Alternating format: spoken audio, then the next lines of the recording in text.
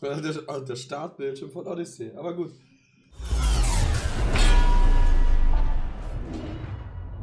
Also, heute geht's in mein 13. Gothic Matters, in mein Podcast-Format mit dem lieben Jake XP zockt. Stell dich gerne vor, mein Freund. Darf ich auch sitzen bleiben? Natürlich. Das ist nett. Dankeschön. Guten Abend. Ich bin der Jack XP. Das ist immer aber schwierig, sich so vorzustellen. So. Das ist, ja. Ich spiele Gothic und andere Spiele, Tomb Raider. Ich bin live auf Twitch eigentlich täglich, außer Sonntag. Weil Sonntag ist Sonntag. Ja, auf YouTube und Twitch. Mache auch so Let's Plays. Hin und wieder mal. Ich habe regelmäßig mal Let's Plays gemacht, aber das mit den Let's Plays, das ist ja auch so eine Sparte, die da irgendwie immer unspektakulärer wird. Die leider etwas Da schnell muss man, stirbt, ja. ja, da muss man sich schon was Besonderes einfallen lassen, um dann nochmal hier da was Besonderes zu schaffen.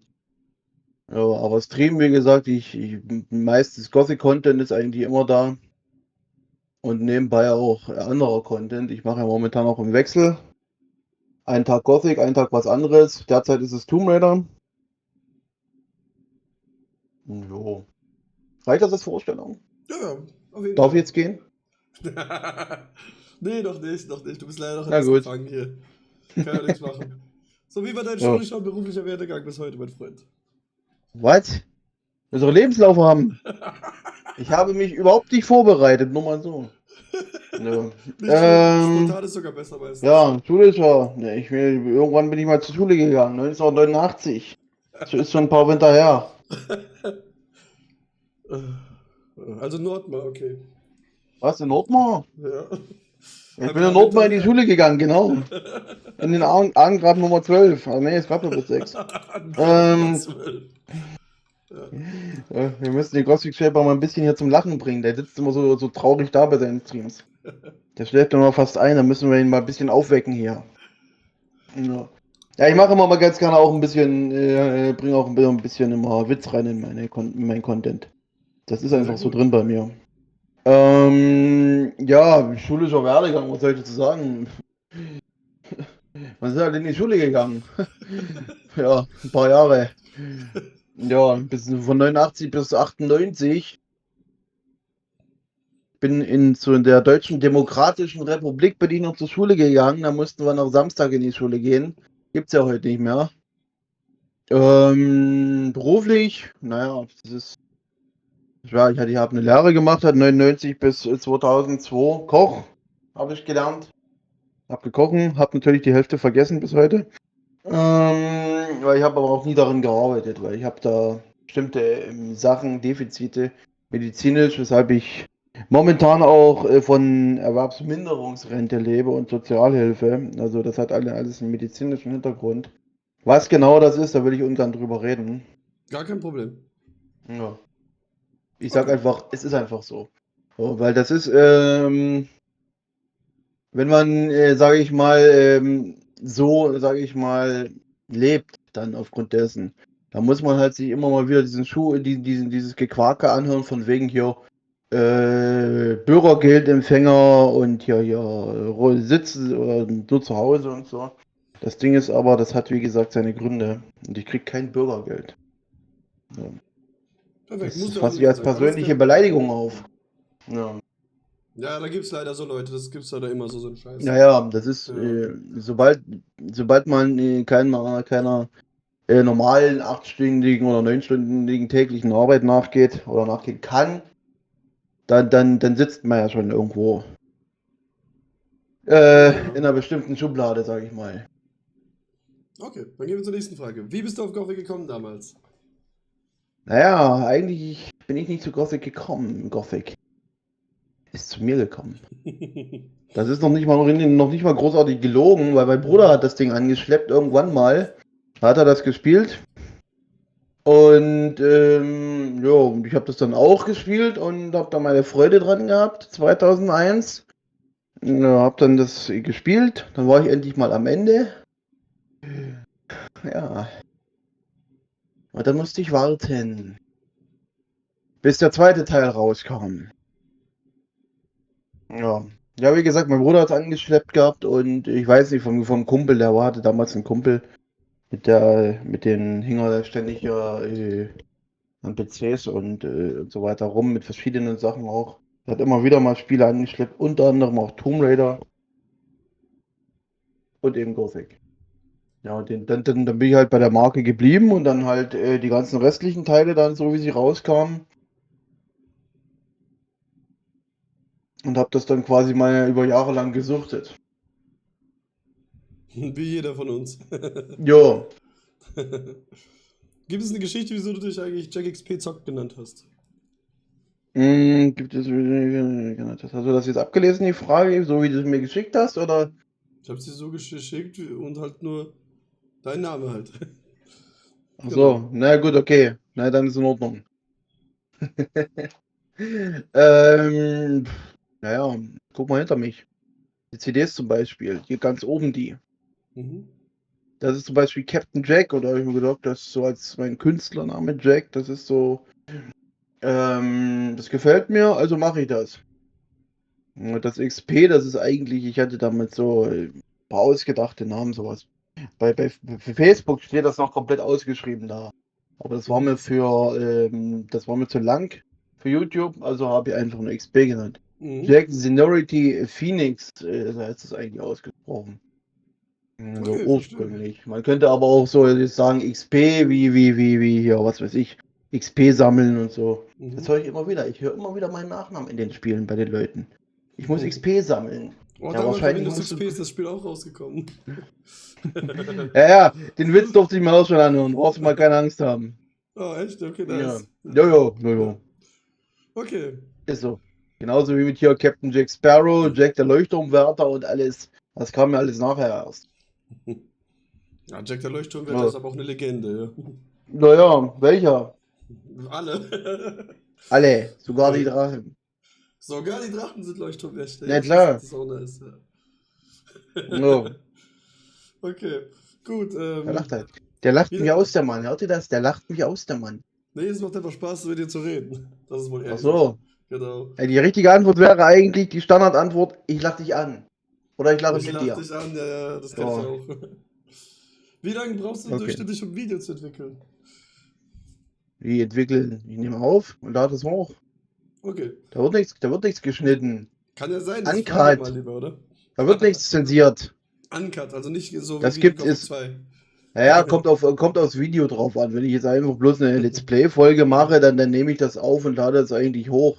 Stell mir das so ein, dass das relativ vernünftig aussieht dann von der Qualität her. Aber großartig schneiden tue ich jetzt nicht. Ich habe auch Schnittvideos gemacht und alles. So, ich habe sogar mal so ein Filmchen gemacht. Nach meinem Gothic 3 Let's Play damals, nach dem einen. So mit Velaya und mit dem Helden zusammen. So eine Nachgeschichte war das gewesen. Das war eigentlich der größte Schnitt. Da habe ich wochenlang dran gesessen. Oh, das muss ich mir mal ansehen, das Ähm, kenne ich ja gar nicht. Das Ding ist, ich hatte ja Velaya gespielt. Ich hatte ja so ein richtiges großes Ding daraus gemacht. Hm. Ich habe ja Vergessen ist nicht Vergangenheit die gespielt, dann also das Gothic Mod, Prequel Mod, dann Dunkle Geheimnisse von Gothic, danach kurz beim Gothic Sequel vorbeigesehen und das so halt dann auch am Ende so einen Schnitt gemacht, so ein Schnittvideo, das quasi dieses Gothic Sequel quasi ein Traum vom Helden war, als er unter den Steinen begraben lag halt. Und so, dass er dann halt aufwacht, als Xardas ihn dann für Gothic 2 halt, sag ich mal, rausholt. Ah, nice. So, und dieses Gothic 2 war dann halt Returning gewesen. Das erste Mal Returning habe ich da gespielt. Da habe ich den Schwarzmagier gespielt, also für Belial. Und im darauffolgenden Let's Play zu Gothic 3 habe ich auch den Schwarzmagier gemacht. Also diese ganze Xardas-Schiene habe ich komplett dort ausgeführt, soweit wie die Spiele das hergegeben haben. Und parallel zu Gothic 3 habe ich dann auch Velaya gespielt und zwar so auch gestaffelt, dass das irgendwo auch zusammenpasst. Weil das Blöde ist bei Velaya, das musste ich an der Stelle auch feststellen, Velaya ist ja zur selben Zeit entwickelt worden und rausgekommen wie Gothic 3 selbst. Und da wurden einige Sachen von Gothic 3 nicht unbedingt berücksichtigt. Aber da muss ich dann mal auf einen verlassen, wie ich das jetzt so mache, dass wenn das jemand wirklich so sich ansieht, dass es auch einen Sinn ergibt. Ja. Und nach dem Velaya bin ich ja eher fertig geworden als mit Gothic 3. Und da habe ich nach Gothic 3 dann so ein Filmchen halt gemacht, wo es quasi ein Crossover mit den beiden gibt. Ja, wo der Held da hier sich halt für Belia entscheidet am Ende von Gothic 3. Und danach ist er auf Korinnes zurück, hat die Orks dort reingeschickt wieder in die hier für Belia. Der hat jeden Scheiß da für Belia gemacht. Und Velayas Aufgabe war es dann, ihn aufzuhalten, sag ich mal. Er hat ihn auch aufgehalten. Und letztendlich ging es halt darum, dass er quasi an den Punkt zurückkehrt, kann über Magie und so, dass er sich nochmal umentscheiden kann für mit Xardas dann dieses Xardas-Ende halt zu machen, wenn man dann mit Xardas da aus dem Spiel rausgeht, um den Weg zu ebnen für Götterdämmerung, was ich ja danach gespielt habe. Weil da habe ich mir gesagt, dieses einfache Neuladen dann, um jetzt das Ende so zu machen, dass es zur Götterdämmerung passt, war mir zu langweilig. Deswegen habe ich dieses Filmchen da gemacht. Nice. Ja, Wie dann gesagt, habe ich das halt war Götterdämmerung absolut gemacht, Götterdämmerung, Arcania dann, mit Dead On und dann war's das. Mit dieser Gothic-Geschichte da, mit dieser ganzen Gothic-Reihe. Das Okay, war sehr so gut. eine Gothic-Mod-Reise war das. Okay, dann beginnen wir jetzt mit dem Podcast-Format. Mit Podcast-Format. Ja. Warte mal, was hast du hier erstes hier?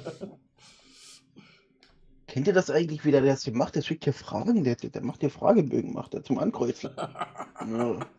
Erstes Thema, welcher Teil? Ja, mach mal. Okay, dann fangen wir mit Gothic 1 an. Okay, wir fangen mit der Spielwelt an. Was hast du über die Spielwelt zu sagen von Gothic 1? Wann ist ein Gefangener? Wann ist ein Verbrecher? Da will ich raus. Wir sind zumindest. Ich finde, dass wir erstens die Spielwelt von Gothic 1, die ist natürlich schön. Die lädt natürlich ein, um eigentlich da zu bleiben. Die ist so chillig, wenn man so sagt, diese Spielwelt von Gothic 1, dass man eigentlich da bleiben will, obwohl man eigentlich raus soll. Ja. Und ich fand das immer schon für Piranha Bytes eine klasse Idee, dass diese Begrenzung der Spielwelt, ich meine, jedes Spiel hat irgendwo eine Begrenzung seiner Spielwelt, gerade die Open-World-Spiele. Ja. Und dass Piranha Bytes sich da in dem Fall die Barriere als tragendes Element dort für diese Spielewelt dort genommen hat. Ja, dass die Begrenzung und das Rauskommen dort aus dieser Begrenzung, dass das eigentlich das Ziel des Spielers am Anfang ist. Ja. Ich meine, es gibt ja auch eine geistige Vorlage eigentlich für diese Idee. Die Piranha Bytes sind ja nicht die ersten, die diese Idee hatten. Mit so einer Gefangenenkolonie. Kennst du den Film Die Klapperschlange? Nee, kenne ich nicht. Also da gibt es 2 Filme, aber der zweite Film, der ist irgendwie wie so eine Art Reboot oder Remake vom ersten Teil. Soll aber eine Fortsetzung sein. Da sind sie das geht darum, da hat der Kurt Russell dort mitgespielt, hat die Hauptrolle gemacht. Das spielt in so einer postapokalyptischen Zukunft und Manhattan war quasi das, was in Gothic das Minental ist. So. Und statt einer magischen Barriere haben die dort eine komplette Mauer um das Ding gezogen, um die Insel dort. Jo, und dort haben die alle Gefangenen des Staates oder was weiß ich reingeschmissen. So, und der Hauptdarsteller da, der wurde da halt auch reingeschmissen und musste dort mit dieser ganzen Sache halt klarkommen. Ist natürlich kein Mittelalter, ist natürlich ja jetzt aus unserer Zeit gezogen. Aber das war ein bisschen rauer dort auch in dem Film als jetzt bei Gothic. Deswegen, ich weiß nicht so richtig, was die sich bei Gothic damals ursprünglich gedacht haben, ob die das auch rauer gestalten wollen in Richtung von Filmen. Aber ich weiß auch nicht, ob die wirklich diesen Film da, die Geschichte da so wirklich als Vorlage genommen haben. So. Und deswegen bin ich auch auf das Remake gespannt, ob die wirklich dieses Raue, sage ich mal, was es das Original so jetzt noch nicht hergegeben hat, ob man das da mehr spürt. Ja. Okay. Wieder in Richtung von dem Film da. Ja, dass es so ein Zwischending ist vom Gefühl her. Ja, aber die Spielewelt von Gothic allgemein, ja, finde ich eigentlich ganz interessant. Man läuft zwar viel, aber das ist auch das Ding von Piranha Bytes. Sie verkaufen kleine Welten als groß. Das hat man dann auch beim zweiten Teil. Ja, das Schichtensystem in Gothic im Prinzip immer. Naja, die schlängeln das so, weil, guck mal, du bist zum alten Lager, gehst quasi hinten rechts hoch zum Oak-Gebiet. Gehst gefühlt geradeaus nach oben. So. Und wenn du diesen Weg ja immer weiter gehst, kommst du vom Eingang vom neuen Lager raus. Das neue Lager ist ja eigentlich rechts auf der Karte. Ja, was links, wenn du die Karte aufklappst, ist das Lager ja links. Das ist ja auch so ein Ding bei Piranha-Bytes-Spielen. Die drehen immer die Karten um. Weil in dem Sinne, ich komme vom Pass runter, also vom Auswärtsplatz, guck rein in diese Welt, sehe vor mir das alte Lager. Ne, das alte Lager liegt ja unter der Brücke. Ja, richtig, nee, das ist ja richtig. Ja. ich sehe das alte Lager und weiß, rechts von mir ist das neue Lager. Und so locker links also locker links oben mehr oder weniger ist ja dann hinten das Sumpflager. So, und die Karte, die du dir aufklappst im Inventar, die ist ja genau auf den Kopf gestellt. Da im Gegensatz dazu. Ja. Da guckst du ja genau von der anderen Seite auf die Karte von unten. So, und auf der Karte ist ja, wie gesagt, auf der Karte ist ja dann das neue Lager links statt rechts, so wie man reinkommt ins Spiel, in die Welt. Ja, das ist immer das haben die, glaube ich, auch. Wo haben die das noch gemacht? War das bei irgendeinem anderen Spiel haben die das auch noch gemacht. Piranha Bytes. Die Karten so umgedreht. Ja, gut, aber Karten brauchen wir. Wir brauchen doch keine Karten mehr, oder? Brauchst du noch eine Karte in der Kolonie? 2 nicht, bei 3, bei Mythana auch nicht eigentlich, nur bei Nordmar auf jeden Fall. Aha. Nordmar nervt, ohne Karte. Ja. Das ist ein Gothic Shaper, der kennt sich noch nicht mal in Nordmar aus. Ja, in Nordmar wäre ich aufgeschmissen, wenn ich das ohne Karte machen würde. Auf jeden Fall. Auch Brauche im auch keine NSC war Karte ich in mehr. Nordmar aufgeschmissen. Ja. Auf jeden Fall. Okay, dann gehen Ja. wir jetzt. Wie wird es im Fantasy-Style in Gothic? Was? In den Fantasy-Style. Es gibt ja so Herr Was der ist Ringe-Fantasy, es gibt Feen-Fantasy und es gibt halt verschiedene Arten von Fantasy. Wie findest du den Fantasy-Style in Gothic 1? Was Vergiss mir, es auch nicht. was mir bei Gothic 1 gefallen hat, im Gegensatz zu Gothic 2, dass das so, sage ich mal von den Monsterarten her, wo sowas anderes war mal.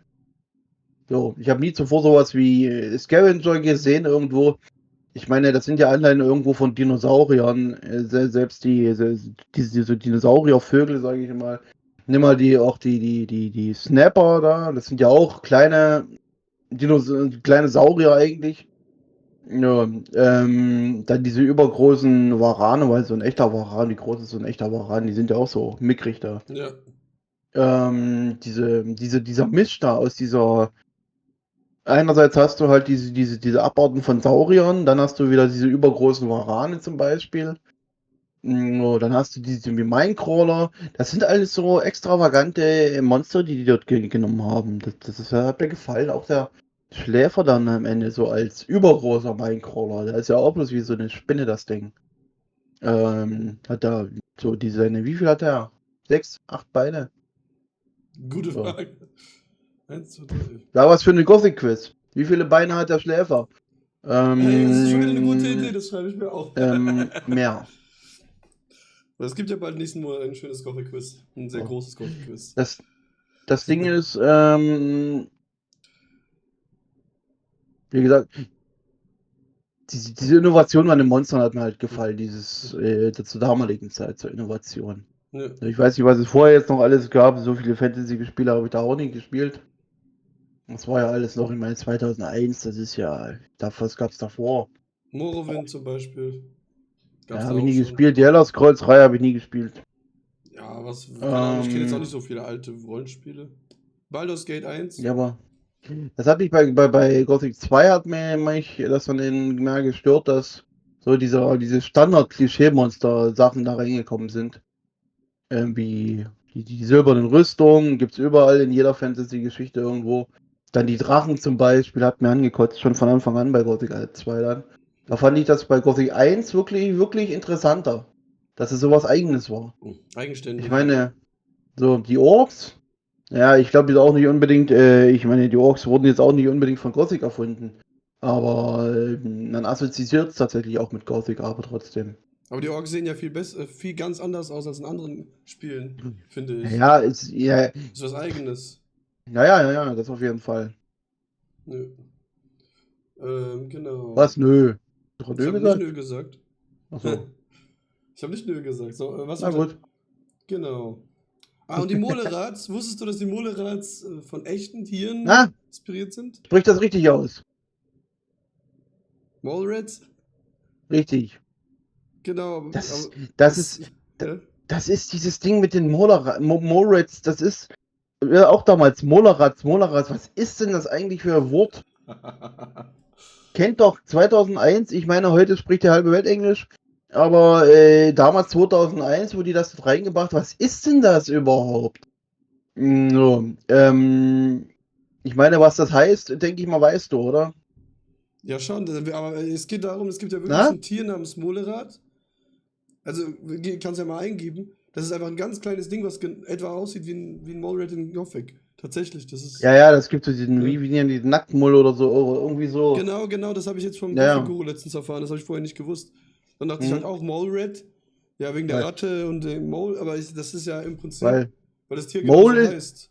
Mole Ja, ist ja der Maulwurf ja, und Rat ist ja die Ratte, also genau, Maulwurfsratte auf Deutsch. genau. So, das Und das, wusste, wie gesagt, 2001 war das so ein Wort, wie gesagt, da wusste man halt nicht, das hat man auch Molerratte gesagt. genau. Molerrat und so. Ich meine, das TTS macht auch noch Molerrat daraus, aber Mhm. eigentlich, das eigentliche Wortlaut ist ja eigentlich Molerat. Ja, So ist ja eigentlich ausgesprochen, aber ich meine, man muss nicht darauf rumreiten, nur mal so als ja, nebenbei, so Klugscheißerei. Ich war bei Klugscheißer-Treffen. Das ist passiert. ungefähr 15.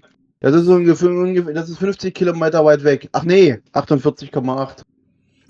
Ja, genau, geil. Ja. Du hast vergessen, noch Äh, die Millimeter und so mitzubrechen. nee, hab grad kein Lineal dabei. Ah, scheiße. Na, Gibt's in der App passiert. nicht. Da muss man extra bezahlen in der App. Genau, okay. Wie findest du die Glaubwürdigkeit in Gothic 1? Es ist Fantasy, aber es hat ja trotzdem eine gewisse Glaubwürdigkeit. Kaufst du die Welt ab oder wie auch immer, wie sie ist? Ja, was heißt Glaubwürdigkeit? Das ist, es kommt drauf an, wie man es rüberbringt. Und Gothic bringt nun mal diese Welt gerade durch diese einmalige Synchro, die man dort hat. Das macht viel aus, um diese Welt glaubwürdig erscheinen zu lassen. Ja. Ich meine, wenn man das alles noch runtererzählt, so abgelesen wie bei Elex, ich meine, ihr könnt mir viel erzählen, das ist ja alles nur hier. So, aber die haben das wirklich so ausgeführt, dass du das wirklich abnimmst, dieses Ganze, was dort passiert. So. Dass jeder Verbrecher dort zum Beispiel reingeschmissen wird, das ist ja des Landes. Ich meine, es gibt im Mittelalter, ich meine, selbst heute noch gibt es viele fragwürdige so Sachen, was rechtliche Sachen angeht, weswegen man bestraft wird oder nicht bestraft wird. In dem Fall ist es eben, dass man dort in die Barriere geschmissen wird. Und ich meine, es passt auch irgendwo in die Welt, so wie es erzählt wird am Anfang. Man geht da schon mit. Aber ich meine, ich wüsste jetzt nicht, was es dagegen zu sagen gibt. Dass die halt dort die ganzen Leute versklaven, dass der König, weil eigentlich ist es eine Entscheidung vom König, weil der König, der ist ja Entscheidungsträger von allem. So. Ich weiß noch nicht mal, ich meine, ich will jetzt nicht allzu weit in die Politik gehen, aber es gibt ja viel, dass diese Galionsfiguren, in dem Fall die Könige, sage ich mal, vielleicht am Ende noch nicht mal mitkriegen, was ihre Untergebenen dort in dem Dörfchen oder in dem Dörfchen da machen und wen die da jetzt reinschmeißen. Ich glaube mal nicht, dass jeder einzelne Verbrecher jetzt dem König vorgeführt wird, damit der dann sagt, hier ab in die Kolonie. Ja, da hat er auch seine Leute dafür dort in dieser Welt. Ja, wie der Richter zum Ja. Beispiel und so weiter. Richtig. Ja. So, und ob der Richter nun jemanden jetzt zu Unrecht da reinschmeißt oder einfach nur, weil ihm seine Visage nicht passt, Mhm. das kommt schon irgendwo hin. Das kann man schon eigentlich so annehmen, dass da auch viele Unschuldige drin sitzen. Ja, oder Einfach nur Lothar wird ja hier, auch fast umgebracht, hm, theoretisch. Nicht ja. Lothar, sondern Harald. Nee, Bennett wird ja auch fast umgebracht wegen Lothar sozusagen, obwohl es ja nicht bewiesen ist, dass er ihn erschlagen hat und dies und das, ja. Sondern Naja, ein das ist, Zeuge. naja, da wurden Urteile noch schneller gefällt als heute. Heute gehst du durch die sämtliche Instanzen, da gibt es Untersuchungen noch und nöcher, die hattest du in so einer Welt ja natürlich nicht. Ja, und dann wurde halt der Bennett, wie gesagt, den hätten die da an der Stelle dann ob unschuldig oder nicht, da reingeschmissen in die Barriere, wenn die noch existiert hätte im zweiten Teil, und dann wäre das Ding erledigt gewesen. Und wenn dann hinterher Da wurde er rauskommt, der sogar ist so. direkt hingerichtet, sozusagen. In Gothic 2 Ja, schon. ja. Ähm, nee, aber, wie gesagt, die wurden reingeschmissen und ob das. Ja, das kommt schon hin, also ja, kann man schon so annehmen. Auch mit den Lagern muss ich von der Glaubwürdigkeit. Das ist in späteren Spielen, das geht schon bei Gothic 2 tatsächlich los, wo ich mir sage, warum muss ich mich jetzt unbedingt an Gemeinschaft anschließen? Bei Gothic 2, natürlich um da irgendwo quasi ein Zuhause zu haben. So, aber in der Gefangenenkolonie kann man sich ja auch fragen, warum muss ich jetzt unbedingt einem der Lagerarmee anschließen? Ich kann auch so in der Welt dort leben. So So, wie der es eine wird, Bär im Berg, der Gilbert, oder? hm? So wie Gilbert zum Beispiel. Ja, aber das ist auch so alleine dort irgendwo in der Kolonie zu leben. Da können jetzt zum Beispiel, du lebst jetzt alleine in dieser Welt. So, da kommt jetzt, was weiß ich, ein Rudel Schatten an, also aus einem alten Lager, knüpft dich auf, will dir dann dein Hab und Gut klauen. Dann kommen die Banditen an, dann kommt das Sumpflager an und da bist du eigentlich für jeder das Bauernopfer in so einer Koloniewelt, in so einer Gefangenenwelt. Du weißt ja nicht, weil es sind Gefangene, es sind Verbrecher, wird dir erklärt und da hast du erstmal Schiss vor allen. So, so. Schließt du dich aber jetzt dort zu einem Lager an und ein anderes Lager kommt und raubt dich aus.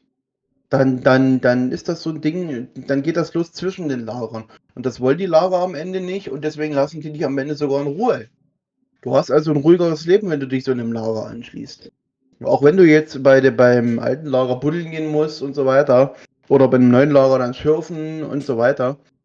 Was die alles so machen. Aber du gehörst doch eine Gemeinschaft an, wo du doch eine Art von Schutz hast vor den anderen Lagern. Als wenn du jetzt alleine dort irgendwo in der Kolonie rumkrebst. Ja, das macht schon irgendwo Sinn, da kann ich schon mitgehen. Auf jeden Fall. Okay. Ja. Mhm. Okay, dann gehen wir jetzt zum Kampfsystem in Gothic 1.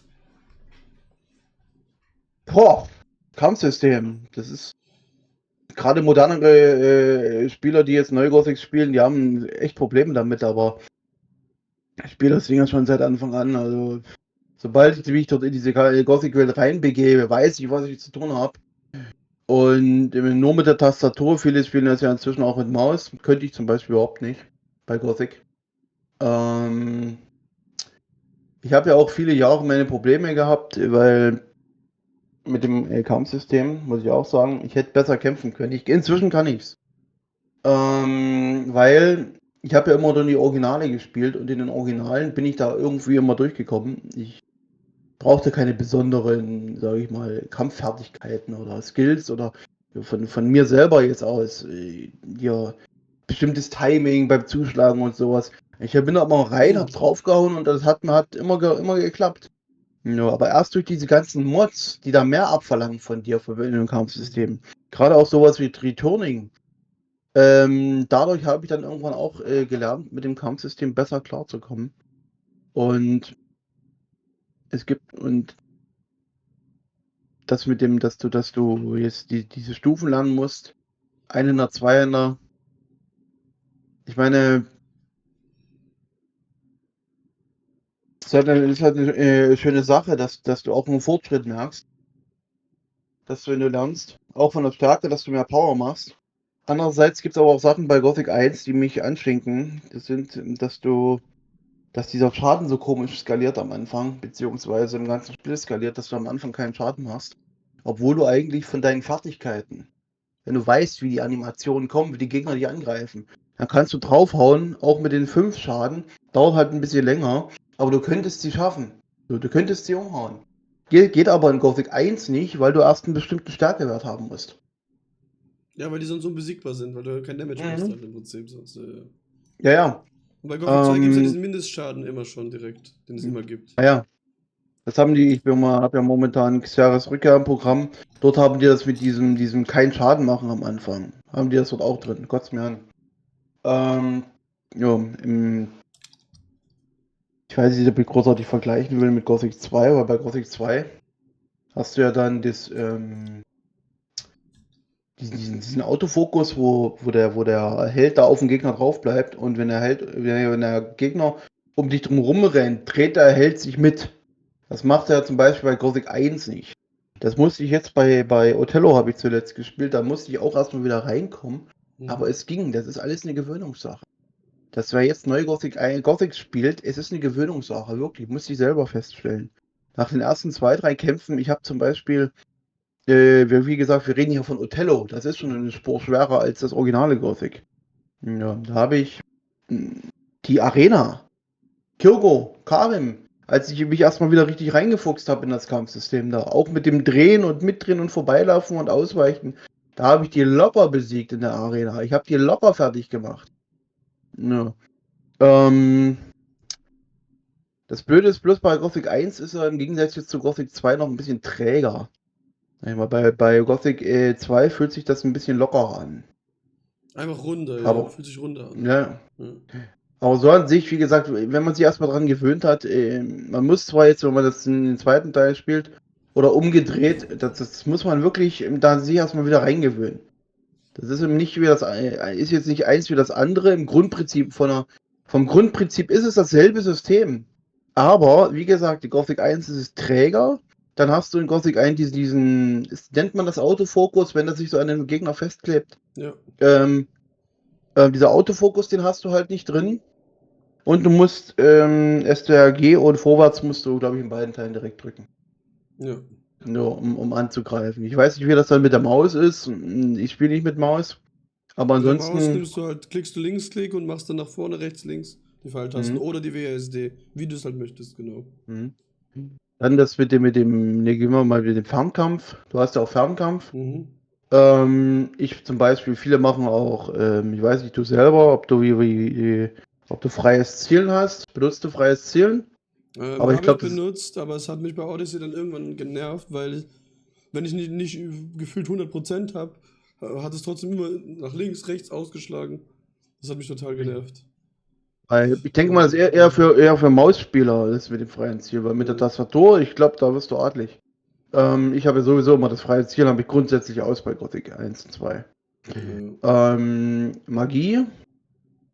Das Magiesystem, ich kann jedem eigentlich nur empfehlen, von Magie erstmal abzusehen. Man möchte schon das Spiel irgendwo kennen und wissen, was einen erwartet, wenn man Magie spielt. Weil das Magiesystem bei Gothic 1, das ist ja von dem, was ursprünglich geplant war. Inzwischen kennt man ja so die Alpha-Inhalte. Gerade was das Sumpflager angeht, da sind so viele Sachen gekürzt und gecancelt worden. Gerade Sumpflager-Magie, das ist ja eigentlich viel ausgeklügelter gedacht gewesen. Aber Gothic 1 leidet ja auch unter diesem Ding, dass die kaum Zeit hatten, das Ding fertig zu machen. Da musste das gekürzt und das gekürzt werden, wie bei Gothic 3 eben dann. Ja, und darunter litt auch die Sumpflager-Magie. Deswegen ist es vielleicht gar nicht mal so schlecht, dass du kein Guru werden kannst. Ich meine, bringen tut's dir am Ende auch nichts. Ja. Die einzigen Magier, die du spielen kannst in Gothic 1, sind Feuermagier. Und Wasser. Und dann am Ende Wassermagier. Dir wird dann rein diktiert, dass du dann am Ende, wenn du jetzt Feuermagier bist, dann die Geschichte mit dem alten Lara dort kommt, dass du dann Wassermagier werden kannst, dann wirst du Dämonenbeschwörer, dann bist du Vertreter aller 3 Götter und so weiter. Aber das Magiesystem ist, du kannst die Kreise, konntest du glaube ich direkt lernen, im zweiten Teil musstest du warten. Ja, im von Kapitel zu Kapitel musstest du machen, ja. Ja, außer beim letzten, da konntest du direkt dann irgendwann, ich glaube, wenn du dann das mit dem wenn du deine Schiffsreise vorbereitest, dann konntest du, glaube ich, dann den 6. lernen, weil im 6. Kapitel ist ja blöd. Du kommst ja nicht mal zurück. Ja. Hamilton kannst du dir theoretisch auf dem Schiff trotzdem beibringen, das 6. dann. Lustigerweise. Und du kannst auch, wenn du Wassermagier wirst beim ersten Teil, kannst du alles durchballern, Magie, die Kreise. Wenn du die Lernpunkte hast, natürlich. Ja, aber die Ausführung der Magie im Kampf selber, ich habe das auch mal ausprobiert, dann Urizil auch zur Rune gemacht. Das Ding ist im Schläfertempel unten dann, die letzten Gegner nehmen ja nur mit Urizil Schaden. Im Original. So. Und wenn du jetzt und du hast ja dann nur als Urizil die Todeswelle gegen die. Du hast ja keine nicht Feuerzauber, sondern So, Zauber, die du halt nach vorn einfach nur schießt. Ja. So. Angriffszauber direkte. Hast du ja in dem Fall nicht in der Form von Uriziel. Jo, du hast also nur die Todeswelle. Und das macht es dir schwierig, weil erstens braucht er gefühlt 3 Stunden, um diesen Zauber aufzuladen, bis der endlich mal hier diese Welle macht, bis der wirkt. So, und in dieser Zeit, da hauen die dich und brechen die schon den Zauber ab. Also unterbrechen dich. Ja, und das ist das große Problem bei der Magie bei Gothic 1. Gerade zum Ende zu. Weil dir fehlt dort wirklich, der ist viel zu langsam, um da. Du musst wirklich taktieren, dass du dich irgendwo hinstellst, wo die dich nicht erreichen können, dass du deinen Zauber dort wirken kannst in Ruhe. Ja, dass du Ja, jede und Sekunde im Prinzip rechnen musst, ja. Weil bei Gothic 2, da kannst du deinen Zauber wirken, erstens er wirkt ihn schneller und zweitens, du wirst nicht abgebrochen von den Gegnern. Die können dir einen Schlag verpassen, der macht den Zauber trotzdem weiter. Außer du stirbst. Richtig. Ja. Ich meine, bei Gothic 2 kann das auch zu einem Fluch werden, wenn du gegen die Suchenden kämpfst. Die haben natürlich das gleiche. Denen brichst du auch den Zauber nicht ab. Also, wenn die auf dich schießen mit ihrem Feuer, dann möchtest du schnell genug zuhauen. Wenn du im Nahkampf bist. Ja. Ja. Und Kampfsystem, apropos Feuer. Das ist bei Gothic 1. Das ist ganz schlimm. Da kannst du noch so sehr Feuerschutz haben. Du hältst gefühlt dem Helden links an den kleinen Zeh. Innerhalb von 2 Sekunden ist er ein Häufchen Asche. Da kannst du machen, was du willst. So ein Feuerwehr Feuerzeug. ran. So. Ja, ja. Das ist egal, was für Feuerschaden der kriegt. Die Lebensleiste, so schnell kannst du gar nicht gucken, ist unten, der verbrennt und du bist tot. Dann wackelt der auch noch so komisch. Ach ja, dieses komische Tanzen wackeln. Ja. Mhm. Das ist besonders schlimm, ist das im Schläfertempel, weil der Schläfer, der schießt ja durch diese Steine da durch, wo du die Schwerter reinstecken musst. Du dimmst zwar, ich glaube, der fängt zwar an zu brennen, aber der nimmt den Schaden, glaube ich, nicht an. Irgendwas war da, dass du nicht direkt verreckst. Oder bin ich schon mal öfter verreckt dadurch? Dadurch, dass er durch diese Steinsäule da durchschießt? Der Schläfer. Das ist ja blöd. Das mit dem Feuerschaden bei Gothic 1 ist wirklich ekelhaft. Mhm. Okay. Wie findest du denn den Schwierigkeitsgrad grundsätzlich in Gothic, auch jetzt mit allen? Wenn du jetzt ein Anfänger bist, natürlich nicht, weil wir kennen das Spiel im Prinzip in- und auswendig, aber. Das Ding ist, bei Gothic 1 der Schwierigkeitsgrad. Das haben wir damals bei unserem 7-Mann 1 Selfgame-Projekt gemerkt. Du bist ziemlich schnell, kannst du dir Stärke anlernen. Ziemlich schnell hast du Power. Ja, das Ding ist aber, im umgedrehten Sinn, die hauen dich aber auch genauso schnell weg dann. Du musst wirklich aufpassen, dass du nicht getroffen wirst. Wenn du das eben als Anfänger nicht drauf hast, das sehe ich auch bei einer Streamer-Kollegin, die spielt das zum ersten Mal. Die hat da echt ihre Probleme. Wo ich als Kenner, wie du sagst, ich gehe dorthin, feuer dem oder baller dem 1 oder 2 und da liegt er am Boden. So. Sie geht dorthin, lässt sich verhauen, obwohl sie eigentlich nur 2 Schläge bräuchte von der Stärke her, vom Stärkewert her. Nur weil ich sehe, wie sie draufhaut. Der kriegt das halbe Leben weg, der zweite Schlag macht den Rest. Ja, aber sie lässt sich trotzdem verhauen, weil der schneller zuhaut. Weil sie es eben als Anfängerin nicht drauf hat. Ja. Deswegen, das richtet sich wirklich danach, ob man Anfänger ist oder nicht. Ja. Da ist wirklich da spielt die Erfahrung mit, aber wir spielen ja schon, keine Ahnung, Das auf jeden du Fall. spielst es ja im Prinzip seit Release fast, würde ich mal sagen, ich spiele es Ja. seit 18 Jahren auch, also Mhm. wir haben genug Erfahrung auf jeden Fall in dem Game. Ist doch was ganz anderes halt, ja. Ja, auf jeden Fall. Und gerade bei Neulingen, wie gesagt, den Neuling würde ich wirklich, wie gesagt, den Magier abraten. Auf jeden Fall erstmal.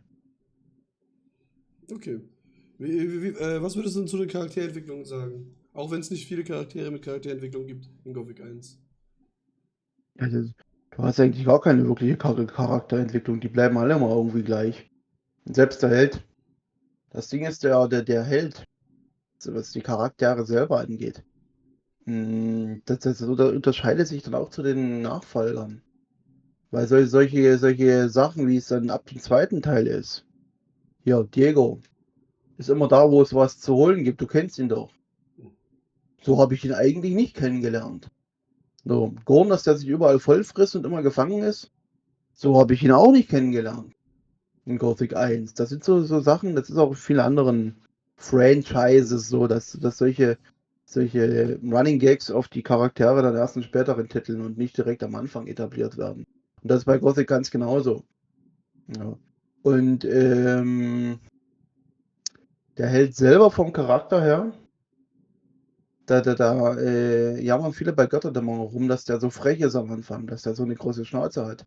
Aber muss man sagen, diese große Schnauze hat er immer schon gehabt. Seit seinem ersten Satz bei Gothic 1, wo er dem Richter halt so krumm kommt. Das ist genau diese Art und Weise, die er dann bei Götterdämmerung. Ich meine, ich will jetzt nicht jeden. Ja, ich will nicht jeden Dialog von Götterdämmerung verteidigen. Da ist viel Unlogik dabei, so wo man die Nase rümpfen kann. Aber so von der Art und Weise, das passt tatsächlich zum Helden. Das ist der Christian Welwerka, der Sprecher, der hat das auch richtig gut umgesetzt, dass du wirklich, dass der Held am liebsten dort den Leuten eins auf die Schnauze hauen wollte, dass er die für die letzten Idioten hält, aber weiß, wann er mit wem da wie reden muss, damit er eben keiner auf die Schnauze kriegt. Dass er sich zurückhält. Solche Sätze am liebsten würde ich das ganze Lager auseinandernehmen. Das passt eher zum Helden als diese zurückhaltende Art, ich wollte Diego treffen. Ja, ich meine, der wird ja nicht umsonst da irgendwo in der Barriere sitzen, der Held. Ja, und der Rest so, Charakterentwicklung, wie gesagt, Entwicklung ist hier da jetzt nicht unbedingt eine Entwicklung. Muss ich ja sagen. Ja, höchstens dieses Band zum Helden, was sich halt verstärkt, dadurch, dass man mit ihnen da hier diese paar Missionen macht. Aber halt mit der Fokussuche da. Das ist ja eigentlich verstärkt durch die Fokussuche dort, dass man die Fokussuche mit denen zusammen macht. Das ist so dieses Ausschlaggebende, dass die so befreundet werden miteinander. Dass die sich so richtig, sage ich mal, kennenlernen. Ich denke mal, auch das wird im Remake dann auch ausgebaut werden mit dieser ganzen Freundschaft da. Denke ich auch, das Treffen, was es nicht gibt und so. Das gibt ja in diversen Mods, ist das mit dem Treffen ja dann auch ausgebaut. Ja. Aber so, bis auf dieses Band zum Helden, sehe ich jetzt eigentlich nicht unbedingt eine Entwicklung da. Im ersten Teil alleine. Von Xalas von 1 bis 3, Gothic von 1 bis 3, kann man ja sagen, dass es eine Entwicklung ist. Aber eigentlich hat er das von Anfang an vorgehabt, eigentlich alles. Im Prinzip, was er tut. Ja, das ist ja, Xalas, das ist ja selbst über die Teile hinweg haben, die sich, die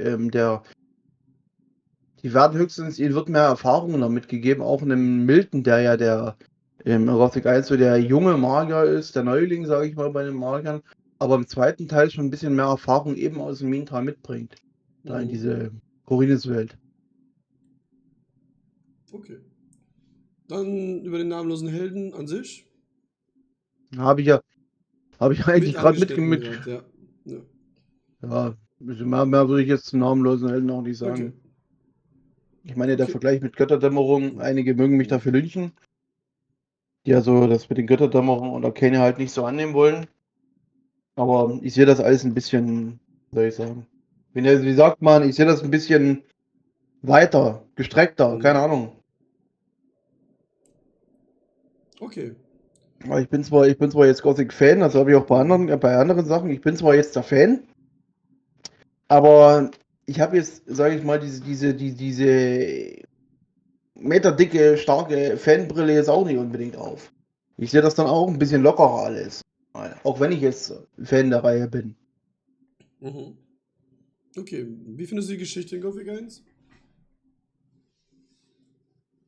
Wie Geschichte? Also. Die Geschichte, die Hauptgeschichte. Ja, das Schöne ist natürlich, dass du am Anfang von der Geschichte, dir wird ja erstmal erklärt, wo du bist und warum du dort bist. Ja. Dein Ziel ist es, da rauszukommen. Das ist die Geschichte. Du wirst dort reingeschmissen und dein Ziel ist es, aus der Barriere rauszukommen. Wie du das machst, ist das Spiel eigentlich relativ selbsterklärend. Nur, dass es am Ende das Ziel sogar ist, die Barriere komplett zu entfernen. Ja, sogar den Schläfer dort zu verbannen. Das etabliert sich ja erst im Spiel. Das weißt du ja am Anfang gar nicht. Und das ist das, was mir immer so gefällt. Wenn du als neuer Spieler in so ein Spiel reinkommst oder einen Film oder Serie, je nachdem, dass sich da diese Sachen erst auftun, wenn du nicht am Anfang alles schon, sage ich mal, wie tatsächlich auch im zweiten Gothic-Teil, alles schon gespoilert kriegst, was auf dich wartet. Weil das hat ja auch jemand gesagt und da gebe ich demjenigen auch recht. Xardas spoilert dir am Anfang bei Gothic 2 das ganze Spiel. Im Prinzip stimmt das mit dem Drachen, dann mit dem großen Bösen. Das große Böse ist der untote Drache am Ende. Ja. Im Prinzip ist das Und ja alles schon gespoilert. Und das Auge Innos, statt dass man ja, herausfindet, dass man irgendwie das Auge Innos braucht dafür, macht man es einfach, weiß man es direkt. ja. Und das ist das Schöne bei Gothic 1. Du wirst reingesetzt, sieh zu, wie du da rauskommst. Kümmer dich. Ja. Rede mit den Leuten, lass dir erklären, wie und was. Ja, schließ dich halt dem Lager an und so weiter. Und der Rest ergibt sich halt von selber. Ja. Das Okay. gefällt mir immer schon besser, als wenn das alles schon im Vorfeld da feststeht und so. Okay. So, lustige Easter Eggs in Gothic 1. Oh, was sind so Easter Eggs in Gothic 1? Da fiel immer. Ach nee, das war in Gothic 2 das Auto. Ja, das waren zwei, ja. Easter Eggs. Was sind jetzt bestimmte Easter Eggs? Fällt mir gerade ganz ein. Ja, Mut ist ja Meiste. zum Beispiel ein Easter Egg, kann man sagen. Ja, das mit dem Matt dort. Mit dem Matt, das finde ich krass. Und mit dem Matt, das ist super. Da gibt es ja in Risen 3 gibt es ja auch so eine Abart von dem Carla, so einen Abklatsch. Aber bei Gothic 1, das ist, wie soll ich sagen?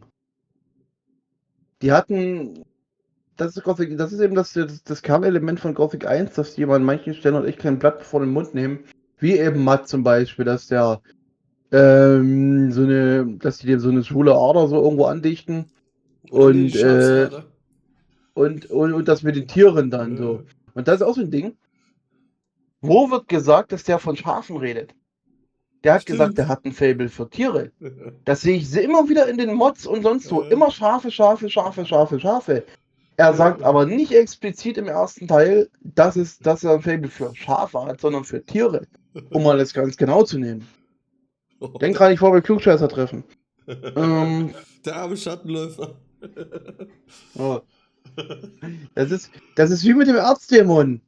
Das Saugtier hält sich genauso aus den Fingern. Das wurde mit keiner Silbe im Sumpflager ihm gesagt, dass sie den für einen Erzdämon halten.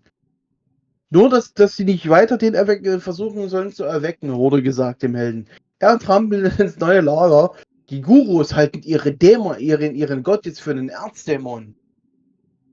Stimmt. Woher weißt du das? Oh. Das leitet sich der Held aber selber einfach zusammen, das kann man so sagen. Das sind so Logiklücken halt. Ich meine, die gibt es überall, diese Logiklücken, aber sie sind nun mal da. Ja, es gibt ja noch den Baal Netback in Gothic 1. Ja, der bei Xeris Rückkehr jetzt. Das, was wir mit Bäumen, die springen und tanzen. In Xeris Rückkehr war die von Bäumen angegriffen. Ja, und in Arcania gibt es dann noch diese tanzenden Bäume bei dem Magierwald oder was das war. Hä? Ja, da gibt es so Leute, die haben das so aufgenommen, wie sie neben dem Wald steht. Es ist kein Sturm und nichts und alle Top-Bäume die ganze Zeit so. Als ob da ein Sturm bebt. Das war ja immer so ein Meme damals. Ja. Ja, aber wie gesagt, die Geschichte von Gothic ist halt schön. Es spielt sich schön, wie gesagt, dadurch, dass man nicht direkt weiß, was jetzt eigentlich der Sinn der Sache ist. Außer eben rauszukommen. Okay. Welchen Lager würdest du dich in Gothic 1 in der Kolonie anschließen? Oder was würdest du machen? Also muss ja nicht unbedingt jemand anschließen. Du kannst auch ein Butler oder so sein, aber mit deinen körperlichen Fähigkeiten. Der Butler also ist auch, aber nicht mit, was du machen wolltest, sondern was du denkst, was du schaffen würdest. Oder was du machen würdest. Oder ob du es riskieren würdest, keine Ahnung, ins neue Lager zu gehen, was weiß ich. Das Ding ist, die Lager, die im alten Lager bist du halt den Gardisten da ausgeliefert und dem Gomez im neuen Lager. Ich würde tatsächlich, das neue Lager ist meiner Meinung nach eigentlich das gesellschaftlichste von allen. Irgendwie, die halten irgendwie, es fühlt sich so an, als ob die mehr zusammenhalten als jetzt im alten Lager, die Leute. Ich meine, im Insektenlager, da sitzen ja da und kiffen sich ein. Ob man das jetzt unbedingt haben muss, weiß ich auch nicht. Aber so von der Gesellschaft her würde ich tatsächlich das neue Lager bevorzugen. Und was würdest du einfach machen, sagen wir es mal so jetzt, davon unabhängig, was würdest du machen? Weil ich bin zum Beispiel so einer, ich hätte gesagt, ich gehe ins Sumpflager, da kann ich meine Pflanzen sammeln, wenn ich will, und kann im Prinzip mein Leben sozusagen chillen, weil ich würde mir nicht zutrauen können, irgendwie hart genug zu sein, um im neuen Lager weiterzukommen. Oder im alten Lager weiß ich nicht, ob ich genug Erz verdiene, um das Schutzgeld zu verdienen. Und was auch immer. Also, Ja, das Blöde ist eben, als wenn du auf der untersten Schiene bist, Butler oder Schürfer, ich meine, die machen beide das Gleiche, die hacken sich dort jedes Mal die Arme ab, sage ich mal, ja. an den Felsen da. Aber ich will die einfach stampfen sehen. Ja, ich meine, von der Arbeit her, was man macht, ist das Sumpflager natürlich am gemütlichsten, würde ich mal sagen. Von der Arbeit, die sie machen. Im neuen Lager gibt es ja auch noch die Reisfelder. Das Ding ist, ja, weil du vorhin wegen der Welt und hast du wegen der Welt. Das Einzige, was wir an der Welt tatsächlich auch so ein bisschen, oder Glaubwürdigkeit, jeden Tag Reis fressen. Ich meine, ich esse auch gerne mal Reis, aber jeden Tag nur Reis fressen und Reisschnaps saufen. Fleisch gibt's ja auch. Naja. Gut, Scavenger-Keule. ja gut, die Spielewelt, die ist jetzt aber auch nicht unbedingt so gestreckt, dass ich jetzt das nachvollziehen kann, dass die ganzen Wälder da voller hier jagbare Viecher sind. Irgendwann hast du die alle weggeklatscht, das sind ja auch nicht so viele. Ja, Fleischwanzen-Ragout, Es gibt 10 oder 15 Fleischwanzen in der ganzen Kolonie. Ja, aber das ist ja eher unrealistisch. Ich sage, wenn wir da leben würden, wird es bestimmt überall diese Viecher irgendwo geben, wahrscheinlich, wenn man ganz ehrlich Aber ist. Nö. ich glaube, das ist auch dann so ein bisschen der Spielewelt geschuldet oder den Einschränkungen da. Die Welt so zu befüllen, dass man jetzt wirklich von der Glaubwürdigkeit her sagen kann, ja, da kann ein ganzes Volk davon leben. So. Aber um die Lager, wie gesagt, am geselligsten finde ich das neue Lager, aber von der Arbeit her, vom Schuften her, finde ich das Sumpflager am gemütlichsten. Weil das nicht ganz so die harte Arbeit ist. Und für was würdest du dich entscheiden? Fürs neue Lager dann? Ich denke doch eher fürs neue Lager. Weil ich wäre jetzt auch nicht so der Fan, in einem Sumpf zu leben. Sondern ich wäre eigentlich das neue Lager. Das alte Lager, wie gesagt, das ist mir zu rau, zu ruppig. Wenn jedes Mal. Weil mit diesem Schutzgeld schon, das zeigt ja eigentlich schon, dass du dort eigentlich bloß der Depp der Woche bist. Oder der Depp des Tages, weil du jeden Tag 10 Erz. Weil im neuen Lager. Du sammelst dein Erz, das gibst du ab für den Haufen. So. Und immer wieder gibt es ein bisschen Erz zum Versaufen. So, wenn du kein Erz hast zum Versaufen, dann kannst du halt nicht saufen.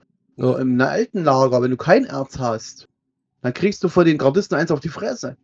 So, was ist dir jetzt lieber, eins auf die Fresse kriegen oder einfach mal nur nicht saufen gehen zu können? Ja, was du dann für den Reislord schuften musst? Naja, da musst du halt Reis sammeln, da musst du Reis ernten in dem Wasser. In der Tunke. Ja, aber ob du da genug Geld und genug Erz verdienst, um dir überhaupt noch selber was zu leisten, zu versaufen. Ja. Das ist ja im Prinzip die erste Instanz, wo du vorbeigehst. Wasserträger oder Ding, wie auch immer. Die Bauern sehen durstig aus. Hallo Splader. Ja. So, weiter. Nächste Frage. Genau, jetzt geht es ja zu Gothic 2, da hast du aber bei vielen schon selbst beantwortet, die nebenbei beantwortet. Ja, weil Gothic 1 und 2 gehören für mich irgendwo zusammen immer schon. Das war immer schon 1. Gut, aber dann können wir aber irgendwie die für Geschichte nochmal von Gothic 2 nochmal bereden. Weil bei der Geschichte haben wir eher nur Gothic 1 gerade beredet. Können wir ja, Gothic 1, der Gothic 2, die Geschichte, wie gesagt, das ist, du kriegst das ja vom Xardas am Anfang, jedes Auge Inners holen. Die Drachen sind da. So, das ist, wenn ich jetzt zum Beispiel das wäre jetzt interessanter gewesen, wenn ich jetzt in die Stadt gehe und dort irgendjemand was von Drachen faselt, dass der Xardas und dir jetzt sagt, im Minental braut sich was zusammen, dass du dann quasi an Lothars Stelle wärst und dir wird das erstmal irgendwo erzählt oder so mit den Drachen, dass du das am Anfang gar nicht weißt. Ja. Dass da im Minental halt durch die Verbannung des Schläfers jetzt gewesen wäre, da ist was, guck da mal nach. Du kannst aber da nicht so einfach hin, du musst dich hier irgendwie bewähren dafür. Suche deinen Weg in die Kolonie zurück. So. Um danach zu sehen. Und dann kommst du, oder du findest es wirklich erst in der Kolonie raus. So. Weil dieser Drachenangriff im zweiten Kapitel, wenn du ins Minental kommst, hast du diesen Einspieler da, dieses Video mit dem Drachen. Das ist keine Überraschung für mich als Spieler. Ich weiß ja, dass die Drachen da sind. So. Wüsste ich es vorher nicht, dann würde ich sagen, ach du Scheiße. Drachen, ich muss gegen Drachen kämpfen. So, das wird ja aber alles am Anfang ja so gesagt. Und das ist das, was mich stört. Diese Geschichte dann zu spielen, das macht natürlich dann Laune, ja klar. Aber du weißt eben zu viel dann am Anfang. Ja. Schade, spoilert dich halt sozusagen. Eben. Und in der Nacht des Selbst Abends wenn- spoilert er dich ja theoretisch direkt mit Jacken da auch schon. Mit Raven, mit Raven im Prinzip und alles. Was Ja. er so ein bisschen erzählt in der Richtung. Oder selbst mit dem Auge Inneres zum Beispiel, dass du das am Ende erst von einem Feuermagier hier, wie willst du das ohne das heilige Auge gegen die Drachen antreten? Heiliges Auge? Ja, aber selbst das wird ja, du musst ja das Auge Inneres holen und so weiter. Ja. Ja. Ich hätte es, wie gesagt, interessanter gefunden wie im ersten Teil. Du kommst in die Goldwelt rein, komm da raus aus der Kolonie. Im zweiten Teil wäre es gewesen, im Minental braut sich Scheiße zusammen, gucken mal nach, was da los ist. Jo, und das führt dich halt da durch diese ganzen Instanzen dann halt durch die ganze Geschichte. Ja. Okay. Dann jetzt noch ein paar lustige Easter Eggs aus Gothic 2. Ich wollte schon immer ein Spiel mit Autos machen. Ja. Das Ding ist, was heißt Easter Eggs? Ich denke mal, zur Spielewelt willst du da auch nochmal eine extra Frage stellen, oder? Achso, ich dachte, du hast es mit erwähnt vorhin ein bisschen, aber gut, können wir machen. Achso, naja, weil ich wollte gerade noch mal die Spielewelt, das heißt, diese Geschichte, das ist ähnlich tatsächlich aufgebaut wie bei Gothic 1 selbst. So im Vergleich zu Gothic 1. Weil du hast einen Anfang, dann gehst du im ersten Teil in die alte Mine, mal kurz. In Gothic 2 gehst du ins Minental, mal kurz. So, dann hast du den mittleren Teil, ja, wo das mit Bennett und das Auge Innos reparieren. So, und dann gehst du genau wie in Gothic 1 mit der alten Mine, gehst du halt ins Minental auch nochmal länger für eine größere Aufgabe. Und dann hast du halt diesen Endteil. Das ist wirklich so in diese fünf, ja, das macht viel Anleihen. Im Prinzip ist es vom Aufbau her eigentlich fast das gleiche Spiel.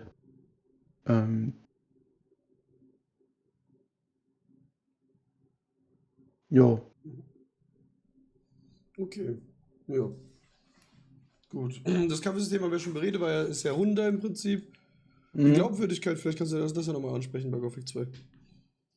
Ja, Glaubwürdigkeit, es ist schon irgendwo glaubwürdig, dass der Held ja, wie der Watras halt so schön sagt, dass er nicht nur Unschuldige rausgelassen hat aus der Barriere, sondern halt auch die Verbrecher eben. No, dass der quasi jetzt Schadensbegrenzung machen muss, der Held. Weil er ist ja letztendlich verantwortlich, dass die ganzen Verbrecher da rumlaufen. Er hat ja die Barriere entfernt. Also muss er jetzt quasi auch da aufräumen, nenn ich es mal. Nur, das passt schon irgendwo zusammen. Aber dass es zum Beispiel am Ende auch dieser untote Drache ist, ich glaube, das war noch nicht mal so geplant, dass es der untote Das Drache soll ja ist. was ein anderer Endboss sein eigentlich im Prinzip. Das war einfach Ja, nur schnell, weil keine Zeit mehr übrig war. Mhm. So, nach des Raben das Add-on, das kam ja dann dazu. Es gibt ja auch noch diese Jarkendar-Geschichte dazu. Und ich weiß nicht, ich habe da manchmal ein Problem, das Ganze so zusammenzuführen. Dieses tiefe mittelalterliche von Gothic 1, so mit diesen alten Burgen und dieses Mysterium, mit dieser alten Schlösser da, die Felsenfestung, altes Kastell, Klosterruine. Ja, und dann befinden wir uns auf einmal an einem idyllischen Piratenstrand. In Jarkendar. Ich meine, es kann zusammenpassen. In der realen Welt gab es das sicherlich auch im Mittelalter, dass du irgendwo Piraten sitzen hattest oder so. Aber das ist dieser Umschwung da, das ist manchmal ein bisschen schwer zu verkraften. Für mich zum Beispiel. Ja. Ja. Okay, aber ansonsten haben wir alles bis auf die Easter Eggs jetzt durch, oder? Bei Gothic 2 gehabt schon. Ja, Easter Eggs, was waren denn Easter Eggs? Das mit Autos hast du ja schon gesagt, zum Beispiel. Das für ein Auto ist das Easter Egg, aber ansonsten Ja, die fällt mir Friedhöfe, mal das sind hinter dann ein. Sprüche von den Entwicklern. Ja, stimmt, da die, Ja. ja, genau, bei Friedhöfen da das. Genau, dann Und hinter dem Orkzaun gibt es ja noch den Text mit dem ja, Mighty Alien Dwarf, wo er sagt, das stimmt alles hier nicht. Hier gibt es ja, keine Orks, das ist einfach nur alles Fake im Prinzip. Ja. das finde ich auch interessant, wie die diese Kolonie dort abgetrennt haben, die mit dem Orkzaun, um einfach nur ein bisschen kleiner zu machen. Ja. Dann gibt es ja noch Gilberts Brief, kannst du ja finden. Gilberts Brief, ich weiß gar nicht, ob ich den jemals gefunden habe. Also Weil Gilberts das, Brief, also in Gothic 1 kennst du ja Gilbert, der ist ja ein Berg da und ja, redet mit ja, dir. Genau, und wenn du da hingehst in Gothic 2, ach so, hat er einen Brief liegen lassen. ich glaube, irgendwas war da mal, aber ich kann mich jetzt nicht genau Ja, dran und er hat einen erinnern. Brief geschrieben, dass er dann weg ist und so weiter und so fort halt. Mhm. Da kannst du theoretisch in Cheatcodes den untoten Mut beschwören. Naja, das weiß ich. Das Ding ist, es gibt ja auch so einen Cheatcode, ich weiß nicht, ob man das als Easter Egg nehmen kann, mit Lothar, dass du dem Lothar sagen kannst, die Drachen sind da, ich habe den Beweis, hier, guck ihn dir an. Ja. So, ich weiß nicht, ob man das so als Easter Egg nehmen kann oder ob das einfach nur dass man diesen Dialog schon gebaut hat und dann letztendlich später entschieden hat, den Lothar dort aus dem Spiel zu nehmen, bevor man überhaupt ihm das sagen kann. Nee, das Das war denke im ich, das. Prinzip nur vergessen, weil sie keine Zeit mehr hatten, das einzufügen. Haben sie Ja, halt ja, das ja, rausgenommen, genau. Ja, das weiß ich ja. auch. Das finde ich auch cool auch. Dass es noch die alte Sprachdatei davon gibt und so. So, die haben es also jetzt Ja. nicht extra nur für Cheater dort einprogrammiert. Es ist einfach da. Genauso wie bei Gothic 1, da hast du auch gerade in so diversen Mods, da holen die dann auf einmal Dialoge raus, die wirklich original, das hörst du auch. Das ist kein TTS und nichts nachgesprochen. Das sind wirklich originale Dialoge, original vertont. Sind aber so im normalen Originalspiel, sind die nicht vorhanden. Die gibt's aber, die sind aufgenommen worden. Ja. Und ansonsten fällt mir noch irgendwas ein. Ja, es gibt noch diese einzige Leiter in Jacken da. Das wurde ja auch nur als Easter Egg Nee, im Prinzip na? eingefügt, oder? Ich war beim Klugscheißer-Treffen. Wie viele Leiter sind das? Warte. Ach so, weil es hochgeht und mehrmals. Ja, ja. Jetzt habe ich es Das verstanden. sind zwei Okay. Leitern. Ja. Das sind nicht nur eine, das sind zwei Ja, das Leitern. stimmt. Okay. Ähm, Das einzige das, Leitergerüst, okay. das Ding ist, ich weiß nicht, ob man das auch als Easter Egg nehmen kann. Das Bums-Video von Nadia. Mhm. Das Ding ist, das finde ich eigentlich traurig, finde ich das. In irgendeiner Form finde ich das ein bisschen traurig. Es gibt ja Gothic Sequel. Ja. Ja, kennst du Gothic Sequel? Ja, natürlich.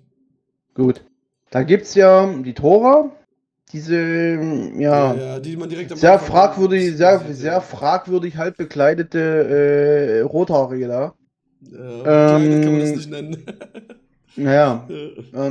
jo. Dort hat man der Piranha Bytes wohl die Idee gehabt, ihr dem Helden da die weibliche Begleitung dazu geben oder ich weiß nicht, wie es ja gedacht war am Ende, ob die jetzt ein Paar werden da bei Gothic Sequel oder inwieweit. Auf jeden Fall wurde halt das Video mit der Tora da produziert für Gothic Sequel, genauso wie das Intro für Gothic 2. Wurde für Gothic Sequel programmiert oder erstellt. So. Und wurde für Gothic 2 dann am Ende nochmal ein bisschen abgeändert und gerade auch in der Vertonung. So passt zum Beispiel auch die Klamotten vom Helden in dem Intro und in dem fertigen Gothic 2 nicht zusammen. Der Kaskadas Turm und alles passt nicht zusammen. Der Schaden an dem Turm da passt nicht zusammen und so weiter. Und übrig geblieben ist also von den Videos her eben dieses Bums-Video, was die halt für die rote Laterne halt dann letztendlich wiederverwendet haben. Und das eben nicht Nadja ist dort in dem Video, sondern Tora. Ja. Und das Ding ist, als ich damals das erste Mal Gothic 2 gespielt habe und das Intro gesehen habe, damals wusste ich das mit der Gothic Sequel ja nicht. Ja, habe ich gesehen, ich will ins Minental, ich will mir den Turm angucken. Ich fand das dann interessant, wo der Blitz so eingeschlagen ist. So. 18 Jahre später musste ich erfahren, dass dieses Intro ja eigentlich für Sequel gemacht wurde und ich konnte ja Sequel, habe ich ja auch bei mir auf dem Kanal, Zweimal. Ich habe das ja im Gothic Sequel bin ich ja dann dorthin gegangen. Ich habe also ungefähr 18 Jahre, nachdem ich danach gesucht habe, nachdem ich das sehen wollte, habe ich das erst sehen können. Mhm. Dort diesen beschädigten Turm und da drin rumlaufen. Und durch diesen Spalt da in dem Turm nach draußen gucken können. Kann man ja bei Sequel. Dort ist das drin. Ja, Ja. stimmt. Habe ich aber nie bedacht, ehrlich gesagt. Nee, aber Ja. das Intro ist wirklich komplett auf Sequel ausgelegt. Von den Bildern her, was man sieht. Also alles nur Gothic Sequel. Ist halt nur für Gothic 2 dann endlich letztendlich verwendet worden.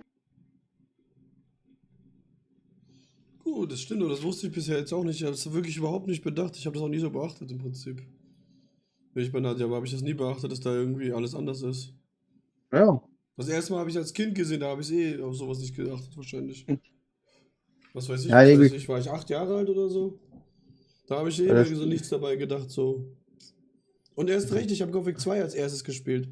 Ich habe als erstes Gothic 2 gespielt, das Original. Das heißt, ich wusste so oder so nicht mal über Gothic 1. Das heißt, ich wusste auch nicht, was ich damit anfangen könnte, sozusagen, in dem Moment. Und vielleicht habe ich deswegen nee. beim nächsten Mal nicht beachtet, wahrscheinlich. Wie Weil, gesagt, die in Anführungsstrichen, die ja Nadja sein soll in dem Video. Die mhm. Tora, wie gesagt, die hast du ja, mit der rennst du ja rum im Gothic Sequel. Ja, Die ist ja dort.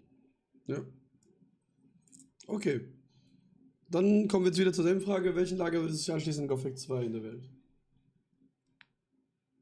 Ich überlege Oder gerade, was? Du kannst auch ich glaube, arbeiten lassen. werden am Ende vielleicht sogar auch wieder die Söldner. Weil dieses Innos-Gequake da, dieses Gott-Gequake, ich habe ja sowieso auch im normalen Leben was dagegen. Und Mhm.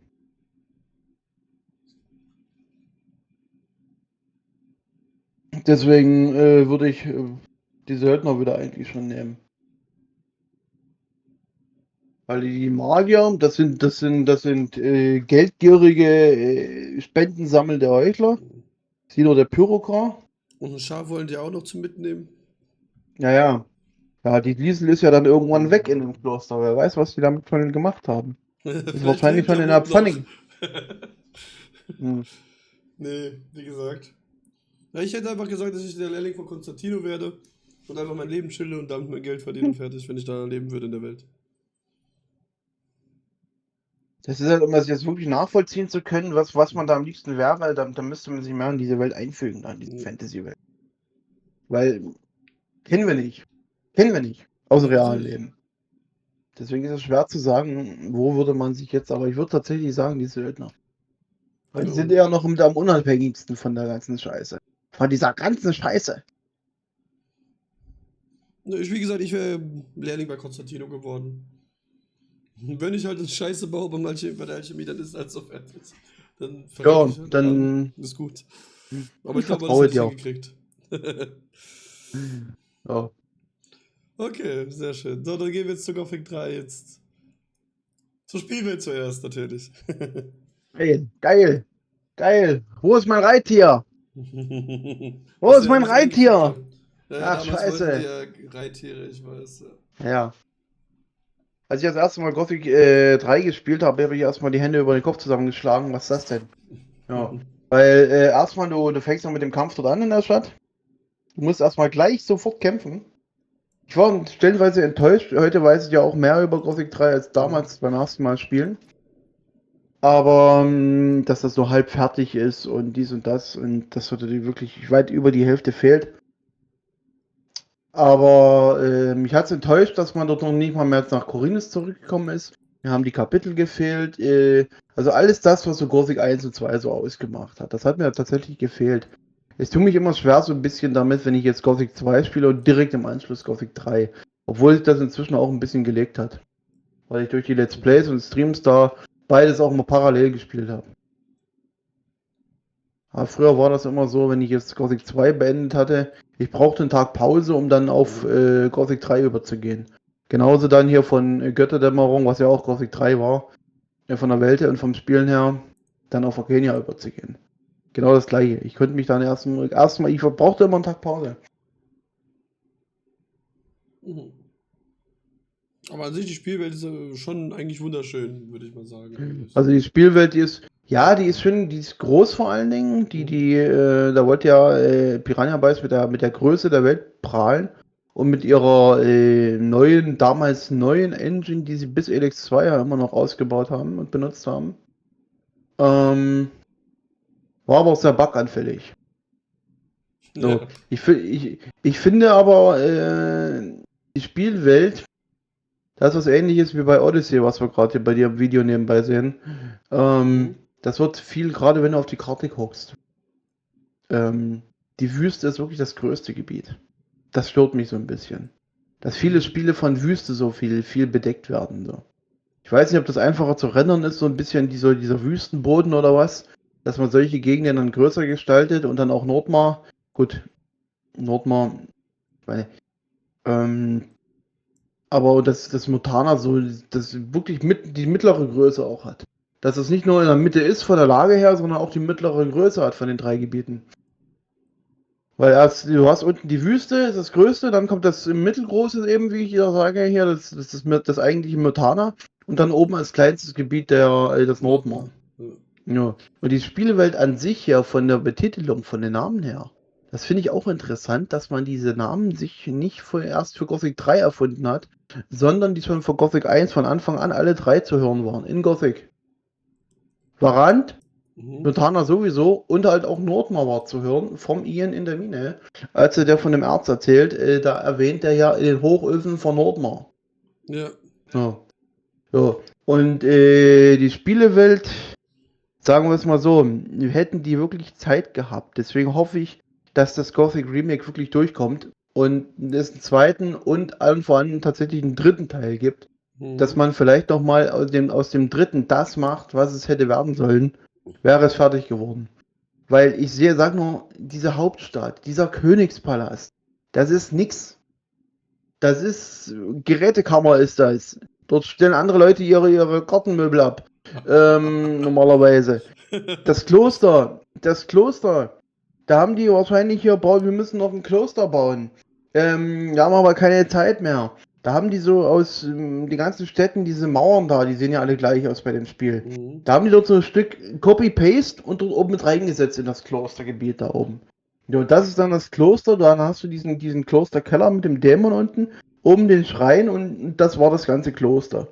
Also das ist die größte Enttäuschung vom ganzen Spiel, von der Spielewelt her. Ja, dahinter kommt gleich Vanguard und Ishtar. Dort siehst du ja bei Ishtar, hast du dir das mal angeguckt bei Ishtar? Weil bei Ishtar, du musst dir Ishtar mal genau angucken. Dort geht ein Turm durch den Felsen durch. So. Das sagt mir und zeigt mir, die Stadt sollte eigentlich wahrscheinlich kreisrund werden, als großes Oberhaupt der Assassinen.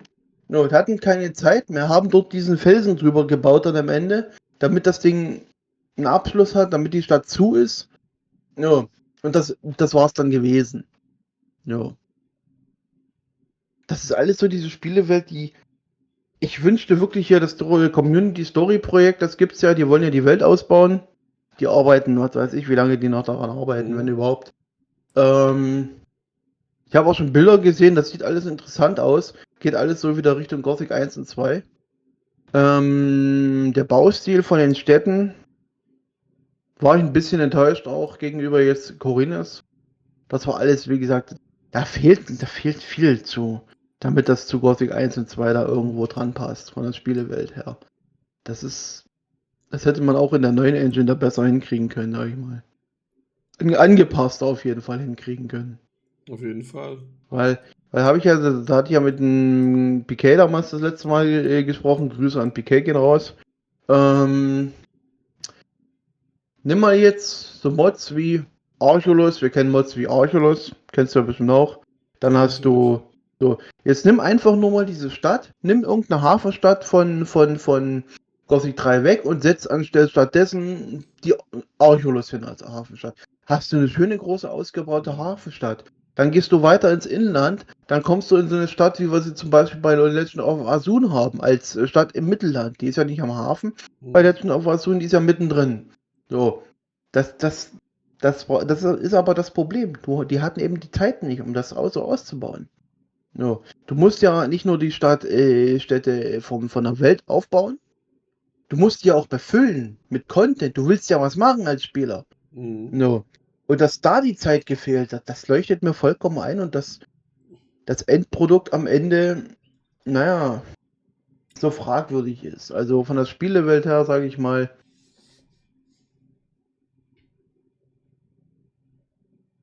bin ich jetzt nicht allzu begeistert, weil eben die Hälfte fehlt. Okay, kann ich verstehen. Aber wie gesagt, es geht ums Optische auch. Das Optische ist schön, Mhm. aber der Rest ist halt alles leer im Prinzip, kann man so sagen. Ja. Ich sag nur in Varanto und die ganzen Ruinenfelder. Das hätte man das hätte man so schon ausbauen können mit den richtigen Städten, anstatt haben die Copy-Paste auch diese Ruinen überall dorthin geknallt und dann war's das. Okay. Deswegen diese Spielewelt im Allgemeinen, die betrachte ich so ein bisschen verhalten, sage ich mal. Einerseits wenn ich jetzt das Unfertige da berücksichtige, ja, ist es eine schöne Spielwelt, aber sie hätte besser sein können. Okay. Der Fantasy-Style in Gothic 3. Es geht ja immer mehr in High Fantasy über, sozusagen. Was für ein Ding? Also es geht ja immer mehr in High Fantasy über. Gothic 1 hat ja noch wenig. Aber wie soll ich das am besten erklären? Das Ding ist, Ja. Gothic 3 nimmt sich aber auch, Gothic 3 hat sich da ein bisschen entfernt, auch was die Viecher und sowas angeht. Dort hast du Kühe, dort hast du Schweine und so Ja. weiter. Hast du in Gothic 2 irgendwo Kühe? Oder Schweine nicht wirklich? So, die Morets fehlen im Original. Mhm. Ähm, so, typische Viecher, du hast ist ein Schnapper, also ich sag mal Schnapper, die Snapper halt. Hast du dort noch? Mhm. Was hast du noch? Dann hast du auch die Dinosaurier, die T-Rex ist da, die dort halt so Scavenger. Ohrviechern. Die Ohrviecher zum Beispiel hast du ja. Ich meine, jeder sieht, dass es ein T-Rex sein soll. Mhm. Ähm, so, aber das geht ja so wieder in die Saurier-Schiene. Ja. Ist ja nicht unbedingt Fantasy. Die Drachen, Ja. naja, das waren ja auch Randfiguren, die Drachen, die da irgendwo in irgendwelchen Höhlen da Ja. schlummern. Es waren ja auch nicht viele. Wir reden aber jetzt nur vom Original Gothic 3, nicht mit irgendwelchen Mods oder so, Nee, nee, keine Mods, wo ne? Gar nicht. die da mehr Sachen dann reingesteckt haben. Nee, nee. Aber im Original Gothic 3 so Fantasy, also Magie halt, Magie hast du ja, das mit den Runen da, das habe ich auch nie verstanden, warum man das so rauserzählen musste mit den Runen. Ich meine, Magie kannst du immer noch lernen, Ja. aber dass man die Runen, dass man das so, also Fantasy, da habe ich mehr Fantasy, Mittelalter-Fantasy gespürt in den ersten Teilen als jetzt im Gothic 3. Bei Gothic 3, das geht schon wieder so Richtung normal eigentlich. Das hat viel im Fantasy Mhm. auch weggenommen, finde ich. Okay. Ja. Und die Glaubwürdigkeit von Gothic 3? Schwierig. Sehr schwierig. Weil die Glaubwürdigkeit ist, das Ding ist, ich weiß nicht, wie Piranha Bytes ursprünglich gedacht hat, warum der Held aufs Festland geht. Dass er aufs Festland geht, nach dem zweiten Teil war ja ersichtlich. Die waren ja unterwegs dahin am Ende mit dem Mhm. Schiff. So, jetzt hat aber keiner so richtig gewusst, warum überhaupt. Was soll der dort machen? Soll der dort nach hingehen, sich ein Häuschen bauen und dort glücklich werden bis an das Ende seiner Tage? Oder soll der dort irgendwie wieder irgendwelche Feinde bekämpfen? Ja. Gut, wir haben ja noch den Orkkrieg, der ist ja da im Gange. Das heißt ja, der Orkkrieg ist im Gange, wurde am Ende vom zweiten Teil gesagt. Die werden ihr Gold nicht ausgeben können. Ja. Ja. Äh, Das Ziel ist also, gegen Orks zu kämpfen. Macht man ja irgendwo auch. No. Das Ding ist aber, bei mir geht die Glaubwürdigkeit verloren, weil du bei Gothic 3 mehr für die Orks spielst als für alles andere. Danke für den Raid, Simon. Ja, weiter. Du spielst mehr für die Orks als für eine. Entweder unterwanderst du einfach nur die Orks, oder du schließt dich ihnen am Ende an. Dieses klassische Anschließen an die Gilden gibt es ja nicht wie in den ersten beiden Teilen. Du bist ja dort freier unterwegs. Aber man viel weniger für eigentlich die Rebellen, die ja irgendwo noch im Wald hocken und auf besseres Wetter warten. Und der Sinn, warum man jetzt eigentlich diese Quests macht in den Städten bei Gothic 3, der geht mir genauso wenig verloren, weil du machst die Quests, kommst dann zu dem Ork-Boss. Wofür? Damit er dir sagt, dass du deine eigenen Leute abschnetzeln sollst. Das ist die Belohnung? Hm. Nee. So, weil dieses Ganze, das gehört ja noch nicht mal wirklich zur eigentlichen Story dazu, um das Spiel zu beenden. Weil das ist ja das Ding dann mit den Artefakten da, die Axaras von dir haben will. Das Einzige, was dich jetzt und das betrifft wirklich nur die neuen Spieler, die es nicht wissen. Ja. Wo ist Xardas, ist die erste Frage im Spiel. Also rennst du durch die Städte und versuchst das rauszufinden. No, machst die ganzen Quests, um mit den Ork-Bossen zu sprechen, um rauszufinden, wo Xardas ist. No. Und das verliert sich irgendwann mal, diese Frage. So, wenn du das ein zweites Mal spielst, dann weißt du das. So, da brauchst du diese Fragen nicht mehr. Ja. Und deswegen, du gehst in die Stadt, machst deine Quests, um mal kurz dem Ork-Boss zu winken und dann ziehst du weiter. Ja, was anderes ist es nicht. Ja, und das zieht sich durch Mutana, das zieht sich durch Varant. Das Einzige, was sich abhebt, ist Nordmar an der Stelle. Ja. Und im Grunde genommen sollst du nur Orks verkloppen, Orks verkloppen, Orks verkloppen. Ja. Die Audienz beim König, die war auch relativ fragwürdig, sage ich mal. Also hier ist genauso wieder wie bei der Spielwelt viel dem geschuldet, dass dort wirklich viel fehlt. Und darunter leidet eben auch die Glaubwürdigkeit bei Gothic 3. Okay. Aber da kann ich auf jeden Fall zustimmen. Das ist wirklich so eine Abrennerei. Und am Ende tut Xardas, als ob nie was gewesen wäre, wenn man ihn dann das erste Mal trifft. Gerade bei Gothic 3 muss man sich einfach im Klaren darüber sein, das, was ich mir jetzt inzwischen für die Spiele auch mitnehme. Ich spiele jetzt die Spiele nicht, um jetzt schnell zum Ziel zu kommen, sondern um des Spielens willen. Einfach nur um dieser Spielewelt zu sein und das zu machen, was mir halt im Spiel aufgetragen ist. So. Wenn man jetzt einfach nur versucht, das Ziel zu erreichen in Gothic 3 auf Gedeih und Verderb, dann hat man schlechte Karten. Dort das muss man wirklich spielen, einfach nur um des Spielens willen. Okay. Was kam es denn in Gothic 3? Linksklick-Simulator. Das Ding ist, Umschreibung. ich habe ja in letzter Zeit viel mit den Mods gespielt von Gothic 3. Ich müsste wirklich das Original nochmal spielen, weil die haben ja auch am Kampfsystem rumgeschraubt. Ich müsste echt das Original nochmal spielen, um dazu jetzt großartig was zu sagen. Aber im Prinzip ist, deswegen, ich weiß nicht, ob das jetzt aus den Mods kommt, die Gegner, die gehen immer so zurück, die weichen aus nach hinten. Du schlägst, machst diesen Wischiwaschi, der BK nennt das immer auch Scheibenwischer. So, schlägst dort hin und her mit einer Hand. Die Viecher, das machen die auch übrigens auch alle Viecher, jedes Vieh, weichen nach hinten zurück. Und wenn du nicht jetzt kurz Pause machst, dass das Vieh dir entgegenspringt und du es an der Stelle treffen kannst, dann kannst du das Vieh, wenn jetzt kein Hindernis kommt, so über die ganze Karte, durch die ganze Spielwelt jagen. Ja, mit dieser Zurückweicherei. Das geht ins Unendliche. Du musst dort kurz absetzen, damit dir das Vieh ins Schwert bringen kann. Ja. Ansonsten ist es eigentlich Linksklick-Simulator. Ja, aber das mit dem Zurückweichen wirklich, diese Wölfe auch immer, die sehen immer so komisch aus. Wenn die immer zurückweichen mit dem Arsch so zurück. Von der Animation her so 100, 200, wo man ja in Gothic 1 und 2 da immer diese Stufen hatte und man auch dann andere Animationen hatte. Das gab es ja in Gothic 3 auch nicht. Du hast zwar diese Skills dann gelernt, aber einen wirklichen Unterschied hast du nicht gemerkt. Höchstens, dass du vielleicht mal mehr kritische Treffer gemacht hast oder ein bisschen mehr Schaden. Aber so für was fürs Auge hast du jetzt nicht wirklich gehabt. Leider nicht. Das Einzige, was ein bisschen cooler aussieht, ist das 2 Doppelschwertkämpfen, also mit 2 Schwertern kämpfen oder so. Ja, mit den 2 Schwertern kämpfen. Das ist wirklich mal was Neues gegenüber den ersten Teilen. Das Blöde ist nur, du musst dafür Assassine sein, um das zu meistern. Nicht unbedingt, um es zu lernen, sondern um zu meistern. Theoretisch kannst du auch einfach ein Meister sein, wenn du dieses eine Schwert dir holst, was dir den Schwertmeister als Fähigkeit gibt. Gibt's ja ein einziges Schwert. Dieses Meister-Assassinenschwert, ich weiß nicht, findet man in den schweren Truhen irgendwann. diesem Rezept. Das hat der Hand of Blood, der hat das damals richtig ausgemerzt, da mit diesem Meisterschwert. Der hatte sogar 2 gehabt. Der hat damals Katana sich gesucht, noch und nöcher, dass er 2 Meisterschwerter haben konnte. Genau, das habe ich auch damals mal gemacht, früher als kleines Mhm. Kind. Ja. Das ist aber, da musst du jede Truhe abklappern. Die haben ja dort auch das so einen ist schlimm. Zufallswert.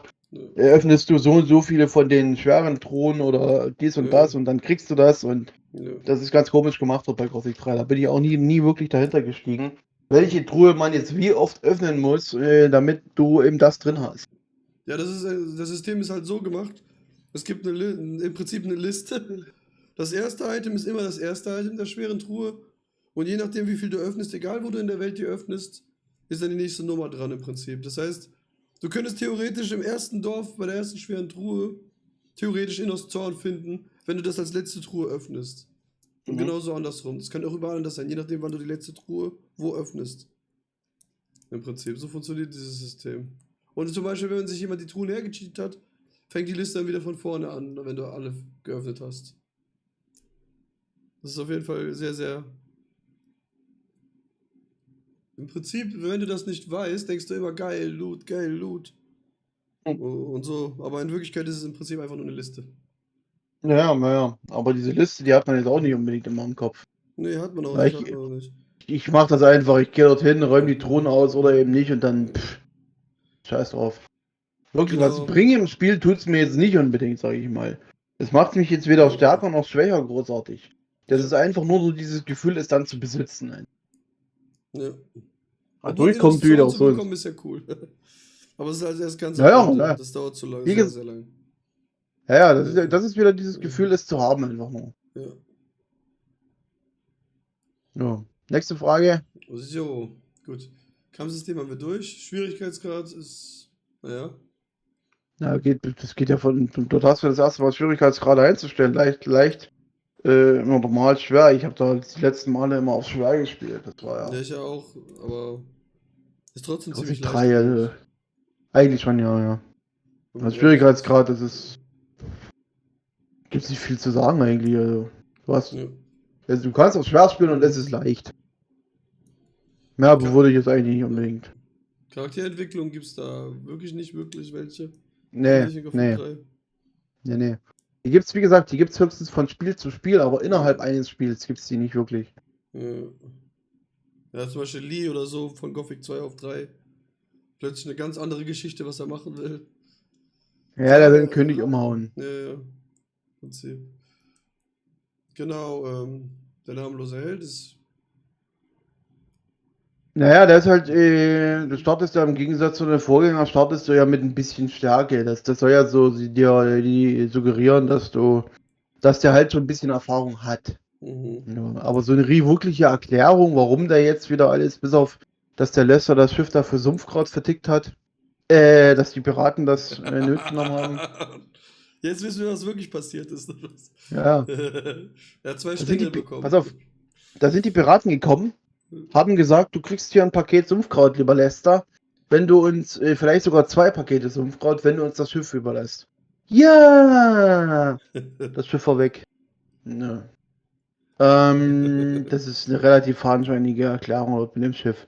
Ich denke mal, das Schiff, das haben die doch rauserzählt, dass die das nicht noch extra rendern mussten. Und reinrendern mussten, außer für das Intro. Ja, da haben sie sich für auch wieder was gespart, Piranha Bytes. Da steckt auch wieder diese Keule ein. Und dann fehlt auch das Augenos und so auch noch dadurch. Ja. Das Augenos lässt man ja auch einfach liegen und man nimmt auch nicht eine Rüstung mit, wenn man weiß, dass Krieg auf der Insel ist. Schon wieder die Glaubwürdigkeit. Man lässt so die Paladin-Rüstung oder Drachenjäger-Rüstung schwere dort liegen. Statt reinzugehen, man weiß, dass da Krieg ist, aber niemand geht mit so einer schwachen Lederrüstung. Ach komm, heute gehe ich mit der Lederrüstung. Das Ding ist, sagen wir so, was die Klamotten angeht am Anfang, habe ich mich am Anfang auch dran gestört. Es gibt auch Mods, die ziehen die Typen ja wieder so an wie in Gothic 2 am Ende. Aber ich finde tatsächlich, ganz so unglaubwürdig ist es jetzt nicht, dass die in Myrtana-Klamotten dort ankommen. Weil das Schiff kommt ja nun mal von Myrtana. No. Die sind nach Myrtana unterwegs und die wollen gegen die Orks kämpfen. Die Orks müssen jetzt nicht unbedingt sehen, dass es diejenigen sind, die gerade von Khorinis kommen. No. Also, was mache ich? Ich gehe in den Schiffsrumpf und in den Frachtraum, gucke, ob da irgendwelche Klamotten rumliegen, die aktuell in Myrtana getragen werden. Nehme die Klamotten, kleide meine Leute damit ein und gehe dann an Land, um unentdeckt zu bleiben vor den Orks. Ja. Ja, aber Deswegen dann ganz ist so wieder. unglaublich. Ja, ja. Da hast du aber recht, das habe ich noch nie so bedacht. Aber Naja, das Einzige, was ich dann nicht verstehe, ist, wenn man da unbemerkt hin will, geht direkt in AD reingeht und sofort so einen auf, wir werden euch jetzt killen, ja? Dann bringt es ja auch ja, nichts mehr, wenn man sich so verkleidet. Weil sobald sie an der Küste sind, fällt es ja eh auf. Das ist ein Schiff von Paladin und nicht ein Schiff von Orks. Also im naja, dass Prinzip die dort merken die es reinrennen. eh schon, sozusagen, wenn man es nicht direkt. Naja, eine RTA, ich meine, das sind komplett 5 Leute, die kommen jetzt zu 5 dort ein, also der Mhm. Held mit seinen 4 Freunden da. Mhm. Naja, gut, dass die dann den Aufstand dort proben, ich meine, wenn die Orks das weghauen, wie sollen die das den anderen Orks dann in den anderen Städten dann sagen? Das ist ja auch der dann so abrupt, da kann man geteilter Meinung sein. So, aber nehmen wir jetzt mal Ardea an der Stelle ein bisschen beiseite, aber für den Rest des Spiels. Da sage ich mal, da kann ja jeder kommen. Genau, aber Ja. man könnte ja theoretisch auch sagen, man zieht die Rüstung dann nicht an, sobald man AD befreit hat. Das war ja der Mhm. Plan. Ich meine, mit dem Ja. Normalfall ist doch klar, wenn es wirklich so viele Orks da sind, hätte der Einzige, der eine Chance hat, irgendwie da zu überleben, den Fight, wäre wahrscheinlich der namenlose Held. Der Rest hätte komplett auf die Schnauze bekommen von den Freunden dann. In dem Moment. Die Orks sind ja auch viel stärker, besser ausgerüstet als die Orks in Ja. Khorinis und alles. Die haben ja auch Armbrüste und dies und das. Mhm. Bessere, stärkere Magier, also bessere Schamanen. Ähm, Also da würde ja. man ja mit einer richtigen Ausrüstung eher hingehen und danach könnte man sagen, so, Mhm. jetzt müssen wir uns aber ein bisschen untertauchen, schauen, dass wir uns normale Kleidung besorgen. Oder man hat ja auch da im Frachter, wie du es gesagt hast, vielleicht schon welche gehabt. Oder es liegt halt Ja. im Dorf oder man kriegt im Dorf welche. Und dann könnte man Das von da Ding, aus das so machen. das Ding ist mit der Glaubwürdigkeit bei den Orks. Das ist ja, das erste musste ich ja damals auch überlegen hier, weil man hat ja die Orks kennengelernt in den ersten beiden Teilen und dann hatte man diese vermenschlichten Orks da dann Im eben Prinzip über die drei. intelligentere Orks, ja, sozusagen. Naja, Ja. so, da bin ich jetzt durch Arcania auch mal drauf gekommen, weil dort hast du ja auch Orks, die sind ja wieder anders. Ja, wo man auch sagen könnte, das sind keine wirklichen Orks. Da habe ich mit dem PK gesprochen, habe ich aber auch gesagt, guck dich mal auf unserer Welt um. Es gibt solche Kulturen unter den Menschen, es gibt Mhm. solche Kulturen. Wir hier in Deutschland leben jetzt auch nicht so wie jetzt die Menschen in Afrika oder in Japan oder sonst Ja. wo. Und genauso kann das bei den Orks sein, dass es unterschiedliche Kulturen gibt. Ich meine, Und die auch müssen doch nicht unterschiedlich weit alle gleich entwickelt sein. sind. Und Ja, auch ja, ja, unterschiedlich weit ja, entwickelt. Das ist ja auch immer noch heutzutage eben. so. Gibt es genug, Es es gibt ja gibt, auch noch Indianer und sowas, ein paar richtig, kleine richtig. Stämme. Gibt's Ja, alles ja, bei uns wenn du dich umschaust auf der gesamten Welt. ja. So, deswegen so abwegig, dass es solche Orks gibt und solche Orks, die gehören, sage ich mal, derselben Spezies zwar an, aber der Rest kann genauso unterschiedlich sein wie bei uns. Genau, und deswegen sage ich ja, wie gesagt, das finde ich, fand ich nie unrealistisch. Nö, Das mit nö, den nö, Orks nö. fand ich nie unrealistisch zum Beispiel. Es war erstmal ein Schock, die Orks so anders zu sehen, aber man muss echt drüber nachdenken und dann kommt man tatsächlich auch drauf, dass Ja, das gar nicht so doof ist. genau. Und wie gesagt, die sind halt weiterentwickelt, die sind Mhm. intelligenter, die haben halt einen besseren Bildungsstand erfahren als jetzt zum Beispiel die. Die haben sich auch in sich selber weiterentwickelt als die anderen Naja, Orks. Wie gesagt, das naja. ist ja normal. Wie ihr schon gesagt, nur das andere, nur mit dem Schiff und alles fand ich halt nie gut schlüssig genug im Prinzip. Das ist ja das, was. Aber es ist ja nicht schlimm, wie gesagt. Wegen der Zeit, wenn man die Entwicklung betrachtet, ist das ja auch alles okay, ganz ehrlich. Der wippt immer rum aus seinem Stuhl, als ob der nicht weiß, wohin mit sich. Das ist auch wenn du deine Spiele spielst. Das geht aber so. Dann geht erstmal so erstmal die Mütze richten und alles. Das Passiert. ist halt so, jeder hat da irgendwo seins, aber ich finde es manchmal ein bisschen amüsant, sag ich mal. Sehr gut, Jetzt sehr gut. jetzt nicht um die auszulachen, aber Nee, das alles ist, was gut. so auffällt dann so. Nee. Okay, warte mal, wo waren wir jetzt? Warte mal, wir haben Schwierigkeitsgrad, haben wir gesagt, zu leicht. Charakterentwicklung gibt es keinen namenloser Held. Haben wir schon namenlosen Held besprochen? Ja, aber gut, er ist ja Aber im wie es bei Prinzip. mir, wie bei mir der Ramon mal den Sword gemacht hat, wo ich gerade so da sitze, so, wo er den Sword gemacht hat, erstmal Fingerlutschen. Njam, njam, schmeckt, aber gut.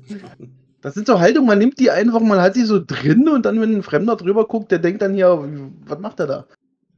Ja, oder wenn ich konzentriert bei Elden Ring oder irgend so einem Dark Souls oder so, irgendein Bossfight und dann anfange mit meiner Zunge da sozusagen mich zu konzentrieren, das ist auch immer lustig. Da lachen sich die Leute immer den Arsch ab bei mir.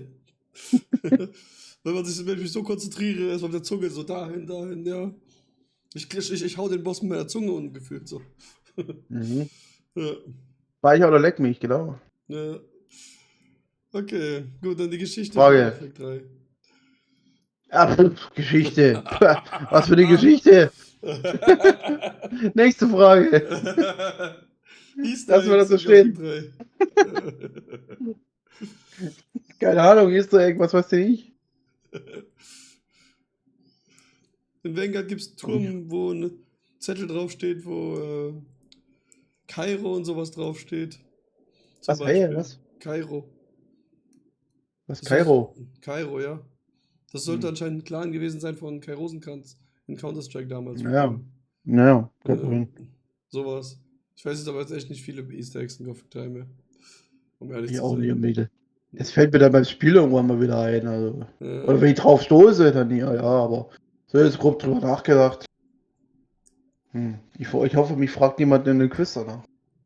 Das wird richtig lustig, das Quiz. Mhm. Da gibt es so viele Leute, die wissen, da weißt du wieder mehr, dann weiß der andere in der Richtung wieder mehr. Ich frage mich, wer Ja. am meisten weiß dann am Ende. Das Mhm. wird richtig lustig. So. Ja. Und jetzt, wem würdest du dich anschließen in Gothic 3 in der großen Welt? Oder was würdest du arbeiten oder wie auch immer? Natürlich, ich will natürlich König werden, was denn sonst? Gut. Wie willst du es anstellen? Dann erzähl uns schon mal. Ja, keine Ahnung, die Wüste schon mal gar nicht. Also, es würde tatsächlich nur die Rebellen bleiben. Also, jetzt, Nordmar ist kalt. Ja, Ich würde das wäre Nordmar tatsächlich. nehmen, weil die alle am gemeinschaftlichsten sind, finde ich. Und es ist Ja, am gut, die sind halt, ungefährlichsten. ja, schon irgendwo, aber Ja. dort ist halt wieder der Lage geschuldet, wo würde ich am liebsten leben? Eigentlich im normalen, sage ich mal, Klima, sage ich mal.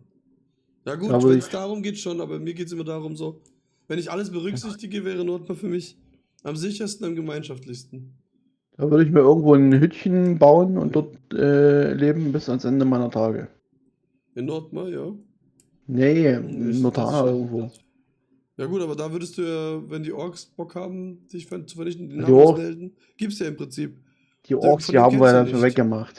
Die Orks sind ja dann schon tot. Ja, Wenn aber ich in nur, mein ja, Häuschen aber wenn du baue. jetzt, sagen wir mal, nicht wissen würdest, dass der namenlose Held da vorbeikommt und alles wegrasiert, was würdest du dann tun? Mhm.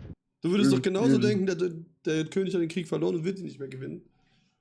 Ja gut, dann würde ich mich natürlich in ein sicheres Gebiet zurückziehen. Gibt es in Gothic 3 ja dann auch, aber nicht, wenn die Orks noch da sind.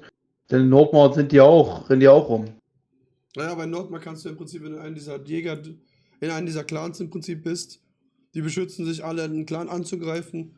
Die sind ja, manche sind da Ja, echt gut gelegen, die kriegst du nicht so leicht erobert, als auch wenn du mit vielen Orks da kommst.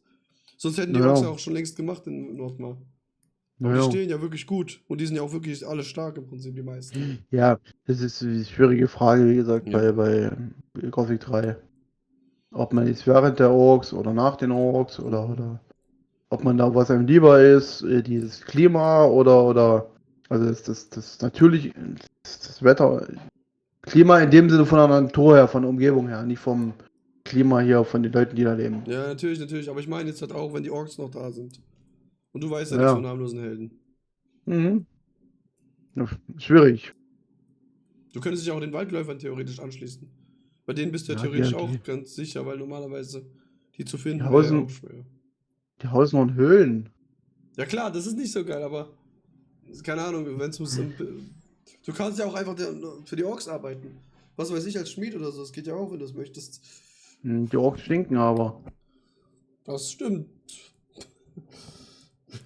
Nee, wie gesagt, schwierige Frage. Könnte ich jetzt nicht direkt beantworten. Da müsste ich. Weiß ich nicht, was man da Ich habe noch nie einen müsste. Ork duschen sehen übrigens, aber auch noch nie einen Menschen in Mhm. Gothic duschen sehen. Die putzen sich wahrscheinlich, so wie eine Katze. Die lecken sich alle ab, auch die Menschen, ja. Mhm. Oh Mann. Immer wenn man wegguckt in Gothic, so, ja, in der Mhm. Offcam so. Mhm. Ah, da leckt sich wieder einer. Ich? Nein. Ich würde das nie tun, nein. Ja, nächste Frage. Hier haben wir jetzt alle Fragen durch bei Gothic 3 eigentlich. Ui. Dann, gut, dann würde es ja theoretisch mit Götterdämmerung weitergehen. Im Prinzip schon, ja, würde ich sagen. Weil das ist Götterdämmerung. Das ist auch, genau, das geht ja eins mit Arcania. Götterdämmerung und Arcania sind ja in der Gothic-Fangemeinde nicht unbedingt besonders beliebt. Und wenn du sagst in der Gothic-Fangemeinde, dass dir die Spiele gefallen, dann bist du der Ketzer und du sollst gelüncht werden. Das ist ja nun mal so. Mhm. Ja. Aber ist mir scheißegal, ich habe meine eigene Meinung. Für mich gehören die Teile dazu und machen aus dem Ding halt einen Vierteiler. Mhm. So. Es ist das sind als Fortsetzung sind die produziert worden und so ist es für mich auch. Ja. Dass so bestimmte Sachen auch fehlen, gerade auch bei Arcania dann, diese ganzen Gothic-Sachen, die Gothic halt ausgemacht haben, dass die halt fehlen. Das ist mir auch klar. Das stört mich auch. So. Es gibt auch viele Spielereien, die Titel dabei haben, die einfach irgendwo da nicht unbedingt reinpassen, aber sie sind gehören da nun mal irgendwo dazu. Das ist auch in der Film- und Fernsehwelt genauso, ob das jetzt ein Videospiel ist oder was, das ist ja scheißegal. Aber es gibt da immer so Sachen, die da irgendwelche Leute da, sag ich mal, anstinken. Und ich nehme auch Arcania, wenn ich die ganze Reihe jetzt, wenn ich mir vornehme, die komplette Reihe zu spielen, spiele ich auch Arcania mit. Mhm. Ich habe Arcania 3-mal auf dem Kanal. Wir machen es momentan im Let's Play Together, im Wechsel, so alle 2 Folgen mit dem PK Charmant.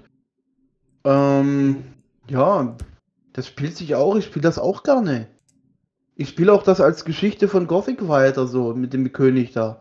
Weil Arcania, man wird ja, um jetzt hier bei Götterdämmerung, kommt man ja zurück als Held, setzt das Xardas-Ende von Gothic 3 voraus, wo man mit dem Xardas halt einfach nur die Welt verlässt. Und man kommt halt wieder, nach 2 Jahren wird er erzählt, und dass dieser vom Helden geschaffene Frieden, dass sie den nicht halten konnten. So, darum geht es ja eigentlich. Und dass der Held jetzt zurückkommt, um eben dort nochmal aufzuräumen und zu sagen, ja, was macht ihr eigentlich? Wofür habe ich für euch gekämpft? So, das ist halt das, was den Helden dann auch so in diese Rage bringt da, in diese Wut, die er dann am Anfang auch mitbringt. Ja, wo ich sage, das passt auch zum Helden tatsächlich, wie wir ihn kennengelernt haben. Ja. Und wie gesagt, es gibt Quests genauso in Götterdämmerung, wo man sich sagt, und die Nase rümpft, was ist denn das für ein Käse? Natürlich. So, das hat jedes Spiel irgendwo. Auch die ersten Gothic-Teile haben das auch mal auch Quests, wo man sich sagt, was soll das denn? So, hat Götterdämmerung genauso. Ja, aber dieses Ziel von Götterdämmerung, das Myrtana zu vereinen, das hatte ich auch mit dem PK und so schon beredet. Das fehlt irgendwo wirklich komplett in Gothic 3. Bei Gothic 3, bei Götterdämmerung hast du irgendwie das mit drin. Dieses Gefühl auch jetzt endlich, ja, jetzt lege ich los. Jetzt will ich hier endlich den Frieden schaffen. Jetzt will ich endlich was erreichen. So, während du in Gothic 3 eigentlich nur von Stadt zu Stadt rennst und für die Orks arbeitest. So. Aber bei Götterdämmerung gibt mir eben das Gefühl, was mir nach Gothic 1 und 2 halt bei Gothic 3 gefehlt hat, immer so ein Ziel, so ein richtiges Ziel. So richtig was zu erreichen. Und das bringt eben Götterdämmerung mit, geht aber leider eben unter, weil eben viele Götterdämmerung so verachten. Erstens ist es viel zu kurz für die Geschichte, die erzählt wird. Die Bugs gab es natürlich ohne Community Patch unspielbar, auch für mich damals. Aber nehmen wir die Bugs mal weg. Es ist einfach das, was bei Gothic 3 irgendwo gefehlt hat. Ob man das jetzt 1:1 so in Gothic 3 hätte einflechten müssen, weiß ich nicht, muss jetzt nicht unbedingt, aber so von der Idee her, sage ich mal. So war es noch dieses Tüpfelchen Tüpfelchen auf dem I, wo ich sage, wenn ich es jetzt nicht spiele, dann fehlt mir irgendwas. Dann fühle ich mich nach Gothic 3 irgendwo, naja, da fühlt sich das unfertig an, das, was ich dort mir erspielt habe. Ja, und mit Götterdämmerung, wenn ich mit Götterdämmerung fertig bin, weißt du, wie Götterdämmerung endet? Es ist so lange her, ich weiß es nicht mehr im Moment. Also, Ich weiß man nur, dass lässt du sich ja. irgendwie, Du entscheidest dich für Gorn-Ende und oder fürs Ja, nee, pass auf, das ist Torusende. Gornende. Oder Nee, Torusende. der Gordon-Weg oder Torus-Weg. Diese Ja. Entscheidungen, das sind einfach nur Entscheidungen. Wenn du Gordon wählst, nimmst du den kürzeren Weg durchs Spiel. Wählst du Torus, ist es der längere Weg durchs Spiel. So, und am Ende wirst du der König. So. Und das ist ja dieses Bindeglied, Götterdämmerung, und das Bindeglied zwischen Gothic 3 und Gothic 4. Ja. Und ich finde es bei Arcania dann sehr schön, das lobe ich richtig an Arcania, dass du bei Arcania einen König vor die Nase gesetzt kriegst, auch wenn er dir am Anfang als böse erzählt wird, was mir auch irgendwo tatsächlich irgendwo gefällt. Kann ich auch sagen, warum, aber dass wir dort einen König haben, der nicht so wie in einer neuen Geschichte, wenn du jetzt eine komplett neue Geschichte spielst, dass in der Fantasy wird immer irgendwo ein König da. Den kennst du als Spieler oder als Zuschauer nicht. Hier bei Arcania ist das komplett anders. Du kennst den König, du hast ihn zum König gemacht als Spieler. Du kennst den Mann.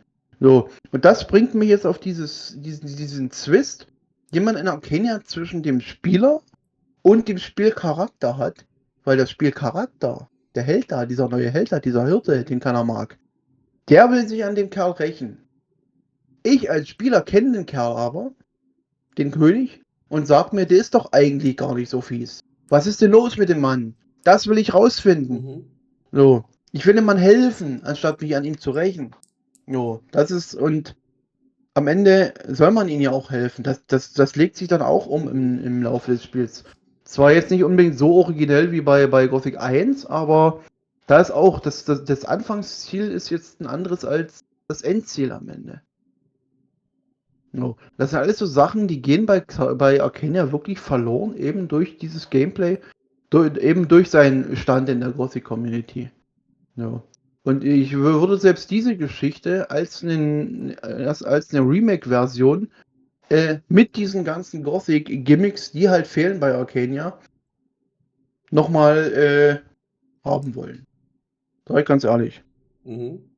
Dass man dort als neuer Held unter der Fuchtel des alten Helden, sage ich mal, dann auch spielt und agiert. Und deswegen, ich spiele Arcania gerne mit. Okay. Ja. Und ich kann auch jedem eigentlich nur empfehlen, der die Gothic-Reihe jetzt noch nie gespielt hat, sich das Ding jetzt nicht irgendwo kaputt reden zu lassen. Man kann halt sagen, wenn jetzt nämlich ein neuer Spieler fragen würde, Arcania, ist das gut oder schlecht? Ich würde ihm sagen, es ist anders vom Gameplay her, vom Weltenaufbau. Du hast halt dieses lineare Ding da im Gegensatz zu Gothic 1, 2, 3. Aber ansonsten ist halt anders, aber jetzt nicht unbedingt so schlecht. Sag ich mal. Und Unlogik und fragwürdige Quests, die gibt es in jeder Geschichte. Das würde ich jetzt nicht unbedingt Arcania jetzt anlasten. Ja, dieses Hack and Slay zum Beispiel, das hast du auch in jedem Spiel, gerade Gothic 3. In Gothic 3 bist du mehr am Schnetzeln als in Arcania. Ja gut. Stimmt. Ist ja so. Also ich bin da, wie gesagt, offener dagegen gegenüber. Generell, wenn jetzt zu einer Marke, wovon ich jetzt Fan bin, da was Neues kommt. Und genauso wie mit dem Remake. Das wird ja von einigen auch schon wieder zerredet. Obwohl es noch gar nicht da ist. Warum auch immer man das zerreden muss. Aber ich finde schön, dass THQ da versucht, aus der Marke noch was zu machen. Die Marke quasi zu retten. Weil die Gothic-Marke im Allgemeinen, die ist ja so kaputt entwickelt worden, sage ich mal. Wo es eigentlich erstaunlich ist, dass dieses kaputt entwickelte doch so viele Anhänger hat. Dass sich das doch so durchgesetzt hat, dass die Fans von Gothic wirklich sagen, das ist das beste Spiel auf der Welt. Das ist das Phänomen an Gothic. Ja. Und? Ja, sag. Und? Das habe ich jetzt auch wieder zu jemandem gesagt, dass mir Gothic manchmal richtig auf den Sack geht, aber ohne Gothic zu spielen immer wieder mal, ist auch scheiße. Das ist wie so eine Hassliebe so irgendwie. Oh, das ist wie gesagt dieses Phänomen an dem Spiel. Die Spiele sind bis auf Gothic 2 teilweise auch, aber die anderen Spiele unfertig komplett. Technisch jetzt nicht unbedingt auf dem besten Niveau. und so weiter, haben aber trotzdem ihre, Das ist gerade bei richtig uns gut. oder auch Richtung Osten, hier östliche Länder, auch durch die Mods, die halten es ja am Leben, dass die da so das Ding so diese Anhängerschaft halt alle hat. Das ist also das Phänomen an dem Ding. Ja, stimmt. Ja. Damit hast du ja Götterdämmerung und Arcania ein bisschen abgefrühstückt. Bis auf die Jo. Geschichte vielleicht noch. Bei Arcania vielleicht Ja, auch wie, noch. ja, wie gesagt, die Geschichte eben bei Arcania, das ist eben dieses hier, du rächst dich, du musst dich ja rächen, aber willst dich ja, der Held will sich rächen. Ja. No. Natürlich gehst du am Anfang ein bisschen mit dem Helden so mit. Ja, das ist ja scheiße, was da passiert. Da möchte man sich rächen. Aber mit diesem Hintergrundwissen, dass der Held, dass der König, dieser böse König, ja eigentlich dieser gute, freiheitskämpfende, namenlose Held aus den Vorgängern ist. Mhm. No, das ist so die Geschichte von Arcania, die mich. Ja.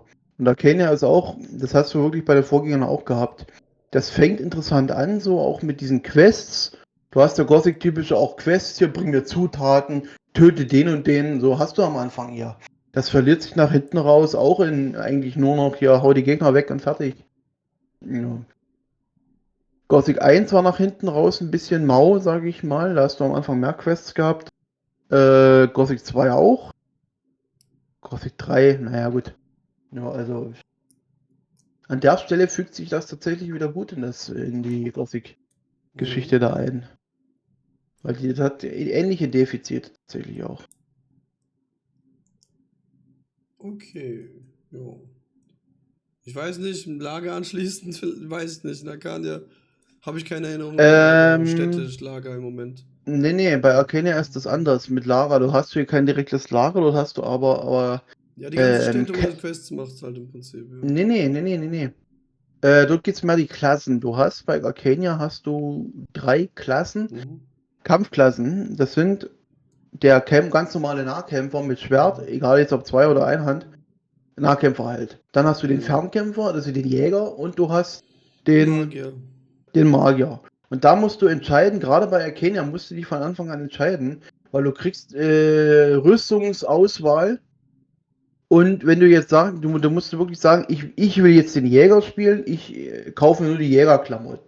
Auch wenn die Rüstung eigentlich, die der Nahkämpfer trägt, mehr Schutz bietet als die Jägerklamotten. Die Jägerklamotten geben dir dann aber mehr Fernkampfwerte dazu. Genauso wie bei der Magierrobe, die geben dir noch Mana und alles dazu. Auch wenn sie jetzt von den Werten her, von den Rüstungswerten schlechter ist, das Beste hat nun mal der Nahkämpfer. Von dem Schutzwert. Ja, und das ist so diese Entscheidung bei Arcania, die man treffen muss am Anfang. Welche Waffengattung spiele ich? Ja. Ja, es ging mir aber eher darum, wo du leben wollen würdest in Arcania jetzt. Ich kenne das System noch, aber ich wüsste jetzt gar nicht mehr die Städte, überhaupt nicht mehr, was die für Merkmale hatten. Das Aber Ding wo ist, weißt du das vielleicht noch? Du spielst es ja eh es gibt aktuell. es gibt direkt 2 Lebenswerte, eigentlich 3. Aber der dritte, der ist dadurch durch die Geschichte, ist der ein bisschen, naja, rückt er ein bisschen in den Hintergrund. Was heißt in den Hintergrund? Du hast Steward, das ist am Anfang du hast die Anfangsinsel, die kommt ja noch dazu, die Anfangsinsel, wo das Spiel losgeht. Dort lebt sich also eigentlich auch relativ idyllisch. Also wenn man es ruhig mag, eher abgeschieden, ist man dort eigentlich am besten aufgehoben. So, dann hast du diese Burgstadt Stewart am Anfang, wenn du auf die große Insel kommst. Dann hast du den Sumpf mit diesem Baum da. Und du hast, gut, das Kloster ist halt das Kloster, ja. Und du hast Sornyara am Ende. Tarif lernst du ja erst das heißt ja, darfst du auch nicht so richtig kennen. Aber das hast du ja auch noch. Ja. In Sornyara, das wirkt wie Khorinis in etwas größer, aber ohne Quest-Content und sowas. Dort stehen noch Gegner rum, die du wegmachen musst. Das ist ein bisschen, wie soll ich sagen? Das ist, wenn du jetzt, sag ich mal, wenn du jetzt Khorinis im Hintergrund hast, dann bist du bei Arcania in Fornyara eigentlich am besten aufgehoben, wenn das Ding jetzt ganz normal wäre. Also, ja. Ja. Okay. Und Fall of the Tarif, hast du das gespielt? Ja, natürlich. Das ist das Einzige, was ich nicht durchgespielt habe. Das habe ich nur halb durch oder so gehabt. Das Ding ist, Fallout der Tarif ist ja das erste von eigentlich 3 geplanten Add-ons. Wir wollten ja damals, Joe wollte damals mit Arcania quasi die Gothic-Reihe komplett neu erfinden. So, Arcania war halt der Startschuss. Dann Fallout der Tarif und dann sollten noch 2 Add-ons kommen. Die kamen nie. Ja, das Fallout der Tarif war schon fertig entwickelt. Und da haben die dann diese Markenrechte auch verloren. Ich glaube tatsächlich auch an THQ. Und die haben gesagt, das Ding ist fertig entwickelt, das wartet eigentlich nur auf den Startschuss und kann in den Verkauf gehen. Und dann wurde das halt noch rausgebracht und das war's dann. Ja, und die Geschichte, ja, du holst ja am Ende von Arcania, holst du diesen Dämon, der den König so böse gemacht hat, raus und in Fallout der Tarif bekämpfst du ihn, diesen Dämon. Das war's dann. Ja. Okay. Und das ist... Ja.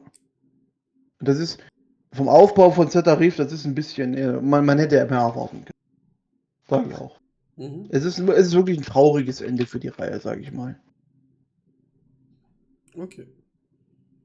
Dann sind wir jetzt bei Risen 1. Die Spielwelt. Oh. Fangen wir damit an. Risen 1, die Spielwelt. Das ist irgendwie so ein Mix aus Gothic 1 und Gothic 2. Risen 1 ist für mich immer schon ein Ersatz Gothic gewesen. Die Spielwelt, das hat so einen eigenen Flair irgendwo. Das habe ich mal positiv auch gesagt. Das hat so einen eigenen Flair, das Risen. So dieses Insel-Flair irgendwo mehr mit. Sowas Idyllisches, aber auch irgendwie sowas Tristes, Graues irgendwie. Ich weiß nicht, wie ich es beschreiben soll. Ja. Aufgebaut ist ja... Hat halt bloß eine andere Form, aber der Grundaufbau ist eigentlich wie in Gothic 2 eigentlich genau der gleiche. Du hast die Hafenstadt, du hast das Kloster, du hast ein Banditenlager. Ja. Und Spielewelt, ich hätte mir gewünscht, dass die Vulkanfestung in Risen 1, dass man das als Kloster in Gothic 3 hätte nehmen können. Das wäre was richtig Cooles gewesen. Stimmt, das ist ein geiles Design eigentlich, ja. Ja. Ja. Ich meine, selbst. Also, mehr. Was bei der Spielewelt, was mich am meisten stört, ist, dass man gerade gegen Ende dann, spätestens wenn man sich einer Gilde angeschlossen hat, eigentlich nur noch dabei mit beschäftigt ist, durch die ganzen Höhlen zu rennen. Das macht mir Risen echt madig, das sage ich dir so, wie es ist. Bei einem Interview mit irgendeinem der Gothic-YouTuber hatte ich auch sowas gehabt. Der hat gesagt, ihm hat es in Gothic, in Elix gefehlt, dass es so Dungeons gibt.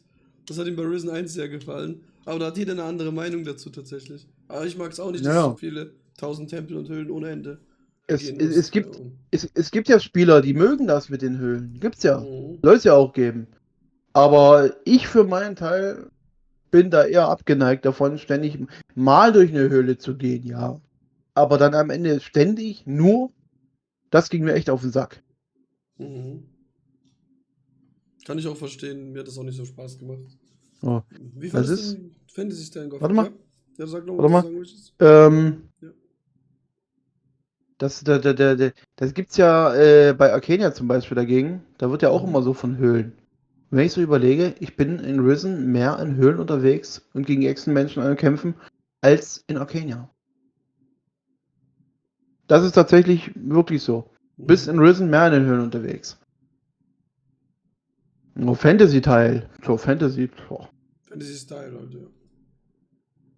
Deswegen ist ich habe immer Schwierigkeiten damit zu verstehen, was du mit Fantasy-Teil direkt meinst jetzt. Ja, wie gesagt, es gibt so Herr der Ringe-Fantasy, es gibt so Elfen-Fantasy, es gibt, keine Ahnung, Disney-Fantasy.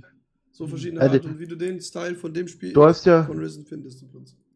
Du hast ja dieses typische Gothic, wie gesagt, Ersatz-Gothic in meinen Augen. Dieses mittelalterliche Fantasy, du hast halt diese abnormalen Viecher da, diese großen Schmetterlinge und alles, diese Geier. Das Ding ist, bei Risen ist das schwer zu sagen, weil das alles nur umbenannte hier eigentliche Gothic-Viecher sind. Teils umgestaltet, teils umbenannt, weil sie eben die Markenrechte nicht mehr hatten. Das ist eine schwere Frage bei Risen. Dann hast du die Echsenmenschen, die hast du schon in Gothic 2. No, das ist auch nicht unbedingt was Allerneueste. Aber Ja, dieser Endgegner dann, diese Titan, da haben die das ja mit den Titanen dort eingebaut. Also ja, kann man eigentlich damit leben, wenn man sich versucht, jetzt das Vorbild Gothic da irgendwo versucht, da beiseite zu denken. Da kann man das dann ist das schon nicht schlecht. Also, Mhm. Und die Glaubwürdigkeit in Risen? naja, das Ding ist, du bist Schiffbrüchiger und willst eigentlich nur von der Insel weg. Ich hätte gesagt, wenn ich von der Insel weg will, ich meine, dann suche ich ja irgendwo ein Boot und schipper dort davon. No. Ich habe jetzt, ich weiß nicht, du kannst mich vielleicht korrigieren, ob da irgendwie mal was gesagt wurde, dass man dort irgendwie gefangen ist auf der Insel. Dass man dort nicht wegkommt. Ja. Mir Dass der glaube ich Titan, nicht. dass diese Titan-Geschichte, die der Inquisitor dir dort erzählt, dass du jetzt dadurch gefangen bist. Weil normalerweise könntest du ja sagen, du nimmst dir dort ein Schiff am Hafen, ich weiß nicht, ein paar stehen ja dort rum. Ist bloß blöd mit so einem kleinen Boot dann über das Meer. Man weiß ja auch nicht, wie das Festland dann weiter weg ist. Keine Ahnung. Ich glaube, Weil das dein ist, mit Ziel dem ist Boot es. ist ein bisschen gefährlich wahrscheinlich, ja. Aber No. mit dem Schiff wird es gehen, bestimmt. Ja. No. Das Einzige, dort fehlt wirklich dieses Ding, du musst jetzt quasi auf der Insel bleiben. Mhm. Wie halt in Gothic 1. Du musst jetzt hier bleiben, du kommst hier nicht weg wegen der Barriere. Aber das ist in Risen so, naja, das betrachte ich ein bisschen verhalten. Weil du bist ja nicht unbedingt gefangen, höchstens eben, dass du kein Schiff hast. Ja. Und Okay. mit den Lager dort, gut, das ist ein Magier und Orden in dem Fall, was ja eigentlich Abklatsch von den Paladin ist, dass die dort so direkt zusammenarbeiten, das mit dem Zwangsrekrutieren und so weiter, wenn man frei rumrennt, ja, kann man eigentlich so annehmen. So, dann das Ding mit den Banditen, ich würde jedem neuen Spieler wirklich die Banditen dort empfehlen. Wie bei Gothic 1, wo ich den Gardisten als erstes empfehlen würde. Um die ganze Geschichte auch mitzunehmen. Ja, also Okay. von der Glaubwürdigkeit passt das eigentlich alles schon ganz gut zusammen trotzdem. Mhm. Das Kampfsystem. Weil da geht die Glaubwürdigkeit meiner Meinung nach wieder verloren. Weil, was mich ankotzt, du willst gerade zuhauen und das Ding, der Gegner, immer so hin und her. So, wie blitzartig hin und her der Gegner und so das Ausweichen von dem. Diese Animationen, die stören mich da, dieses plötzliche Ausweichen. Ich meine, bei Gothic 1 und 2, da hast du ja auch dieses Ausweichen von denen, aber du konntest das irgendwo mit absehen und damit arbeiten. Aber bei Risen, das ist irgendwie immer so, wirkt so unvorhergesehen. Wahrscheinlich sieht man das anders, wenn man da mehr drin ist wieder in dem Kampfsystem, aber jetzt so von meiner Warte her ist es das, was mich eigentlich stört. Man muss halt versuchen, da mitzugehen. Ich hab damals, wo ich das erste Mal das Let's Played habe, da auch die Typen aus dem Banditenlager da umgehauen, die eigentlich eine ganze Ecke schwerer waren als ich. Oder stärker waren als ich. Ja, die habe ich auch umgehauen gekriegt. Der Kollege Ramon hier, Piranha, der hat ja auch mit den Fäusten gegen so eine Schattenbestie, so einen, in Anführungsstrichen Schattenläufer gekämpft und gewonnen. Nicht schlecht. Ja. Okay, dann der Schwierigkeitsgrad von dem Spiel. Geht eigentlich, dann, wie gesagt, man muss auch wieder im Kampfsystem drin sein, um um sich leichter zu machen. Was mich die Echsen-Menschen sind tatsächlich nervig, das muss ich sagen. Gehen mir echt auf den Sack. Die sind ein bisschen hardcore manchmal. Je nach Schwierigkeitsgrad, du kannst du glaube ich auch einstellen. Ja, Gott. Aber die sind ein bisschen lästig manchmal. Aber so an sich, ja, bei einem Endkampf da, musst du erstmal gucken, was du überhaupt genau machen musst. Ja, muss Aber erstmal ansonsten, kapieren. ja. Aber so an sich, du schließt dich der Gilde an und dann kämpfst du eigentlich nur noch gegen Echsenmenschen gefühlt. Und das war's. Spiel zu Ende. Ja. Okay. So. Charakterentwicklungen. Da gibt es tatsächlich die Entwicklung und das spielt tatsächlich auch die Patty mit rein. Wo sie diese Sache mit der Tora wieder aufgenommen haben, Piranha Bytes, wo sie gesagt haben, Joe Wood ist weg. Wir haben einen Publisher, die sagen vielleicht nichts dagegen, wenn wir dem neuen Helden jetzt hier eine weibliche Begleitung geben. Da haben sie das Thema also wieder aufgegriffen von Gothic Sequel. und die Patty dort mit eingeführt. Und das ist so diese Entwicklung, wo mich Risen 3 stört, dass das Ding dort nicht weitererzählt wurde. Das ist so die einzige Entwicklung, die ich wirklich sehe in dem Spiel. Dieses Miteinander dort mit der Patty, dass man die dort halt kennenlernt. Wie das halt bei so einem Pärchen ist, man lernt sich kennen, macht ein paar Sachen dort miteinander, in dem Fall das Kämpfen und so, lernt sich halt besser kennen und kommt sich halt näher. So, das ist so eine Entwicklung, die finde ich gut dort in dem Spiel. Aber ansonsten restliche Charakterentwicklung, ja, ein bisschen eventuell schon. Beim Don, wenn man dann für den Banditen spielt, erkennt man da auch schon eine Änderung. Aber im Großen und Ganzen bleiben sie eigentlich auch relativ gleich. Ja, Patty hat ja komischerweise in Risen 3 plötzlich eine Schönheitsoperation hinter sich. Ja, gut, das ist. Ich wusste nicht mehr, dass es Schönheitschirurgen dort gibt und so. Ja, ihr Papi war tot und da hat sie sich gedacht, jetzt kann ich machen, was ich will mit meinem Körper. Ob das jetzt unbedingt ob das unbedingt jetzt so in so ein Spiel reingehört, das weiß ich nicht, aber ja, wie soll man es sonst sagen? Mein Vater ist nicht da, jetzt kann ich endlich zu keine Ahnung. Papi hat es mir immer verboten, so ungefähr. Jetzt kann ich zu Xardas in Risen, so ein Xardas in Risen. Der macht Schönheitsoperationen oder so, schwarze Magie. Keine Ahnung. Das Ding ist, viele sehen bei Xardas sagst, der wird ja auch von Bodo Henkel gesprochen, der Eldrick. Ja, so eine Ersatz-Xardas quasi. Aber im Gegensatz zu Xardas ist der eigentlich nicht unbedingt wirklich was. Ja. Sagen wir so. Da ist der Inquisitor. Das Intro einspricht, finde ich. Der Inquisitor. Dagegen, der ist mehr wieder Richtung Xardas, aber während der Xardas uns eigentlich immer geholfen hat bei Gothic, da ist ja der Inquisitor entpuppt sich dann quasi sowieso als Gegner dann am Ende. Aber der Sprecher, dass wir dort den Thomas Fritsch gehört haben, dort, der auch sehr gut spricht, der ist auch inzwischen schon gestorben. Das fand ich interessant, das fand ich schön. Aber auch das Intro, das von Bodo Henkel gesprochen wurde, finde ich auch sehr gut. Naja. Das ist wirklich nicht schlecht. Es gibt ja, war das im Risen-Heftchen oder irgendeinem Heftchen war das ja, diese Überleitung von Gothic 3. Ich meine, es gab noch kein Götterdämmerung, kein Arcania. Piranha Bytes hat sich ja da sowieso nicht dran gehalten an die beiden Titel. So halt so diese Überleitung von Gothic 3 zu dem eigentlichen Gothic 4. Ich glaube, es sollte wirklich Gothic 4 werden, Risen. Mussten dann aber eben aus besagten Gründen dann umdenken. Ja, aber diese Überleitung, wie der Xardas da mit dem Held durch die Wüste und so und dann, dass mit den Titanen dort aufkommt. So, das gibt's ja tatsächlich. Auch wenn sie dementieren, dass die Risen-Welt was mit der Gothic-Welt zu tun hat. Aber diese ganzen Anleihen da in den Spielen, gerade auch in Risen 3, ich meine, die sagen mir, das haben die sich wirklich irgendwie als Fortsetzung mitgedacht dort. Kannst du sagen, was du willst. Ja, denke ich aber auch. Habe ich auch früher schon so gedacht, ehrlich gesagt. So. Nächste Frage. So, die nächste Frage. Was Schwierigkeitsgrad ist das? Ja, das Kampfsystem haben wir schon besprochen. Schwierigkeitsgrad haben wir auch schon besprochen. Aber die Erklärung auch. Wie gefällt dir der Held?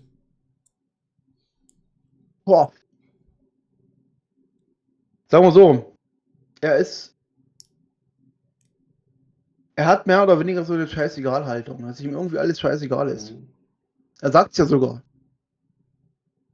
Das ist, wenn man den Don, die Ansprechpartnerin ist ja in dem Fall seine Frau, die Rachel. Und da meint die so, das wird dem Don gefallen. Und der Held so, und wenn nicht, dann ist es mir auch egal. Ja, das kam ja wirklich vor. Der hat irgendwie so eine zurückhaltende, auch so ein bisschen mit Witz drin.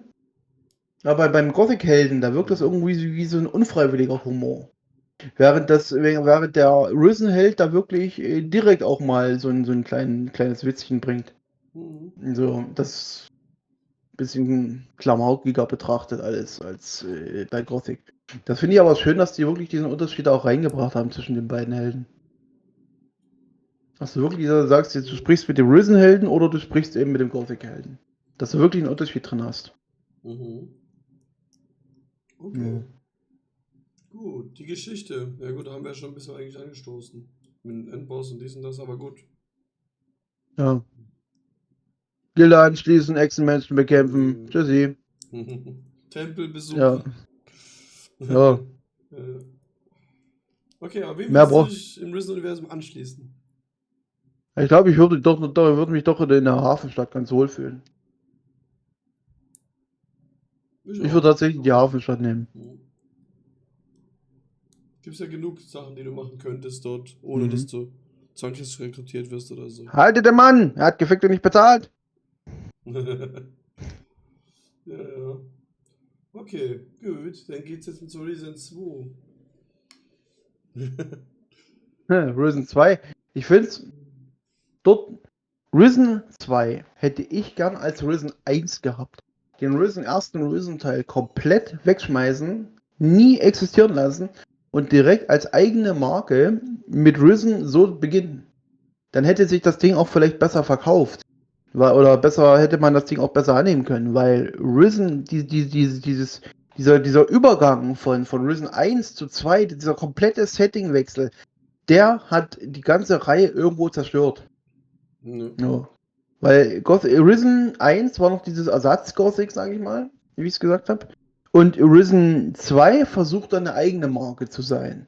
Ist aber schon den Titel zu spät. Ja. Weil die Spielerschaft hatte schon ihr Bild von Risen weg und bekommt nun das dorthin serviert. Ja. Da gibt es ja auch gefühlt Auch keine im. Magie mehr und so in Risen 2. Nee. Ja, das ist diesen Settingwechseln geschuldet. Alles auf dieses Piratending und das ist, was ist das für ein Zeitalter in der realen Welt, was man damit gleichsetzen könnte? Es ist ja nicht mal direkt Fantasy-Mittelalter, das ist ja, was ist das? Renaissance vielleicht? Renaissance, glaube ich, eher, würde mir auch eher in den Sinn kommen. Ich habe jetzt von Renaissance nicht allzu die Ahnung, sage ich aber auch, aber so was ich gesehen habe, kommt das dem eher wirklich gleich. Ja. Mit diesen Musketen und das ganze Ding dann. Das ist, ja, wie gesagt, man hätte es von Anfang an so machen können.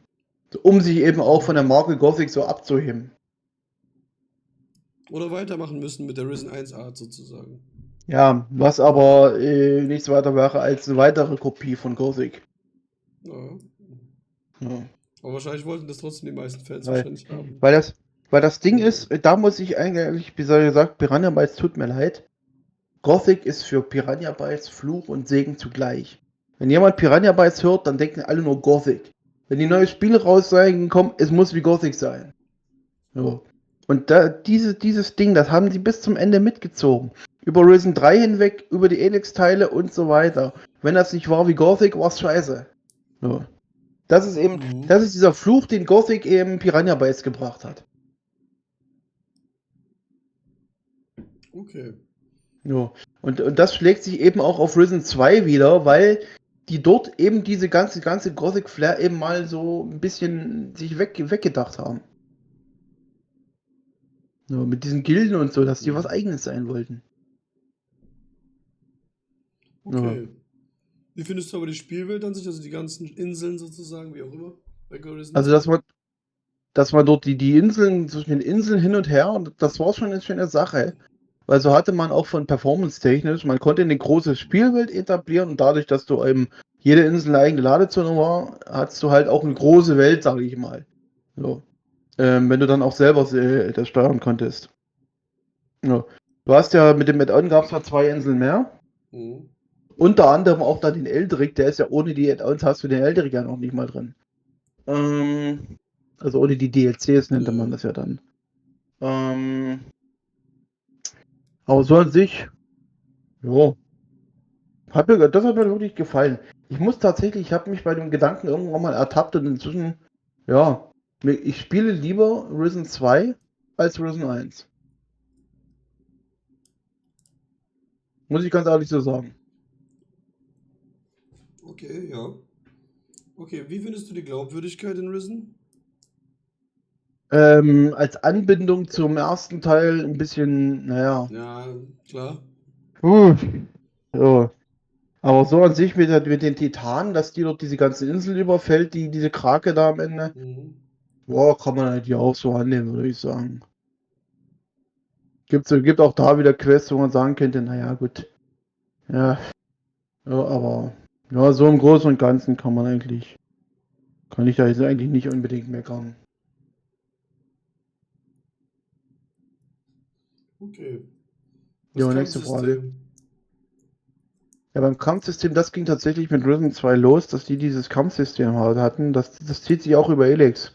Dass die Gegner, die haben keine eigenen, wie soll ich sagen, wo du jetzt sagen könntest, das hier hat die Animation, das hat das. Dort ist wirklich wie bei Gothic 3, dort haben die alle das gleiche Ding.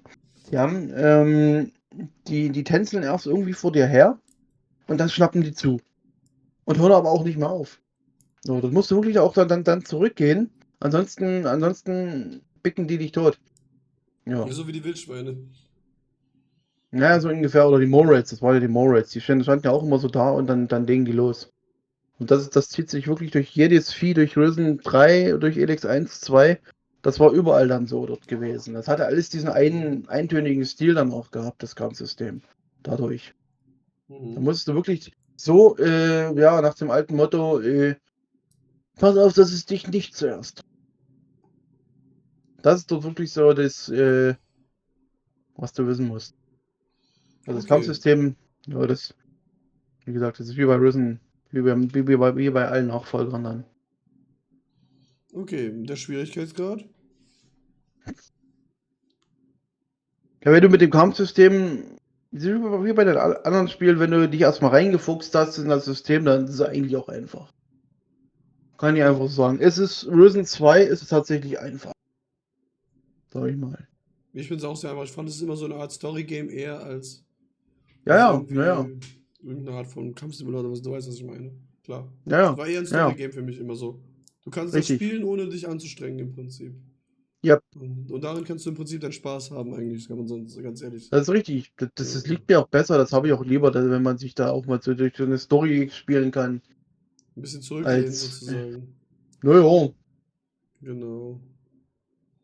Okay, also. Charakterentwicklung, gibt es da irgendwas? Ich weiß es gar nicht mehr.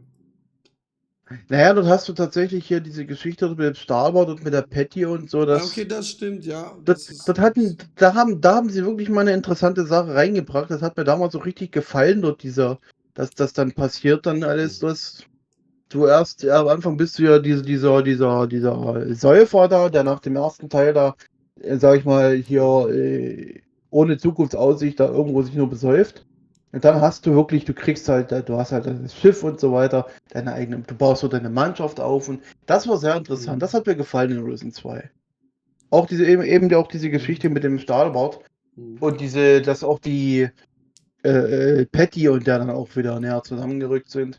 Aber obwohl ich gerade am Anfang gibt es eine Sache, die stört mich in vielen Titeln, die Fortsetzungen haben, wo es um ein Pärchen geht.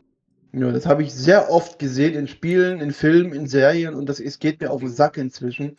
Ein Pärchen kommt in dem ersten Teil zusammen und im nächsten Teil sind die aus irgendwelchen Gründen miteinander verstritten. Ja.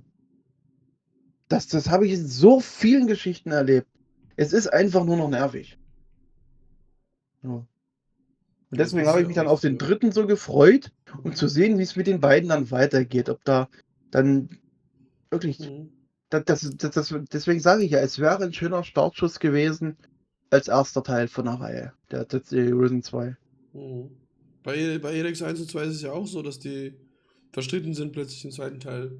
Im Prinzip. Die haben ja ein Kind, aber die sind verstritten plötzlich. Ja, ist genau dasselbe Ja, Käse. ne. Okay, so. Gut, der Held ist ja im Prinzip jetzt plötzlich ein Säufer und alles. Mhm. Erstmal zum Anfang, also das komplette Gegenteil, was er im ersten Teil war. Habe ich damals auch nicht ganz verstanden, wo ich das erste Mal gespielt habe. Obwohl er trotzdem seinen Witz, den er da, sag ich mal, im ersten Teil hatte, das haben sie ihm trotzdem noch gelassen irgendwo. Das muss ich auch sagen. Ne. Seine Art und Weise, das hat er noch im zweiten Teil auch noch. Also jetzt so geschichtlich finde ich es die beste Geschichte Jo. von allen Piranha Bytes Spielen, finde ich. Oder? Oder was sagst du? Was nochmal? Ich fand es die beste Geschichte von allen Piranha Bytes Spielen, die von Risen 2, finde ich. Naja, die beste von allen Piranha Bytes Spielen würde ich jetzt auch nicht unbedingt sagen, sag ich mal. Da hat mir das Gothic schon besser gefallen, weil sich es eben über die ganzen Teile gezogen hat, anstatt nur in einem Spiel. Aber was so die Risen-Reihe alleine, ich nehme immer jetzt die Risen-Reihe alleine, dort ist es wirklich der beste Teil, die beste Geschichte. Ich meine jetzt so einzeln gesehen, jetzt nicht mit anderen Teilen verbunden. Ich meine jetzt Naja, Einzelspiel, wenn du nur Gothic 2 hättest als Geschichte oder nur Risen 2, was würdest du sagen, wie? ich würde es nicht unbedingt als die beste, wie gesagt, trotzdem Okay, bezeichnen. okay. Aber als eine gute, sag ich mal. Mhm. Ich würde Okay, sie, also ich spiele sie gar nicht. okay. Easter Eggs kenne ich jetzt, glaube ich, nur Jack, dass es wieder einen Jack gibt. Ja. Außer Risen 1. Da kommt der dritte Teil dann zum Tragen wieder mit, bei dem Leuchtturmwärter, weil du das Ja, erste Mal hast, dass du von Spiel zu Spiel den gleichen hast. ja. Weil der in Risen 3 ist ja dasselbe wie in Risen 2. Weil bei Gothic hast du es ja immer so gehabt, der erste Leuchtturmwärter aus dem ersten Teil, der hat ja seinen Turm verloren, nannte man dann Nebelturm, so meine Theorie. Und der schwebt dann unten als Untoter im Keller. Mhm. No. Und der tatsächlich erste dann halt in Gothic 2 Mhm. war ja ein anderer als in Gothic 3, war ja auch ein anderer in Gothic als in Risen 1 und der war ja auch wieder ein anderer als in Gothic, sagen wir mal, als in Risen 2. Mhm. Ja. Okay. Also sonst welche Easter Eggs. Kenne ich nicht.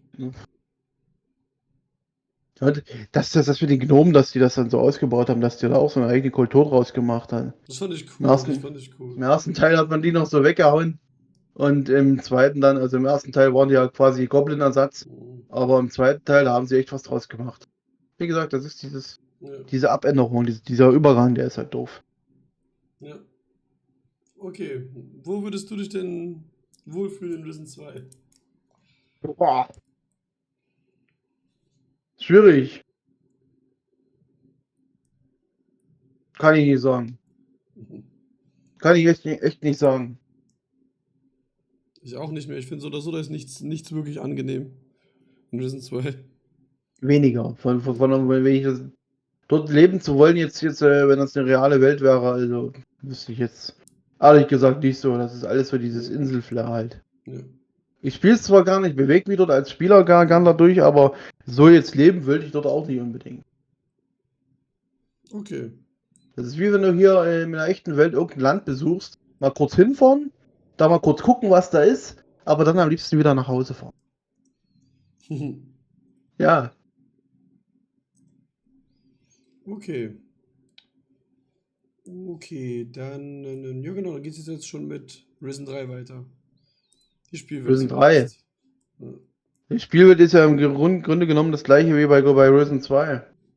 Nur, dass Mhm. wenn du jetzt die Karte aufklappst, das ein bisschen, das hast du auch bei Elix 1 und 2 dann, dass die Karte einfach nur ein bisschen versetzt ist. Du hast, glaube ich, Takarigua zum Beispiel ist, glaube ich, noch mit drin aus dem Vorgänger. Das Ding ist, während sich Gothic 1 und 2 so zusammengehören und Gothic 3 sich dann absetzt, ist es bei Risen genau umgedreht. Risen 2 und 3 gehören von der Spielewelt mehr zusammen als jetzt mit dem ersten. Ja. Ähm, Mhm. ja, die Spielewelt, du machst, ist halt von der Art her, auch wenn du jetzt teilweise auch andere Inseln hast, ist es ja das gleiche wie in Risen 2. Also, Mhm. ja. Bis halt, dass du überall diese untoten Winkel da hast auf der Insel, was halt so zur Geschichte gehört.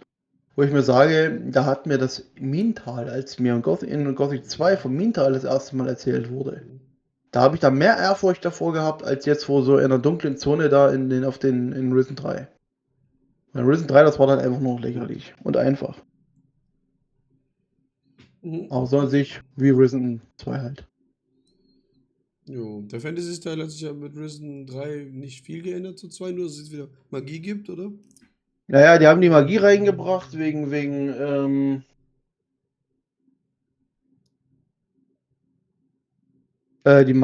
Magie wieder reingebracht, weil halt die Leute gequakt haben, Risen 2 ist nicht mehr ganz, entfernt sich zu weit von Gothic. Deswegen muss die Piranha Bytes zu sagen, wir bringen wieder die 3 Gilden rein, wir bringen wieder Magie rein und so weiter. Deswegen Risen 3 finde ich für mich auch eines der schlechteren Spiele von Piranha Bytes. Da ging es tatsächlich los, da ging es wirklich bergab. Glaubwürdigkeit? Ah, die Geschichte hat mich nicht null interessiert. Gut, Geschichte. Glaubwürdigkeit. Nee, nee. Geht komplett verloren, die Glaubwürdigkeit. Es wurde, glaube ich, irgendwann gesagt, Stahlbart hat nur Töchter, dass der auf einmal diesen Sohn dort hat, den man spielt, das hat mir von Anfang an schon nicht geschmeckt. Und da geht's schon los. Patty ja sowieso, hast du ja vorhin auch schon gesagt. Die So Schönheitsoperation. das Aussehen schon alleine, die hat ja dann auch eine andere Sprecherin bekommen. Die ist irgendwie komplett eine andere Figur. Das passt alles von hinten und vorne nicht zu dem, was vorher war. Auch wenn 1 und 2 so unterschiedlich waren, trotzdem, was die Geschichte und Glaubwürdigkeit angeht, ist wirklich, hebt der dritte Teil da. Das kannst du eigentlich vergessen. Selbst, dass der so tot ist dann und so wiederbelebt wird und so weiter. Selbst hier, wo er sein Schiff dort wieder haben will. Nee, du bist jetzt tot, jetzt hast du dein Schiff nicht mehr und so. Das ist weit von der realen Haltung von den Menschen da irgendwo entfernt. Also, das ist alles Dialoge, das ist wirklich. Risen 3, wirklich, wie gesagt, das war so dieser Startschuss in dieses Unglaubwürdige, wirklich. Da fängt's an, da fängt's wirklich an. Also Glaubwürdigkeit sehe ich da 0. Okay. Kampfsystem. Risen 2. Ja, nur Muss ich nichts dazu sagen. Würde ich sagen, oder? Ein kleines bisschen optimiert schon. Mehr oder weniger. Weil du kannst ja mehr dann wählen zur Magie noch mit. Ich meine, Kampfsystem bei Risen 2 nochmal, das hatte ich vorhin vergessen. Du hast ja Kampfsystem, du hast einmal die Entscheidung im Spiel, welchen Weg du gehst. Voodoo oder Muskete, also Schießen. So, im Grunde genommen, das wurde mir dann auch erklärt, ist das eigentlich nur die Entscheidung, Fernkampf oder Nahkampf. Fernkampf wäre Voodoo, weil die Voodoo-Magie in Risen 2, die ist zu kotzen, die bringt ja nichts. Also hast du nur das Schwert. So, während du jetzt als Inquisitionsmitglied die Muskete hast, wäre der Fernkampf. No. Und in Risen 3, da geht es natürlich auch wieder mit den Gilden einher. Bei den Magiern, du wirst ja kein Magier, du wirst ja nur Wächter. Hast du ja diese Magie. Aber im Grunde genommen spielst du auch viel mit, trotzdem viel mit Schwert. Weil, was mich stört dort ist dieses Aufgeladen. Du musst ja erst quasi so einen Schlag, musst du ja manchmal stellenweise auch erst aufladen und dann zuhauen. Und das stört mich, weil die Viecher, die springen dich halt so an. Und das nervt. Also das Kampfsystem ist wie bei allen Kampfsystemen bei Piranha Bytes. Wenn du dich daran gewöhnt hast, dann geht's. Aber dafür, da gefallen mir frühere Kampfsysteme besser. Okay. Schwierigkeitsgrad. Leicht. Einfach. Kann ich nur so sagen, wie es ist. Einfach. Simpel. Dass du natürlich eine gewisse Grundstärke erstmal dir erarbeitet haben musst im Spiel, ist logisch. Aber so an sich ist es dann auch einfach. Ja. Charakterentwicklung, gibt's da irgendwas?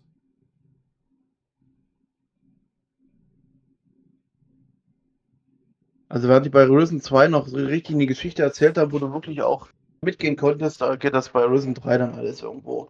Das ist alles so Larifari irgendwo daher hingeschmissen. Auch bei den Charakteren, bei den Figuren. Ich finde die Gnomeninsel toll. Ja. Im ersten und im zweiten Teil. Toll. Auch. Ja. Aber nur mit Add-on Zack. Soweit ich weiß. Der beste war immer noch der Assi-Klon. Gnom. Gnom, der Assi-Gnom. Zakir. Das war ja nie wieder vergessen. Zakir egal, wenn alle andere arm. Wichtig, dass Zakir reich. ja. Das ist so ein richtiger Assi-Gnom. So ein richtiger Yoda-Gnom. Ja. Das war geil, ja. Okay, genau. Charakterentwicklung, von der Entwicklung ist ja nicht zu reden, aber es gibt so Charaktere und Figuren, da waren wir eigentlich schon bei den Easter Eggs, ja, Gothic, aber... Machen wir gleich, genau, ja. Ja. Also der Held? Der Held? Wer ist das? Der existiert gar nicht. Stahlbart hatte nur Töchter. Ja. Warum sollte der den Risen 1 und 2 Helden zu seinem Nachfolger, sage ich mal, erklären, während er doch einen Sohn hat, dem er das Erbe geben kann? Also, das geht mit der Glaubwürdigkeit einher, dass das eigentlich Käse ist mit diesem komischen Bruder da von der Patty. Ja. Deswegen der Held. Kannst du eigentlich in der Pfeife rauchen. Ja, Okay. ist so. Mich interessiert das eigentlich auch null, dass der da seine komische gute und böse Sache da hat, die nicht wirklich was bringt. Ja. Also, ja, Schwachsinn eigentlich, also Käse. Der Okay, Held da. Geschichte. Geschichte, naja, du musst wieder einen Titan also irgendwie besiegen und du sollst dich, nee, du willst deinen Geist zurückhaben. Du bist ja nur, dein Geist ist ja irgendwie weg, du bist ja nur Schatten deiner selbst. Ich mag zwar nicht viel davon im Spiel, aber ja, die Geschichte, ja, sag mal so, die Idee könnte nicht schlecht sein, aber die Ausführung ist eigentlich für den Arsch. Okay. Weil du hast das, was du in den Elix-Spielen dann hast. Geh hin, kloppe die Viecher tot und das war's. Mhm. Ja. Okay. Gut. Dann jetzt die Easter Eggs. Jetzt kommen wir wahrscheinlich zum Mut zum Beispiel. Easter Eggs. Mhm. Ein Spiel für Gothic-Fans hieß es. Ich als Gothic-Fan sage, scheiße. Weil, wenn ich ein Spiel für Gothic-Fans haben will, dann will ich ein Gothic haben. Mhm. Gothic Remake ist ein Spiel für Gothic-Fans. Aber kein Risen 3. Das macht es für mich zu keinem Gothic, wenn dort auf einmal Scavenger rumrennen, die noch nicht mal wie Scavenger aussehen. Oder Drachenschnapper, die auch nicht wie Drachenschnapper aussehen. Die nur so heißen, nur um dieses Easter Egg zu Gothic zu schaffen. So, dann hast du solche Figuren wie den Matt, Mhm. der wirklich nervig ist. Das Blöde ist, du brauchst ihn tatsächlich in der Story, den du überhaupt nicht los wirst. No. Ja, Piranha Bytes wollte wahrscheinlich, dass der nervig ist, aber nicht auf die Art und Weise. Mit dem musst du in so einen Tempel gehen und sowas. Ja, dann hast du dann hast du ja auch noch eine Figur, zum Beispiel den Keil hast du ja dort auch. Rennt nicht durch mein Lager. Ja, das Ja, das sind ist doch dann, in diesem einen, diesem neuen Volk da. Wie heißen die nochmal? der Dämonenjäger Genau, ja. mit dem Lager da oben. Das ist ja auch derselbe Sprecher. Wieder wie Gothic 1. Ähm, also diese aufgesetzten Easter Eggs, die hätten sie weglassen. Ganz ehrlich. Mhm. Weil damit machen sie eigentlich komplett das zunichte, was sie bei Risen 1 immer, was ich vorhin gesagt habe. Die wollen uns erzählen, Risen gehört nicht in die Gothic-Welt mit rein. Dadurch, dass die diese Easter Eggs mit den ganzen Namen von den Viechern da wieder mit reinbringen, hauen die eigentlich da genau dagegen. Mhm. Mit Risen 3. Deswegen bei Risen 3, da stimmt irgendwie hinten und vorne nichts. Du kannst einfach nur das Spiel starten, Gehirn ausschalten, spielen, ausmachen, Gehirn wieder anschalten. Ja, Okay, wo würdest du dich denn wohlfühlen, dort zu leben? Gorillas. Ja. Keine Ahnung. Genau wie bei Risen 2, genau dieselbe Frage, genau dieselbe Antwort. Ja gut, bei Risen 3 hätte ich gesagt, einfach diese Stadt da, wo die Magier auch sind und so. Ist ja eine Hafenstadt im Prinzip. Naja, Hafenstadt, Vom, das ist ja bloß so ein kleiner Steg dort unten, das ist ja. ja keine wirkliche Stadt. Ja, ja, aber das wäre das Einzige, glaube ich, wo ich sagen würde, da kann man noch leben. Das wäre doch am idyllischsten. Dann Ja. diese Dämonenkathedrale da. Nee. Nee. Piratenstrand. Nee. Nee. Das ist ja bloß ein Schiffswrack. Ja. Aber wirklich sowas Einladendes dort hast du nirgendwo eigentlich. Allerhöchstens eben das von den Magiern da. Das ist aber auch schon alles. Mhm. Okay. Dann geht's jetzt zu Elex 1. Elend 1. Spielwelt. Spielwelt. Ja. 1,5 Mal so groß wie Gothic 3 wurde damals geprahlt. Ja. Du hast so jeder, das ist ja inzwischen auch so ein Ding, was in vielen Spielen, du hast die grüne, in den Welt, hast eine Eiszone, du hast eine Wüstenzone, hast du dort auch. Dort kommt noch dazu, du hast diese zerstörte, verkohlte Welt mit den Klerikern. Ja. Das Ding ist, die Spielwelt, ich hatte immer wenig Interesse, sie großartig zu erkunden. Du hast diese paar Lager da, die Gildenlager. Dann hast du noch ganz links unten auf der Karte so ein Gebiet, das dir irgendwie als so gefährlich, irgendwie als so eine Gefangenenecke, wo die Gefangenen hingebracht werden, wo du dann auch diesen Lift hast. Habe ich nicht wirklich was gemerkt davon. dass das so eine gefährliche, raue Welt ist. Aber die Spielewelt an sich ist halt groß. Und ich muss sagen, im Gegensatz zu einem Gothic 3 brauche ich da wirklich immer noch eine Karte. Mhm. Ja. Ja, stimmt. Und es gibt ja auch noch diese Gegend von den ganzen Alps und so. Auch diese weiße Naja, Karte. diese Eiswelt. Der Eispalast zum Beispiel, da habe ich mir auch noch mehr erwartet. Das ist ja bloß diese große Fläche da und dann gehst du dort runter und hast die paar Gänge und das war's. Und der Palast stelle ich mir eigentlich was anderes vor. Das stimmt, aber die wollen ja eh nichts, die haben eh keine Emotionen. Ja. Sozusagen. Okay. Das Blöde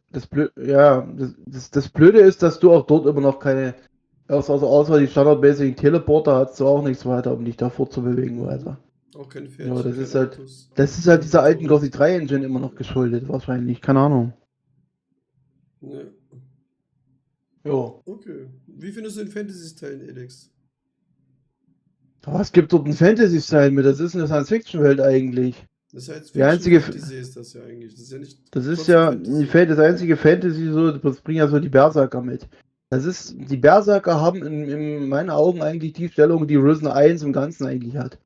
So eine Alibi-Gothic-Gilde, dass man irgendwo, wer jetzt aus Gothic kommt, sowas Mittelalterliches da drin haben will, der geht halt zu den Berserkern. So, was anderes, der Rest ist ja eigentlich nur Science Fiction, eigentlich nur. Ja gut, aber die Monster sind ja trotzdem Fantasy im Prinzip. Naja, Das es ist ja sind einfach Mutanten, das Ding ist, es wird ja erzählt, dass es Mutanten sind, dass es eigentlich normale Lebewesen waren, die nur mutiert sind. Das zähle ich das schon wieder Richtung mit Science Fiction, nicht mehr wirklich Fantasy. Ja, das ist so ein Zwischending eigentlich, würde ich sagen. Jo. Wo man sich streiten kann, was ist das jetzt Fantasy, sind das jetzt Fantasy-Monster oder sind das Science-Fiction-Monster einfach nur mutiert? Mhm. Okay, Glaubwürdigkeit. Ja, teils, teils. Dass der Krater, dass der Meteorit dort abgestürzt ist, dass er das Elix dort runtergehauen hat, dass die sich das da irgendwie reinpfeifen und dadurch Baller Baller werden. Gerade die Alps. Ja. Und stärker werden dadurch halt. Dass wir das Ding ist Glaubwürdigkeit, wenn es ein bisschen besser erzählt worden wäre und nicht alles so Larifari nebenher erzählt worden wäre, die Geschichte. Die kommt ja erst wirklich später in Fahrt, die Geschichte. Da hat sie mir auch tatsächlich gefallen. So, da wollte ich auch wissen, wie es weitergeht, dann auch nach dem Spiel. Wollte ich wirklich wissen, wie es in dem zweiten Teil weitergeht jetzt. Mit den Wissenden, die da kommen sollen. Ja. Ja. Aber stellweise kann man mitgehen mit der Geschichte von dem Jackster, dass die den dort loswerden wollten. So. Ich habe noch nicht ganz rausgefunden nach mehrmaligen Spielen, warum warum ist der dort in Ungnade jetzt eigentlich gefallen? Aber ich glaube, das haben sie so ein bisschen versucht zu erzählen, dass der da auf einmal hier, wir müssen den jetzt versklaven. Ich will den aber nicht versklaven. Ketzer! Dass das so ungefähr losging. Auf gut Deutsch gesagt.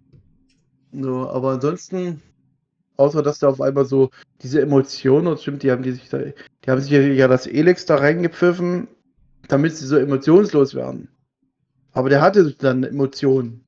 Irgendwie. Ja, weil er aufhört. Und dadurch, sozusagen, ja. naja, und dadurch haben die dann eben hier abschießen wollen und so. Dass der sich dann rächen will. Und der hatte ja das erstmalig in der Piranha Bytes Welt, hatte der irgendwie erstmalig einen Namen sogar. Und ja, also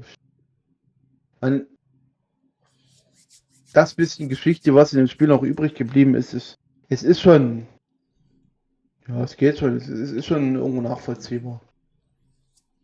Okay. Dass der dann wissen will, was er ist und so. Kampfsystem. Das Kampfsystem, dort haben sie ja diese Ausdauer mit reingebracht.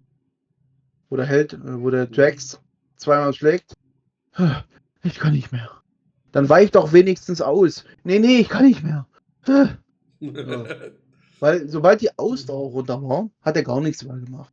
Weder ist ausgewichen, noch hat er zugeschlagen. Du musstest immer erst warten, während die Viecher quasi auf die einschlagen. Und das war gerade am Anfang, wo man noch die wenigste Ausdauer hat und die wenigste Power und den wenigsten Schutz. Da war es am meisten schlimm.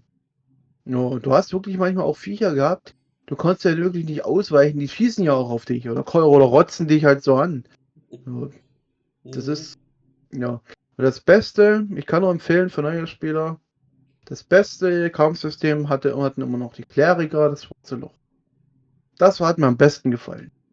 Du hast die Gruppe von Viechern, wenn du das dann irgendwann mal freigeschalten hast, hast du eine Gruppe von Viechern, du schmeißt du dieses schwarze Loch rein, mitten in den Haufen, die zieht's in das schwarze Loch dort kurz rein und gibt denen noch ordentlich Schaden so einer Gruppe. Ja. Okay. Du konntest ja auch noch mit dem Jetpack zusammen, konntest du ja auch noch so bestimmte Kampffertigkeiten machen. Ja, so Aber Sprungangriff das, und sowas. ja, Zum das ist mir Beispiel. aber auch nie wirklich gelungen. Da gibt es wahrscheinlich Spieler, die sind da besser damit klargekommen. Aber für mich, für meinerseits war das ein bisschen kompliziert. Jo. Schwierigkeitsgrad?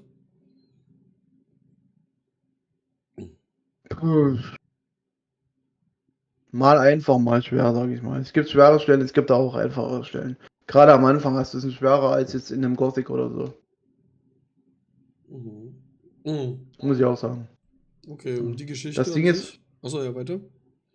ja, das Schlimmste ist tatsächlich der Endgegner dort, weil da wirst du von allen Seiten angegriffen und der Endgegner, der ist ja dieser Hybrid.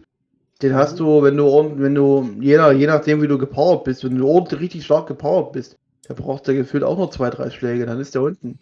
Was dich dort stört, sind diese Gegner, die von allen Seiten kommen. Ja.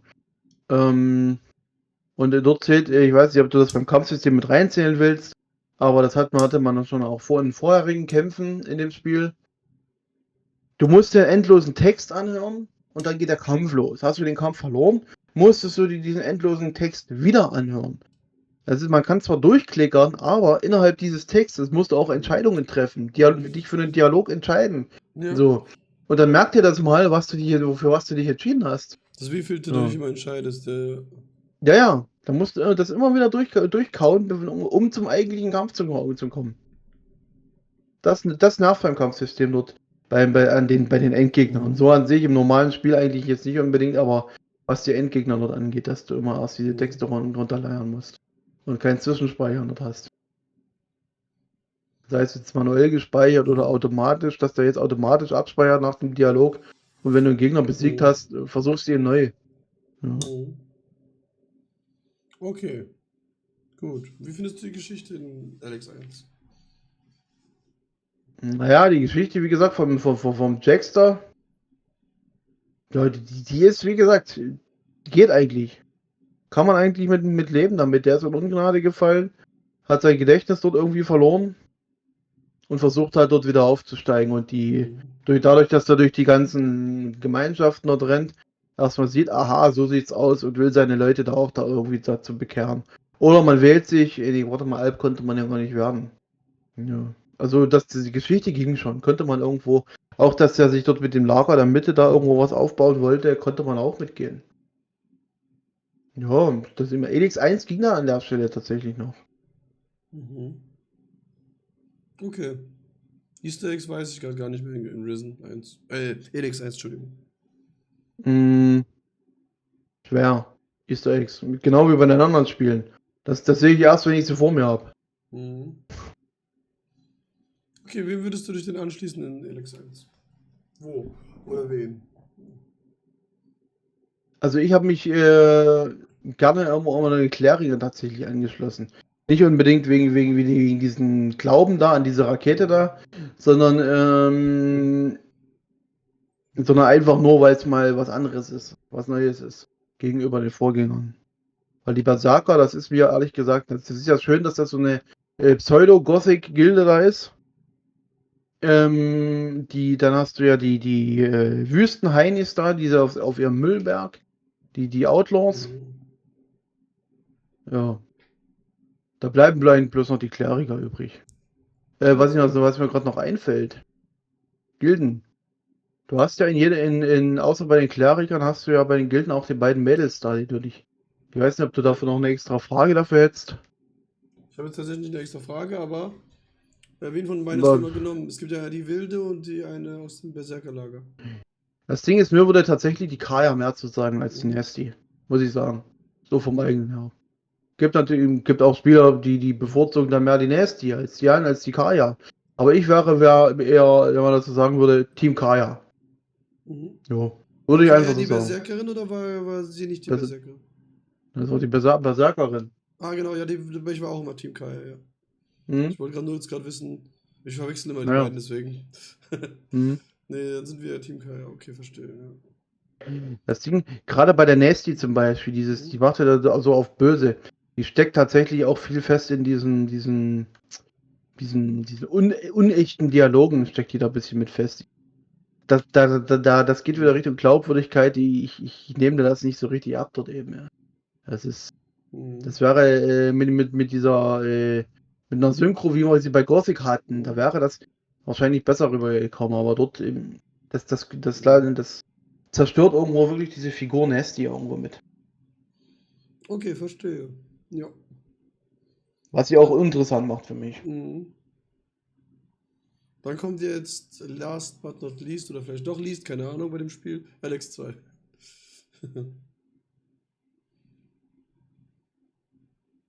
Nächste Frage. Nee, Elex 2. Da merkt man wirklich, es ist nicht mehr dasselbe Team wie zu Gothic 2 Zeiten. Während das Minental zum Beispiel noch irgendwo man die Glaubwürdigkeit hatte, auch das zu sein, was es im zweiten Gothic gegenüber dem ersten Teil, dass es eine abgeschottete Region ist, dass dort sich das Böse sammelt und so weiter. Es war auch immer noch dieselbe Engine und nur noch dasselbe Tal, nur eben abgeändert. So hatte man zwar in Elex 2 jetzt auch wie bei Risen 2 und 3 eben die Karte einfach nur nach rechts verschoben. Aus der Wüste wurde Grünland. Die Berserker wurden von mittelalterlicher, die wurden ja im ersten Teil der mittelalterlichen Fantasy entrissen und im zweiten Teil sind sie irgendwie so eine, wie soll ich sagen, grüne Sekte irgendwie, keine Ahnung. Ja. Ja. So ein bisschen. Passt hinten und vorne nicht zusammen. Charity Streamworld, guten Abend, wenn ich dich mal begrüßen darf. Charity Streamworld, du bist wieder da, hallo, mein Freund. Ja. Und, wo war ich stehen geblieben? Das Ding passt von der Karte her nicht zum ersten Teil zusammen. Da passt gar nichts zum ersten Teil zusammen. Die haben sich diese Kaya-Geschichte komplett einfach nur genommen. Die haben dieses mit der Nasty. Sind einfach davon ausgegangen, dass jeder Spieler Kaya nimmt. So, hast du aber jetzt Nasty gespielt. An der Stelle warst du verloren im zweiten Teil. Weil das beruht nur auf dieser Kaya-Geschichte, wo ich mir in meinem Let's Play oder in meinem Stream damals zusammengesponnen habe. Wenn ich jetzt Outlaw bin und mit der Nasty das mache im ersten Teil, dann bin ich natürlich so ein Arschloch, dass ich dann auf die Kaya springe, ihren Sohn mache und die Nasty mit ihr bescheiße. So. Ja, stimmt eigentlich, ja. Ja. Wenn man sich das so zusammenspinnt, kann es natürlich irgendwo hinkommen. Ach, aber das machen die wenig. Warum die verstritten sind. Jetzt verstehe ich das Problem, ja. Und dadurch, dass die eben dieses Verstreiten wieder drin haben, weiß ich nicht, was ist nur Sache. Ist der jetzt in großer Liebe mit der Kaya dort im zweiten Teil? Oder hat er wirklich die Nasty beschissen? Jetzt, wenn man sowas verstreiten, ja, was denn nun? So wirklich, könnte man wirklich denken, der hatte mit Nasty mal zusammen und ein Kind macht da mit Kaya dann. So. Ja. Dann sieht der Jack selber, ich würde sagen, wenn ich jetzt einen Schauspieler nehmen würde, um die beiden miteinander zu vergleichen, da wäre es im ersten Teil der Jason Statham, falls den jemand kennt, der kommt da eher hin. Wenn ich jetzt einen realer Schauspieler den spielen würde, würde ich den nehmen. So. Und beim zweiten Teil, der hat wie eher den Michael Rooker, falls den jemand kennt. Der hat ja bei Walking Dead am Anfang mitgespielt. Und bei hier Marvel-Filmen hat er mitgemacht. So. Da habe ich mir am Anfang vom zweiten Teil habe ich mir so gesagt, da hat wohl Jason Statham angerufen und gesagt, ich will mein Gesicht zurückhaben. So. Das Ding ist, dann haben die vom Aussehen her auch mit dem zweiten Teil alle diese Glubschaugen irgendwie. Ja, aber wirklich alle, jede einzelne Figur. Ja, dann haben die von Aussehen die Haarpracht. Ich habe die Haare schön. Und zwar auch die Leute, die im Spiel im Dreck leben, haben die Haare schön. Ja. Dann hast du erstmals die Kinder dort mit drin. Es gibt, der Piquet hat mir das gesagt, es gibt maximal 5 Kinder im Spiel. Die auch alle gleich aussehen, ob Junge oder Mädel. Haben auch dieselbe Stimme. Ja. Willst du noch expliziertere Fragen stellen oder einfach jetzt so allgemein bei dem Spiel? Ich denke, wir machen allgemein, wir können nachher immer noch bereden. Also gut, bei Ja, ich meine, Glaubwürdigkeit kommen immer die meisten Sachen ins Licht. Da kommt immer das meiste, glaube ich, tatsächlich einfach an sich. Also wenn Risen 3 schon keine Glaubwürdigkeit hatte, dann hatte Elex 2, naja, wie war die Frage? Nee, aber weil es ist nun mal eine Fortsetzung. Dieser Krater dort, den man im ersten Teil gesehen hat, dort wo ja die Rakete drin steckt, da leben auf einmal die Outlaws drauf. Dann wurde geprahlt, das ist das nächste, es wurde geprahlt. 5 Gilden statt 3. Eigentlich sind es 4,5, naja, noch nicht mal. Du brauchst ja eine Gilde, um bei der anderen Gilde dann aufzusteigen. Das ist irgendwie so ein Ding wie bei den Gardisten Gothic 1. Du musst erst Schatten werden, um dich dann nochmal entscheiden zu können, Gardist oder Magier. No, das hast du bei den Klerikern, glaube ich. Du musst erst, glaube ich, Kleriker werden, um dann nochmal zu entscheiden, wirst du jetzt doch lieber Alp oder weiter Kleriker. Ja. So. Und das hast du auch, glaube ich, bei den Morcons, bei der neuen Gilde. Da hast du auch bei den, oder war das bei den Outlaws? Bei irgendwo hast du das, da hast du nochmal so eine Entscheidung. Bei den Und das, war das, ja. Ja, das geben die dann als 5 Gilden aus. So. Dann hast du die Morcons, die dir irgendeinen Glauben aufdiktieren wollen. So irgendwie, was war das für ein Glauben an Gewalt oder irgendwas war das? Das kam auch alles nicht rüber. Dann hast du in der Spielewelt die erste, weil die Spielewelt nicht zusammenpasst, mit dem Krater schon alleine. Dann hast du irgendwo Ruinen aus der alten Welt stehen, 100, 200 Jahre alte Ruinen stehen, die an derselben Stelle im ersten Teil nicht da standen. Oh, wo auch Sachen drin zu finden sind aus der alten Welt im zweiten Teil.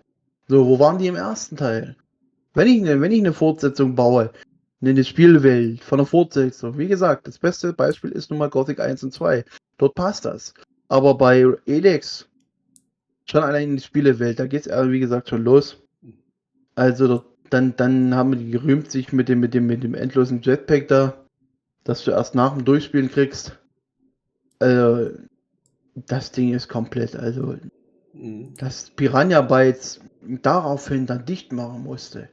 Dass die Embracer Group dann gesagt hat, ja, Piranha Bytes, also langsam reicht's. Wir wollen nicht mehr. So, das war abzusehen. Und ich bin ganz froh, dass nicht Piranha Bytes, dass nicht dieses Team für Remake verantwortlich ist. Bin ich ganz froh drüber. Den Schuh, das hätten die nie gestemmt. Nee, niemals so gut, denke ich. Nee. Also nach dieser. Ja. Und im Grundprinzip dasselbe bei Elex 2, es war im Prinzip dasselbe Spiel wie Elex 1. Wo du im ersten Teil die Alps als Gegner hattest du dort die Skyhands. Also diese Außerirdischen, diese Wissenden, wo man noch im ersten Teil neugierig darauf war. Da war es eigentlich einfach nur Ersatz-Alps, sage ich mal, im zweiten Teil. Du hast auch diese immer gleichen Türme gehabt, dann diese immer gleichen Lager gehabt, wo du hingehen musstest, um die auszuschalten, dann um die zu besiegen. Du bist eigentlich nur durch die ganze Welt gerannt, um zu kämpfen. Alle Welt beschwert sich über Arcania, aber in Elex 2 ist es auch einmal ganz toll. Ja, dort ist die Geschichte, wenn du mich jetzt nach der Geschichte fragen würdest, würde ich sagen, die Geschichte ist scheiße, weil die Geschichte ist auch scheiße ausgebaut. Das habe ich damals auch in meinem Stream gesagt. Das, was ich als Spieler, die Geschichte, die ich gern als Spieler gespielt hätte, die Orte, die ich im Spiel dafür gern besucht hätte, existiert nicht. Das wird dir von diesen Sax Xardas, der ja vorher noch der Hybrid war, auch totaler Käse, dass der das auf einmal sein soll dort. Mhm. Das wird ja alles so in endlosen Texten runtererzählt. Das, was ich gern gesehen hätte, dafür habe ich ein Bild vor Augen. Mhm. Dafür will ich was sehen. Dafür spiele ich. Dafür spiele ich das Spiel. Nicht um nur rumzurennen, um Ja, immer und dann gleich haut er ein einfach Gefecht. irgendwann ab und dann passiert gar Ja. nichts mehr mit dem. Das Spiel endet, ohne dass man erfährt, wie das jetzt weiterging mit ihm überhaupt. Was mich Naja, total genervt hat. der erklärte, der will dort so eine sechste Macht aufbauen da. Das verliert sich auch irgendwo im Spiel. Also, das ist. Elix 2 ist von hinten bis vorne eigentlich tatsächlich ein kompletter Klogriff, sage ich mal. Aber wirklich, das stimmt gar nichts als Fortsetzung. Wäre es jetzt ein erster Teil von irgendwas, also dann ja, vielleicht. Aber nicht als Fortsetzung, weil wenn davor schon was existiert hat. Mhm. Was auch noch in dieselbe Spielewelt eigentlich hat. Also, da rümpft zu Recht eigentlich jeder die Nase drüber über Elix 2. Mhm. Kann ich aber auch verstehen. Ich Mhm. finde es halt aber so oder so schade. Die Geschichte, dass die einfach nicht beendet ist mit ihm. Ich finde es so Mhm. scheiße. Ich hätte tatsächlich, auch wenn sie es gegen die Wand gefahren haben, aber ich hätte schon gern LX3 wegen der Geschichte halt noch gern fertig gespielt. Ja. Sozusagen. Naja. Bin ich ehrlich, das wäre ein Grund, warum ich es gerne gespielt hätte noch. Ja, ja. So, weil die Geschichte endet einfach so blöd. Mhm. Und eigentlich habe ich die ganze Zeit erwartet, dass der noch zurückkommt, nachdem er abweg-teleportiert ist irgendwo hin. Nee, ist ja nie wieder Mhm. zurückgekommen im Spiel. Ja. Dann hast Das du auch noch den mit dem Rest Sohn. gemacht. Ja. Vor allem das auch mit dem Sohn, das Schicksal von seinem Sohn, und dass er sich da, sage ich mal, so schlafen legt. Ja. Wo ich mir schon zusammengesponnen habe, am Ende spielt man den Sohn dann in irgendeiner eine Fortsetzung oder so. Mhm. Dass das dann ein paar Jahre weiterschaltet und dann man als sein Sohn dort quasi aufwacht und den dann spielt dann irgendwie, keine Ahnung. Ähm, aber mit der Kaya dort mit dem Sohn, ja, mit dem Sohn, das ist jetzt so und so. Okay, gehen wir Kaffee trinken. So ungefähr. Das hat die Alte auch wirklich null interessiert, da kam nichts rüber. Ja. Stimmt, der kann ja auch einfach seinen Sohn mitnehmen. Die Frau juckt es im Prinzip gefühlt nicht. Könnte ja alles Guck sein. mal, Ne? ich habe ja damals in meinem zweiten Stream-Durchlauf mir da Mods rausgesucht und gesagt, ich habe so keinen Bock auf Elix 2 nochmal, dass ja, ich einfach nicht spielen sollen, aber ich wollte es trotzdem nochmal mit dazu spielen. Habe mir aber Mods rausgenommen, wo ich unendlich Begleiter mitnehmen konnte. Ich habe mich aber auf die 5 Mädels, die man mitnehmen konnte, beschränkt, dass ich Mhm. irgendwo eine Grenze für mich selber drin habe. So, und habe das Ding als böse Mädchenbild getauft, weil ich dort auch auf böse spielen wollte. Mhm. So, aber das Ding ist, ich war am Ende zu böse. Die Kaya ist ja dann stiften gegangen. Die hat mich Mhm. dann verlassen. Die war dann weg. Ich habe die nirgendwo mehr gefunden im Spiel. Die hat gesagt, ich bin zu gemein, die geht. So, wo ich mir gefragt habe, die geht. Ja, wohin denn? Wir haben einen Sohn zusammen. Wo willst du hin? Jetzt bist du alleinerziehender Vater Aber, geworden plötzlich. ja, so ungefähr. Ne. Ja, ja, und ich habe jetzt auch eine Mod reingepackt, wo ich das unendliche Jetpack dann von Anfang an hatte. Mhm. Weil ich habe da nicht mehr eingesehen, mich abermals von Piranha Bytes an der Stelle verarschen zu lassen. Die haben damit geprahlt, ewig und 3 Tage über die Karte dort fliegen zu können. Was du ja nur mit dem Unendlichen machen kannst. Ja, So. ist, wenn du das Spiel Ich kann durch mir, hast, ja. so, und ich habe versucht, mir das Jetpack, da konntest du dir ja ausbauen. Ich habe ja gehofft, dass irgendeiner dieser Ausbauskills das macht, dass das unendlich wird. Das war ja nicht der Fall.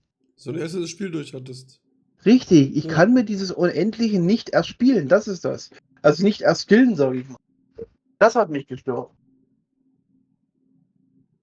Ja. Ja, aber ich wusste nicht mal, dass Nasty böse.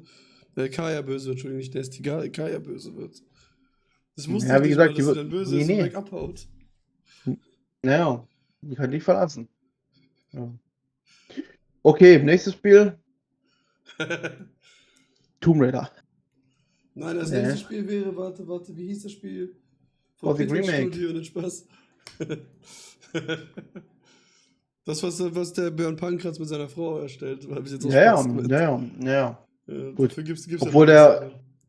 ich habe mich nicht genau informiert, ich gucke mir das Pitted Studios auch nicht großartig an. Hm? Aber ich finde es immer interessant, das habe ich schon von anderen gehört, ob das wirklich so stimmt, dass hier der Pankraz und damit er verantwortlich sein gewesen sein sollen für diese ganze Elix-Geschichte da, dass es halt so gekommen ist, dann auch mit der Schließung und so weiter. So. Und wenn das jetzt wirklich so ist, wie man das so hört, dann finde ich es tatsächlich ein bisschen traurig, dass er sich dann mit ihr zusammen da hinsetzt, was Neues machen will, obwohl man eigentlich weiß, das, was ihr zuletzt gemacht habt, war eigentlich für die Tonne. Ja, aber die Frage ist halt wirklich, ob sie alleine schuld sind, ob da noch ein paar, zwei mehr dabei. Das ist die Frage. Das Viel weiß man erzählen nicht. kann Das man ist das viel. Einzige, was ich, wie gesagt, da kann ich denen meiner Meinung nach nichts vorwerfen, so ganz ehrlich.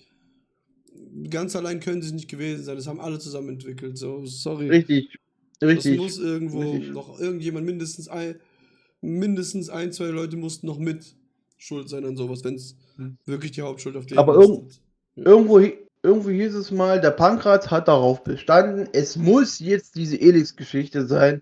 Wir wollen mal Science-Fiction machen, hier nicht immer nur das und das. Dass er da irgendwie darauf gepocht haben muss, unbedingt. Und dass da nicht alle einverstanden damit waren. Genau, So es waren habe nicht ich alle zumindest einverstanden, gehört. es waren aber bestimmt genug einverstanden, dass es dann gemacht wurde. Weil ich glaube nicht, dass alle bei ihm weitergearbeitet hätten, sozusagen freiwillig, oder nicht dann gekündigt hätten, wenn wirklich alle gesagt hätten, keine Ahnung, ich weiß jetzt nicht, wie groß war nochmal Piranha Bytes am Ende bei Elix 2? Keine Ahnung.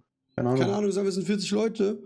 Und wenn jetzt 35 Leute sagen würden, nee, haben wir keinen Bock drauf, und nur 5 Ja gesagt hätten, wäre das doch safe nicht passiert. Also niemals. Ich glaube, und ich glaube auch mal gehört zu haben, dass er auch dafür verantwortlich ist, dass die immer noch auf ihrer alten Gothic 3 Engine da rumrackern, anstatt dass sich da irgendwo mal was Neues zu bauen oder notfalls in dem Fall sowas wie die Unreal Engine einzukaufen.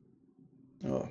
Das weiß man halt auch nicht. Das ist halt alles. Was dann in der Entwicklung einfacher gewesen wäre, ob das jetzt die eigene Engine dort, diese veraltet zu nehmen, oder sich jetzt auf eine Unreal Engine einzulassen, was da zeitlich und technisch besser gewesen wäre. Von der Entwicklung her für die Leute da, weiß ich nicht, keine Ahnung. Aber diese alte Engine da zu nutzen, war jetzt nicht die beste Entscheidung. Ja. Sieht man ja. Das Resultat spricht ja eigentlich für sich. Ja. Wie gesagt, ich habe ja auch mit Björn auch letztes Jahr auf der Gamescom auch geredet mit ihm dort. Ich war ja mit Bodo unterwegs und dies und das. Weil ich habe ja mit Bodo Henkel einen Tag zur Gamescom eingeladen. Da haben wir den ganzen Tag dann zusammen dort was verbracht. Und dann gab es ja auch das Treffen mit Björn Pankratz und seiner Frau und dies und das. Da habe ich dann auch viele Fragen gestellt. Und er hat halt auch gesagt, dass das ja nicht nur eine Person davon abhängt. Es sind ja mehrere Personen im Studio. Es wird auch abgestimmt zusammen und wird dann geschaut, was gemacht wird. Dann wird auch noch mit dem Publisher auch noch abgesprochen. Muss ja auch noch abgesprochen werden, was die auch noch dazu meinen. Und dass dann alles dazugehört im Prinzip. Und dass das nicht nur eine Person im Prinzip allein ist. Weil es ja viele sind ja auch zu ihm wirklich gekommen und haben das so gesagt, ja, du bist doch schuld gewesen. So wirklich Leute, die privat dahin gegangen sind. Und dann dachte ich mir auch so, das kann man so nicht sagen. Und da gibt es mehr Entscheidungsträger. Ja. Wie gesagt, das sind also so Erzählungen, das ist eigentlich wie in der Politik, das ist eigentlich wie überall. Ich meine, die können erzählen und so. Was am Ende wirklich der Wahrheit entspricht, wissen am Ende nur die Beteiligten selber. Ja. Ja. Deswegen sage ich inzwischen, ich habe es früher auch anders gesagt, das weiß ich, da habe ich dann wirklich doch ernsthaft so darauf gepocht, dass jetzt gesagt wurde, aber inzwischen bin ich schon an dem Punkt angekommen, wo ich sage, wenn das jetzt wirklich so stimmt, dann wäre das jetzt meine Meinung. Ich weiß aber nicht, ob es stimmt. Also, ja. Ich kann ja auch nur noch nach dem gehen, was man so in den Medien hört. Richtig, man weiß halt nie die Wahrheit im Prinzip. Man steht nie dahinter. Ob man will oder nicht. Naja. Und wie gesagt. Genauso würde die alle immer mit den Knüppel umhauen. Bis die Wahrheit rauskommt. Genau so sieht es aus. Da hieß es auch wieder. Oder? Mit dem schweren Ast. Habe ich jetzt auch mit jemandem mal ganz kurze Diskussion gehabt. Ich wollte die Diskussion nicht weiterführen, weil es mir auf den Sack ging. Gothic Remake, wo ich gesagt habe, die arbeiten eigentlich, ich meine, wie können die beim Gothic Remake anders arbeiten? Das einzige andere Arbeitsweise wäre, uns das fertige Spiel hinzuknallen und fertig. So versuchen die Community da irgendwie einzubeziehen. Dann wurde wieder dagegen geredet von der entsprechenden Person, dass das im Hintergrund so und so und da steht das so und so. Deswegen habe ich die Diskussion dann eigentlich auch abgebrochen für mich. Ich sehe, was die machen, dass das keine 1:1 Kopie zum Original wird, das sollte uns allen klar sein. Wer das Original lieber spielt, soll das Original spielen. Und ich habe auch dadurch erkannt, dass es solche Fans gibt und solche Fans gibt. Fans wie ich persönlich jetzt, wo ich sage, ich bin da offener. Ich nehme einen Arcania an, ich nehme einen Gothic Remake an und so weiter. Es ist meine Marke, die ich mag und alles, was da rauskommt, würde ich gerne haben. So, dann gibt es aber diese Hardcore-Fans, die diese dicke Fanbrille aufhaben, die über Gothic 1 und 2 nicht hinauskommen. Egal, was passiert. Ja. No. Und das sind diejenigen, die dann sogar gegen den Gothic 3 schon anfangen zu wettern. So, und von Götterdämmerung, Arcania oder dem Remake braucht man dann gar nicht mehr anfangen. Ja. Da kriegst du eigentlich nur Gegenstimmen.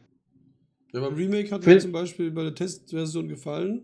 Also ich habe es auf der Gamescom gespielt. Die haben ja das übernommen, dass es die Brücke gibt.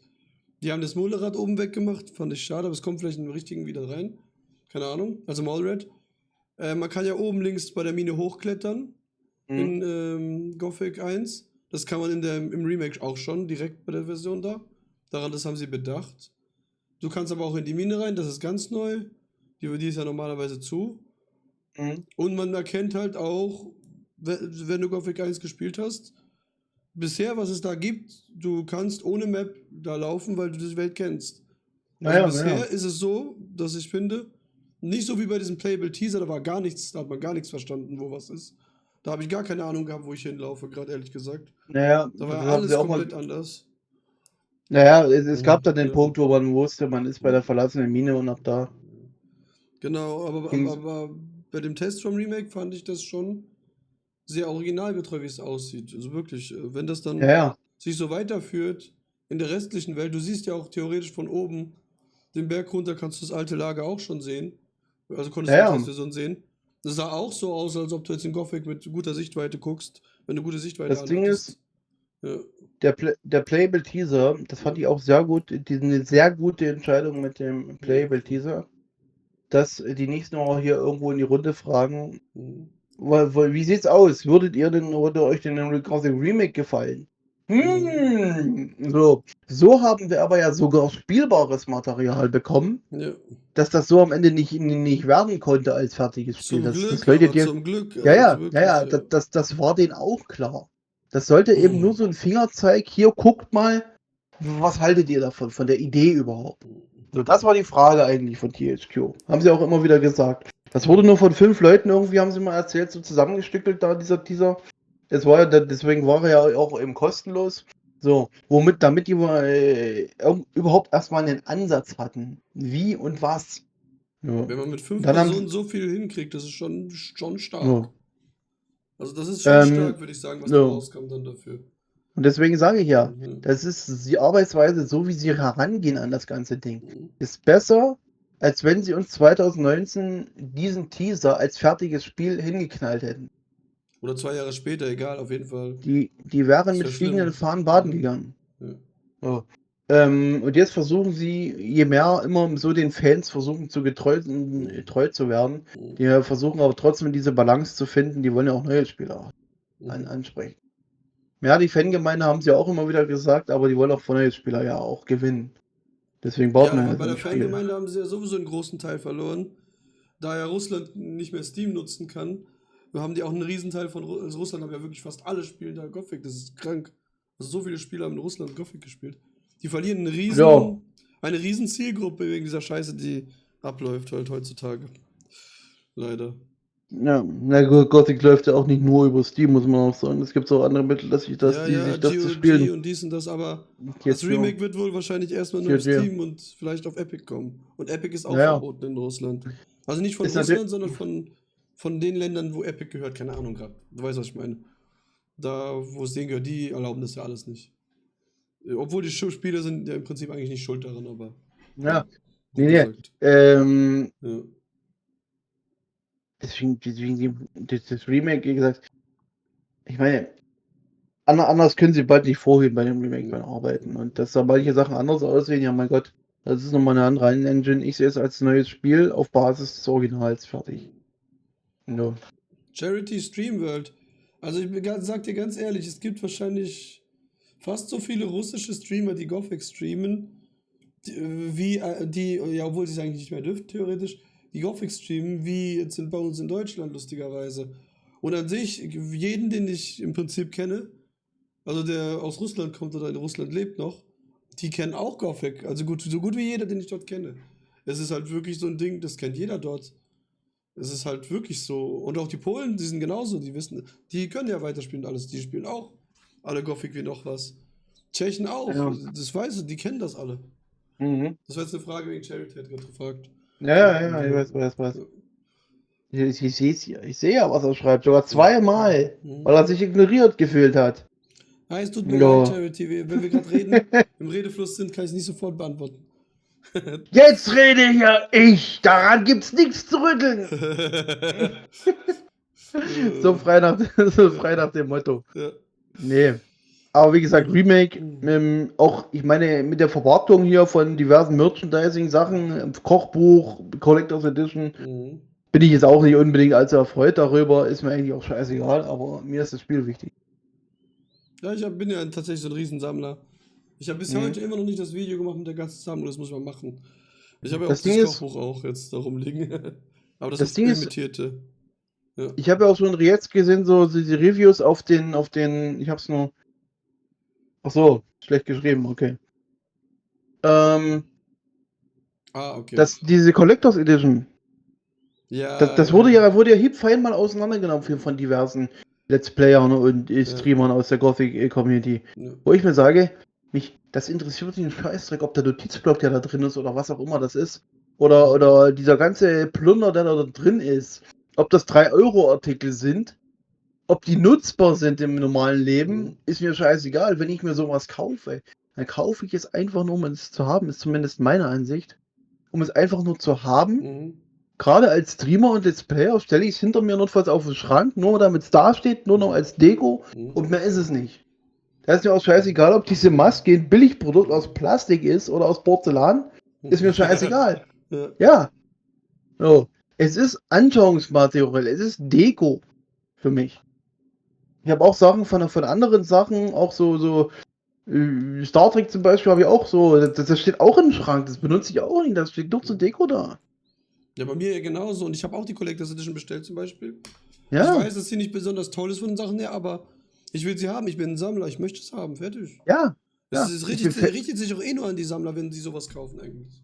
Ja, ich meine, sagen. wie gesagt, ich bin Fan der Marke Gothic und wenn ich die Kohle natürlich habe, ich meine, das kostet ja auch, gut, der Preis ist etwas übertrieben für den 150, übertrieben. glaub ich. Ja. Das anfangs war es 200. Ja, 150 war es am Ende, so wie ich dann gesehen habe, zum Glück. Ja, gut, mit einem 100er wäre ich noch mitgegangen, aber so, wenn man das Geld hat und ich bin Fan der Marke, dann kaufe ich mir das Zeug und stelle es mir in den Schrank und fertig und hab's. Ja, Charity, Genau. ich habe es für 150 bekommen noch tatsächlich. Direkt am Anfang habe ich es bestellt für 150. Ich habe letztens mit dem letzten, mit Crazy 2 habe ich diskutiert. Dann habe ich kurz nachgesehen, wie viel ich bezahlt habe. Das war 150. Direkt, weil ich direkt bei Release-Tag sofort vorbestellt habe. Direkt. Du musst der Gothic Shaper, der momentan kaum Gothic spielt, direkt die Gothic Collectors Edition haben. Ja, wie gesagt, ich habe eine riesen Gothic-Sammlung. Ich habe alles voll. Und sobald das Remake draußen ist, wird da jedes Ende durchgesuchtet, wie noch was auch wieder. Mhm. Wie gesagt. Darf ich da jetzt mal eine Frage an dich richten, in deinem Interview an mich? Ja, natürlich, immer.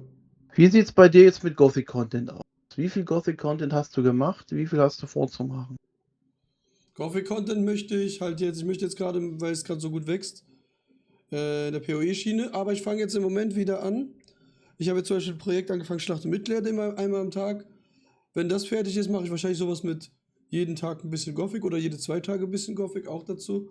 Das ist jetzt mein Plan in der Richtung, weil ich ja im Prinzip, ich habe Gothic-Fans, die kommen nur, wenn ich ein Interview mache oder Gothic, wie jetzt. Dann habe ich die anderen, die nur wegen PoE kommen, dann gibt es noch andere, die wegen Elden Ring oder so kommen. Deswegen mache ich jetzt dieses Projekt so, jetzt mache ich mal Schlacht und Mittelerde, da sind jetzt noch 4 Missionen übrig, da mache ich wahrscheinlich alle 2 Tage wieder Odyssey weiter.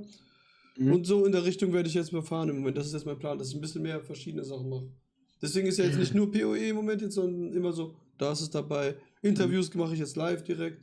Habe ich jetzt nur wegen dem Gothic Guru einmal gemacht, aber es kam sehr gut bei den Leuten an. Haben mich ein paar Leute privat angeschrieben. Ich gesagt, okay, mache ich die ab jetzt immer live. Ist eigentlich eine gute Idee. Warum sollten die Leute mich, wenn sie mich erwarten, warten müssen, wenn sie auch direkt im Interview dabei sein können und auch noch Fragen stellen können dabei? Das ist halt auch einfach so. Macht mehr Sinn. Und ich werde Ja. halt, wie gesagt, jetzt diese Zwischenprojekte, Schlacht und Mittelerde, viele hat es interessiert, habe ich jetzt mit eingepackt, mache ich die Kampagne nebenbei. Dann werde ich auch wieder Gothic genauso dazwischen packen. Immer ein bisschen jeden Tag oder so, jede 2 Tage, wie gesagt, machen.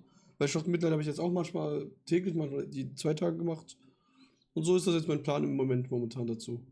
Und wenn das Remake kommt, im Prinzip, dann wird wahrscheinlich nur das Remake erstmal gespielt, bis ich alle 3 Enden durch habe. Das sowieso, das sowieso. Also das alle 3 sowieso. Lager komplett durch habe, wahrscheinlich nur das Das gespielt wird, erst. da wirst Bei du, mir. da wirst du in deiner Follower-Liste sowieso noch sehen. Gothic Remake, Gothic Remake, Gothic Remake. Das geht mehr mit Tomb Raider momentan so. Wegen den Remastered. Ich persönlich hab's ja alle 2 Tage. Ich habe alle 2 Tage Gothic-Content und ich habe alle 2 Tage was anderes. Mhm. Im Moment ja Tomb Raider eben. Ja. No, das macht sich eigentlich ganz gut. Wer Gothic sehen will, hat seinen Gothic-Content und wer das nicht sehen will, der hat mal was anderes, wie gesagt. Genau. So, wer jetzt wirklich dabei ist, ich habe ja auch einige, die kommen nur wirklich, weil ich es bin. Ja, Was ja mir gut, die natürlich habe auch ich lieber. auch. Das sind So, die immer da sind im Prinzip, ja. ja, was mir auch am liebsten tatsächlich ist. Mir Die auch. scheißegal ist, Ja. was für ein Spiel gespielt wird. Ja. Ja. Die gucken bei beiden zu. Ja. Und das habe ich auch so ein paar. Zum Beispiel der Macher, allein der vorhin geschrieben hat, der Jack, weil er dich ohnehin im Chat Jack schon kennt. Kam direkt so der Jack. So, der ist halt immer da, der ist schon seitdem ich LOL spiele, on Stream, seitdem ich Gothic, seitdem alles, der ist immer dabei gewesen. Der Typ ist von Anfang an gefühlt ein Ding. Ja, okay, da gibt es noch Guck mal. einen. Ah, der Boris auch da zum Beispiel. Der ist eher ein PoE-Spieler, aber trotzdem ist er jetzt heute auch da, wie du das siehst. Und der Weil- ist vielleicht eher wegen mir vielleicht da dann so. Das Ding ist, Ja. ich gucke dir zum Beispiel, gucke ich auch so hin und wieder mal rein, bin auch oft öfter im Lurk. Ja. Gerade wenn du jetzt sowas wie PoE spielst, das Interessiert überhaupt dich nicht nicht, klar, ich weiß. So, Schlacht um Mittelerde auch nicht. Es ist also, da kommen auch öfters schon so Gedanken, dass mir gegenüber, dass ich nur jemanden zugucke, der jetzt Gothic spielt. Das stimmt nicht. Es geht darum, um Spiele, die ich jetzt selbst gespielt habe. Spiele, die ich nicht kenne und nicht gespielt habe, dann eher weniger. So, egal, ob das jetzt ein Gothic ist, ein Tomb Raider, ein Last of Us, was weiß ich was, irgendwas, was ich halt schon mal gespielt habe und auch selbst auf dem Kanal habe, wo ich mitgehen kann, wo ich mitreden kann, sage ich. Ja. Ja, ich kann bei einem PoE kann ich nicht mitreden, bei einem Schlacht der Mittelerde kann ich nicht mitreden. Und bei dir ist es eben nun mal das Gothic, wo ich halt mitreden kann, sag ich mal. Ja, Wo ich sehe, aha, was macht der Mann? Ja, ein paar Nee, aber Wechsel. Lurken hilft ja auch, allein das ist doch schon super wertvoll immer, das weißt du ja selber. Das ist immer Ja, super wichtig, weil wenn ich zum Beispiel PoE spiele zum Beispiel und dann habe ich, keine Ahnung, habe ich öfters 20 Viewer, kommen immer wieder neue rein, neue Follower rein, weil einfach Ja. ich mehr angezeigt werde, allein weil ein paar lurken. Viele kommen halt rein wegen PoE, das ist jetzt ziemlich groß geworden bei mir ein bisschen, kann man sagen. Für mich ist das groß, für andere Let's Player so, oh, sind doch nur 20 Viewer oder so, scheißegal. Für mich ist das super viel. Ich habe meine Follower verdoppelt mit PoE. In ein paar Monaten statt. In einem Jahr hatte ich 360 und jetzt habe ich 818. Das ist wie gesagt. Diese Interviews kommen auch immer sehr gut an auf meinem Kanal in YouTube. Die kriegen immer gut Aufrufe, kriegen gut Zeit. Wenn ich dann meine Abos zusammen habe, kriege ich ja dafür sogar ein bisschen Geld nebenbei, was mir auch hilft. Ich verdiene ja auch nicht viel. Das hilft mir auch super. Ach so, du machst das nur wegen dem Geld. Safe, ja. Von mir kriegst du auch nicht. Ja. Safe. Mach ich es nur wegen Geld, immer. Ach, willst du noch mal die Werbung angucken? Nicht was? Nein. Ja, immer das Geld. Ja. Nee, ich kann ja später mal was dazu schreiben. Ich glaube, ich habe dir schon was dazu geschrieben, aber das kann ich noch über sein Ernst. Genau, du musst. Stimmt, wir machen das wie er es schreibt hier. Bezahl du mal mich dafür. Du willst Erz? Ich sehe, ich habe mich in dir getäuscht. Aber ich brauche dich. 100 Erz, mehr gibt es nicht. Nein, das ist Schutzgeld tägliche 10 Erz, bitte. Ich kann auf mich selbst aufpassen. Nee, alles gut, wie gesagt. Ich kann dir mal kurz was schreiben, lies mal kurz im Chat nebenbei. Was ich zum Beispiel auch schlimm finde, wenn manchmal solche Aussagen dann manchmal auch ernst genommen werden. Mhm. Nee, Ist ja aber ich alles will mal nur, kurz was ist schreiben, ja, weil das im Prinzip, das tue ich ja nicht im Stream groß dingsten. Aber deswegen habe ich dir mal geschrieben, weil das war ja auch. was schreibt der denn hier? Der schreibt mir gerade hier, wisst ihr, was der mir schreibt? Der schreibt mir, ich bin übrigens auch Mützenträger, schreibt er mir Ja, gerade. das ist eine sehr schöne Mütze. Ja. Genau, das ist es ja. Und wie gesagt, ich glaube, da kennst du es, hast du ja so im Prinzip, weißt du ja, wie es bei mir auch aussieht dann. Ja, Ja, ja. genau so. Nee. Jo. Ja, also wie gesagt, also ich denke mal, es gibt dir genauso wie mir. Also Ja, wenn wir solche Sachen hier ansprechen, das ist ja, alles noch auf spaßiger Ebene. ja. Ich weiß. Jo.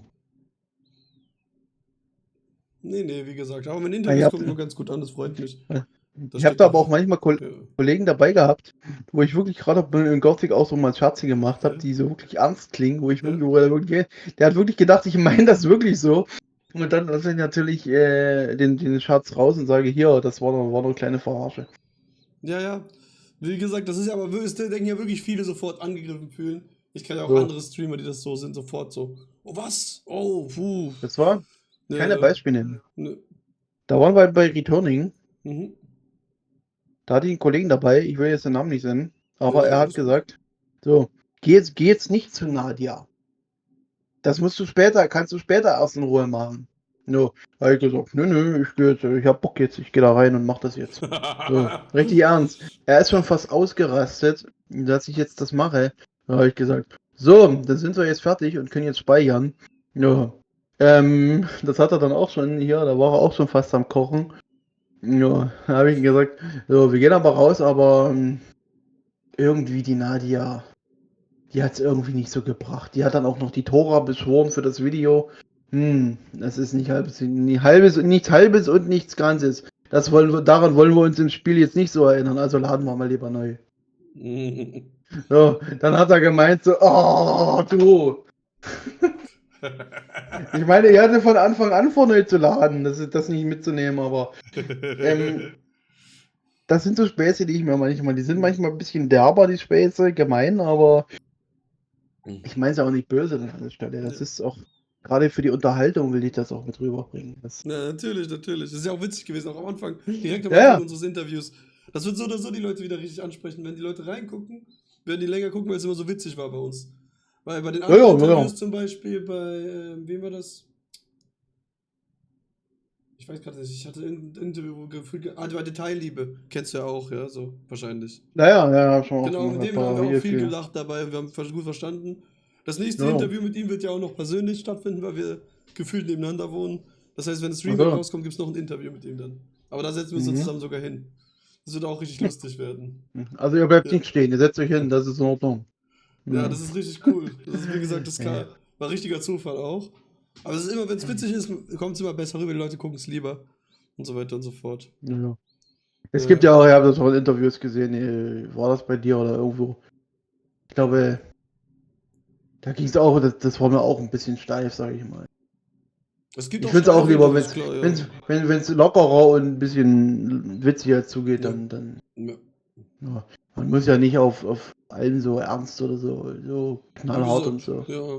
Ich hatte bis jetzt auch nur ein Interview, wo man sagen kann, das war eher nicht so locker von, wie gesagt, werde ich auch nicht erwähnen, wer das jetzt war oder dies, das. Wer war Aber denn ansonsten das? war eigentlich alles. Wir gucken nach, es sind 12 Stück, es dauert nicht lange. Versuch's herauszufinden. Du hast aber Glück. Ja. Ich bin viel zu faul dafür. Siehst du Scheiß an, Ducky. Ja. Erstmal so alle durchsuchen, du bist das, und dann so alle seine Videos kommentieren, so, du warst nicht locker, du warst nicht locker. Ja. Oh Mann. Ja. Nee, wie gesagt, das ist auf jeden Fall cool. Ja, warte mal, was gibt's denn noch, was ich sagen wollte? Hast du mal warst du das, der Heroes Might and Magic gespielt hat? Eigentlich? Nee. Nee, das war's nicht du. Nee. Nee. Das war der andere, mit dem der Piranha, genau. Der war das, der es gespielt hat. Ja. Mit dem Kur. Wer fängt denn bei dir mit Kur an, mit dem du gesprochen hast? Nein, Piranha Mit habe ich gemeint. Mit Kur. Wer fängt denn mit Kur an? Was ist mit Kurga? Was ist mit ihm? Hä? Ja. Das hast du jetzt gesagt. Grüße an Koga gehen raus, würde ich mal sagen, oder? Den sehen wir ja so oder so bald. Beim Quiz. Beim Quiz Ich habe geht's. auch diesmal lange nichts mehr mit ihm zusammen gemacht hier so. Naja, beim Quiz wird's Ja. lustig. Da viel kommen nur Gothic-Tuber alle zusammen. Das wird lustig. Den Hochkönig kennst du Naja. auch? Ja, mit ihm machen wir jetzt ein Projekt Risen, 7 Zocken Risen, das soll am 31. März starten. Ah, Aber wie ich nice. das bei mir ganz gerne in den Streams sage, nehmt euer Handy in die Hand, euer Smartphone, euer Tablet oder was weiß ich, öffnet die Kalender-App und klingelt euch den 31. März da an. Da starten wir beim PK-Format auf dem Kanal mit dem Projekt 7 Zocken Risen, da ist auch der Hochkönig mit dabei. Ich erinnere mich, Den ich da habe gibt's ja ein noch- Ding angefragt, Piranha eigentlich, dass ich ja auch gerne dabei wäre, aber das wurde wohl vergessen, wie es aussieht. Ich weiß es nicht, dort sind mehrere Entscheidungsträger da irgendwie mit in dem Projekt drin. Das ist. Ja, mal gucken, beim nächsten Mal vielleicht. Ja. Ja, genau, Irgendwann da mal. moderiert ja mit mir das Quiz dann der Hochkönig dann von Ach so. uns. Ne? Ja. Ich warte mal, ich gucke jetzt genau, wer alles denn dabei war. So. Also, wer alles dabei ist sonst. Also, du bist dabei, Gothic Guru, Kurga, Herr Brom und Crazy Dog Gaming sind dabei beim Quiz. Ja. Ihr werdet gegeneinander antreten. Oh mein Gott. Ich weiß mehr. Ich weiß mehr. Du hast aber 0 Punkte. Egal, ich weiß aber trotzdem mehr. Ich weiß trotzdem, ich kenne genau die Länge von Nadjas Cutscene, sagst du das so. Und der andere so, scheiße, da weiß er wirklich mehr. Und das war die Bonusfrage mit 1000 Punkten oder so. Und das wär eine lustige Frage, so. Einfach nur so eins. Wie lang ist die Cutscene? Was ist der letzte Buchstabe in dem Wort Gothic? Ich. Richtig. Ja. Ich bin klar Favorit. Leider will keiner wetten. Ja, das weiß nur Ja. niemand. Dann verlieren alle ihr Geld, weil sie einfach auf jemand anderen wetten, außer dich. Weil in Wirklichkeit gewinnst ja nur du. Also bei dir geht es im Thema Gothic mit Odyssey weiter. Ja, erstmal bist du doch noch in der- weitergehen, ist noch nicht fertig. Ja. Da bist du doch noch in der Wüste, oder? Ich bin Als gerade zuletzt fertig mit der gesehen. Wüste, ich will nur nach Ishtar. Und nach Ishtar geht's dann weiter. Dann Oh geht's je. nach Mutana und so. Hm. Ja, Mutana. War ja. Ich will ja nur nach Ishtar, um den namenlosen Helden und so wieder kennenzulernen, nochmal dort. Das ist auch, da hatte ich auch mal mit dem Alain Dufont gesprochen, geschrieben. Der war ja mal im Chat bei mir bei Ja. Odyssey, wo ich gesagt habe, er war ja einer der Mitentwickler, wo ich so gefragt habe, ihr habt ja eine Parallelgeschichte zu Gothic 3 geschrieben. Warum muss ich aber die Sachen, die der Gothic Held macht, in Gothic 3, wie diese ganze Vanguard-Geschichte und so weiter und Gotha-Geschichte, warum muss ich die hier mit Roland machen, wenn parallel doch der Held das machen soll? Weil uns das einfach besser gefallen hat er gemeint, weil uns das in Gothic 3 nicht so gut gefallen hat. Da habe ich dann gesagt, ich meine, naja, das ist ja alles schön gut, das ist ja auch eigentlich in Ordnung, aber dann müsste da irgendwie, ich meine, entweder ich schreibe eine Parallelgeschichte, wo ich das für meine Geschichte stehen lasse mit Gothic 3, oder ich schreibe eine alternative Geschichte, so wie Servus Rücker das macht, zu Gothic 2, finde ich. Da war ich ein bisschen mit gemischten Gefühlen dran, bin ich immer noch mit dieser, was du jetzt noch vor dir hast in Gothic, in Odyssey. Weil es soll ja eigentlich eine Parallelgeschichte sein, aber du spielst eine Alternativgeschichte an der Stelle dann. Das finde ich ein bisschen schade. Aber na gut. Ich wollte es nur mal kurz erwähnt haben. Jo, Du weißt, Klugscheißer-Treffen. Ja, aber ich finde ja, das ist ja wieder interessant zu wissen, so ein bisschen. Hm? Wieso, weshalb, warum? Oder dass er, wie Warum gesagt, ist trotzdem die cool, dass man ihn Banane treffen krumm? kann und seine Freunde, finde ich trotzdem cool. Ja. So. Ja. Gut. Hast du noch mehr Fragen oder wie sieht's aus? Wir haben, glaube ich, ich glaube, wir haben eigentlich alles durch. Wir haben jetzt einfach noch ein bisschen spontan mehr noch geredet. Ja. Das ist ja eher die Sache so. Wir haben Man noch ein kriegt bisschen halt einen Remake Hunger. geredet, ein Ich will bisschen dann auch- dies, ein bisschen Ich will dann das. auch tun. Weil eigentlich schon seit 2 Stunden Tomb Raider fast spielen. Ich weiß, ich habe ja gesagt, es dauert länger. Egal, ob man Ja, anders vornimmt. Es hat immer Dann länger hättest du mal gedauert. Das sagen- kürzeste war 2 Stunden. Das kürzeste war 2 Stunden und selbst das wäre schon länger als du geplant hattest. Wir können dich ja mal, das frage ich dich jetzt mal hier im Stream, wie sieht's denn aus? Wir machen ja mit dem PK Charmant ja auch einen Podcast immer noch. Mhm. Oder haben wir vor, weiterzumachen? Ja. Der Red Maddox, der ist ja nicht mehr dabei. Warum und weshalb ist ja erstmal egal. Ja. Wie wär's denn mit dir, dass du da mal mitmachst? Da brauche ich mal den PK, wie es aussieht, was er dazu sagt. Aber ich denke, man hätte nichts dagegen. Also ich Also habe ich gehe nichts jetzt dagegen, hier hoch. bin gerne bei sowas dabei. Ich weiß noch nicht wann, es würde ein Samstag auch werden. Also nächsten Monat wahrscheinlich. Wo lade ich dich jetzt hier hoch offiziell mal dazu ein? Sehr geil, mach Ich gerne kann dir mit. aber noch nicht gesagt, welchen Samstag. So Jo. 19 Uhr wäre das dann. Nö, Ja. also wie gesagt, da bin ich gerne dabei. Ich mag das sowieso immer, dieses Gothic Talks. Wie Mhm. gesagt. Ja. Es ist bloß blöd mit dem Gothic. Es wiederholt sich dann aber auch manchmal auch. Das ist Das muss ich auch normal. sagen. Ja, ja, das ist Guck mal, normal. ich habe Man über erzählt 13 quasi. Interviews jetzt dann mit dir auf jeden Fall. Habe ich 13 Mhm. Interviews, schon mindestens. Ich denke, da wiederholt sich natürlich oft vieles, aber ich bin trotzdem gern dabei. Immer sehr, sehr gern Weil, dabei. da die Zusatzfrage. Warum nie Gothic Multiplayer gespielt? Das fragst du mich. Ich hab's gespielt, aber er fragt dich gerade, glaube Das, ich. ja, das versuche ich verstehe die Frage nicht. Okay. Ja, Warum du wahrscheinlich nie in Gothic Multiplayer gespielt hast, keine Ahnung. Oder hast es richtig. gespielt? Ich glaube, wenn er sich auf meinem Kanal umsieht, ich glaube, dann zieht er die Frage direkt zurück. Nicht den Deathmatch, schreibt er. Ja, ich weiß. Gut, na gut, auf Kanalgruppen sind, ich habe es jetzt auch privat gestellt, die APs damals, weil da sind Sachen passiert, die brauche ich, die habe ich keinen Bock darauf mehr, dass das jemand sieht, großartig, und sich Okay. darauf denn ständig einschießt. Ich habe Strafkolonie Online gespielt, Escalon und Classic Corines. Mhm. Und natürlich Deathmatch. Hm. Okay. Ja, habe ich alles schon hinter mir.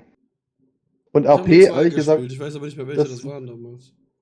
das Einzige, wo ich nochmal beim RP vielleicht mal vorbeischauen würde, und warum nicht mehr? Wie gesagt, weil es hat mich gestört, dass wenn ich dort meine Figur entwickle, dem meiner Figur eine Geschichte geht, dass es die anderen Spieler eigentlich keine Sau interessiert. Ja, ist so. Es ist wirklich so.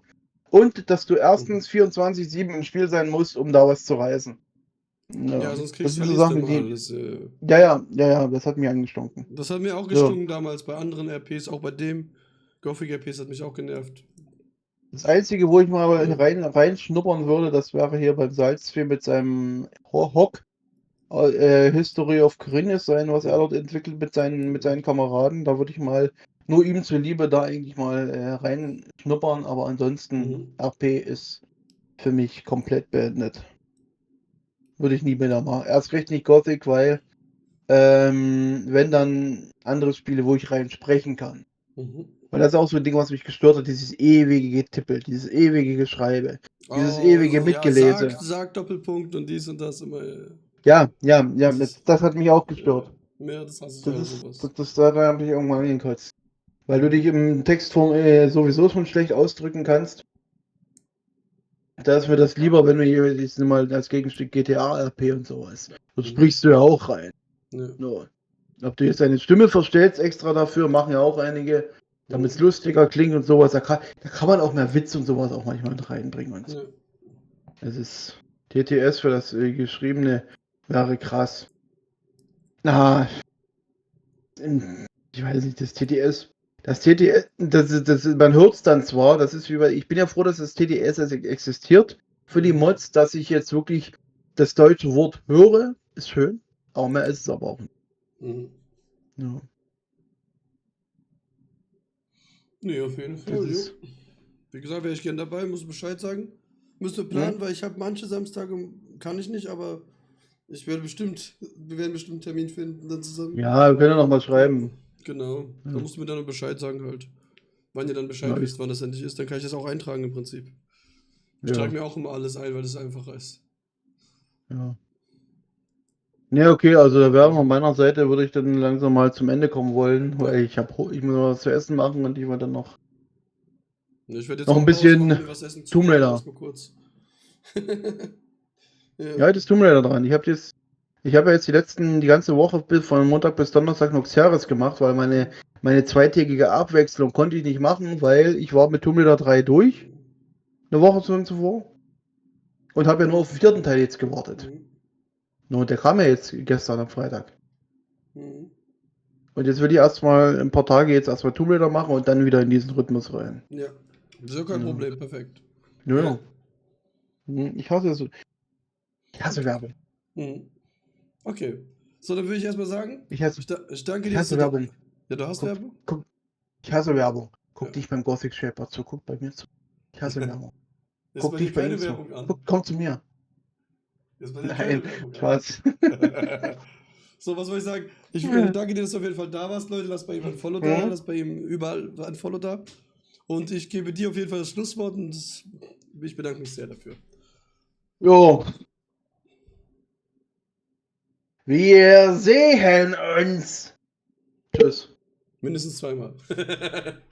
So, ciao. Tschüss.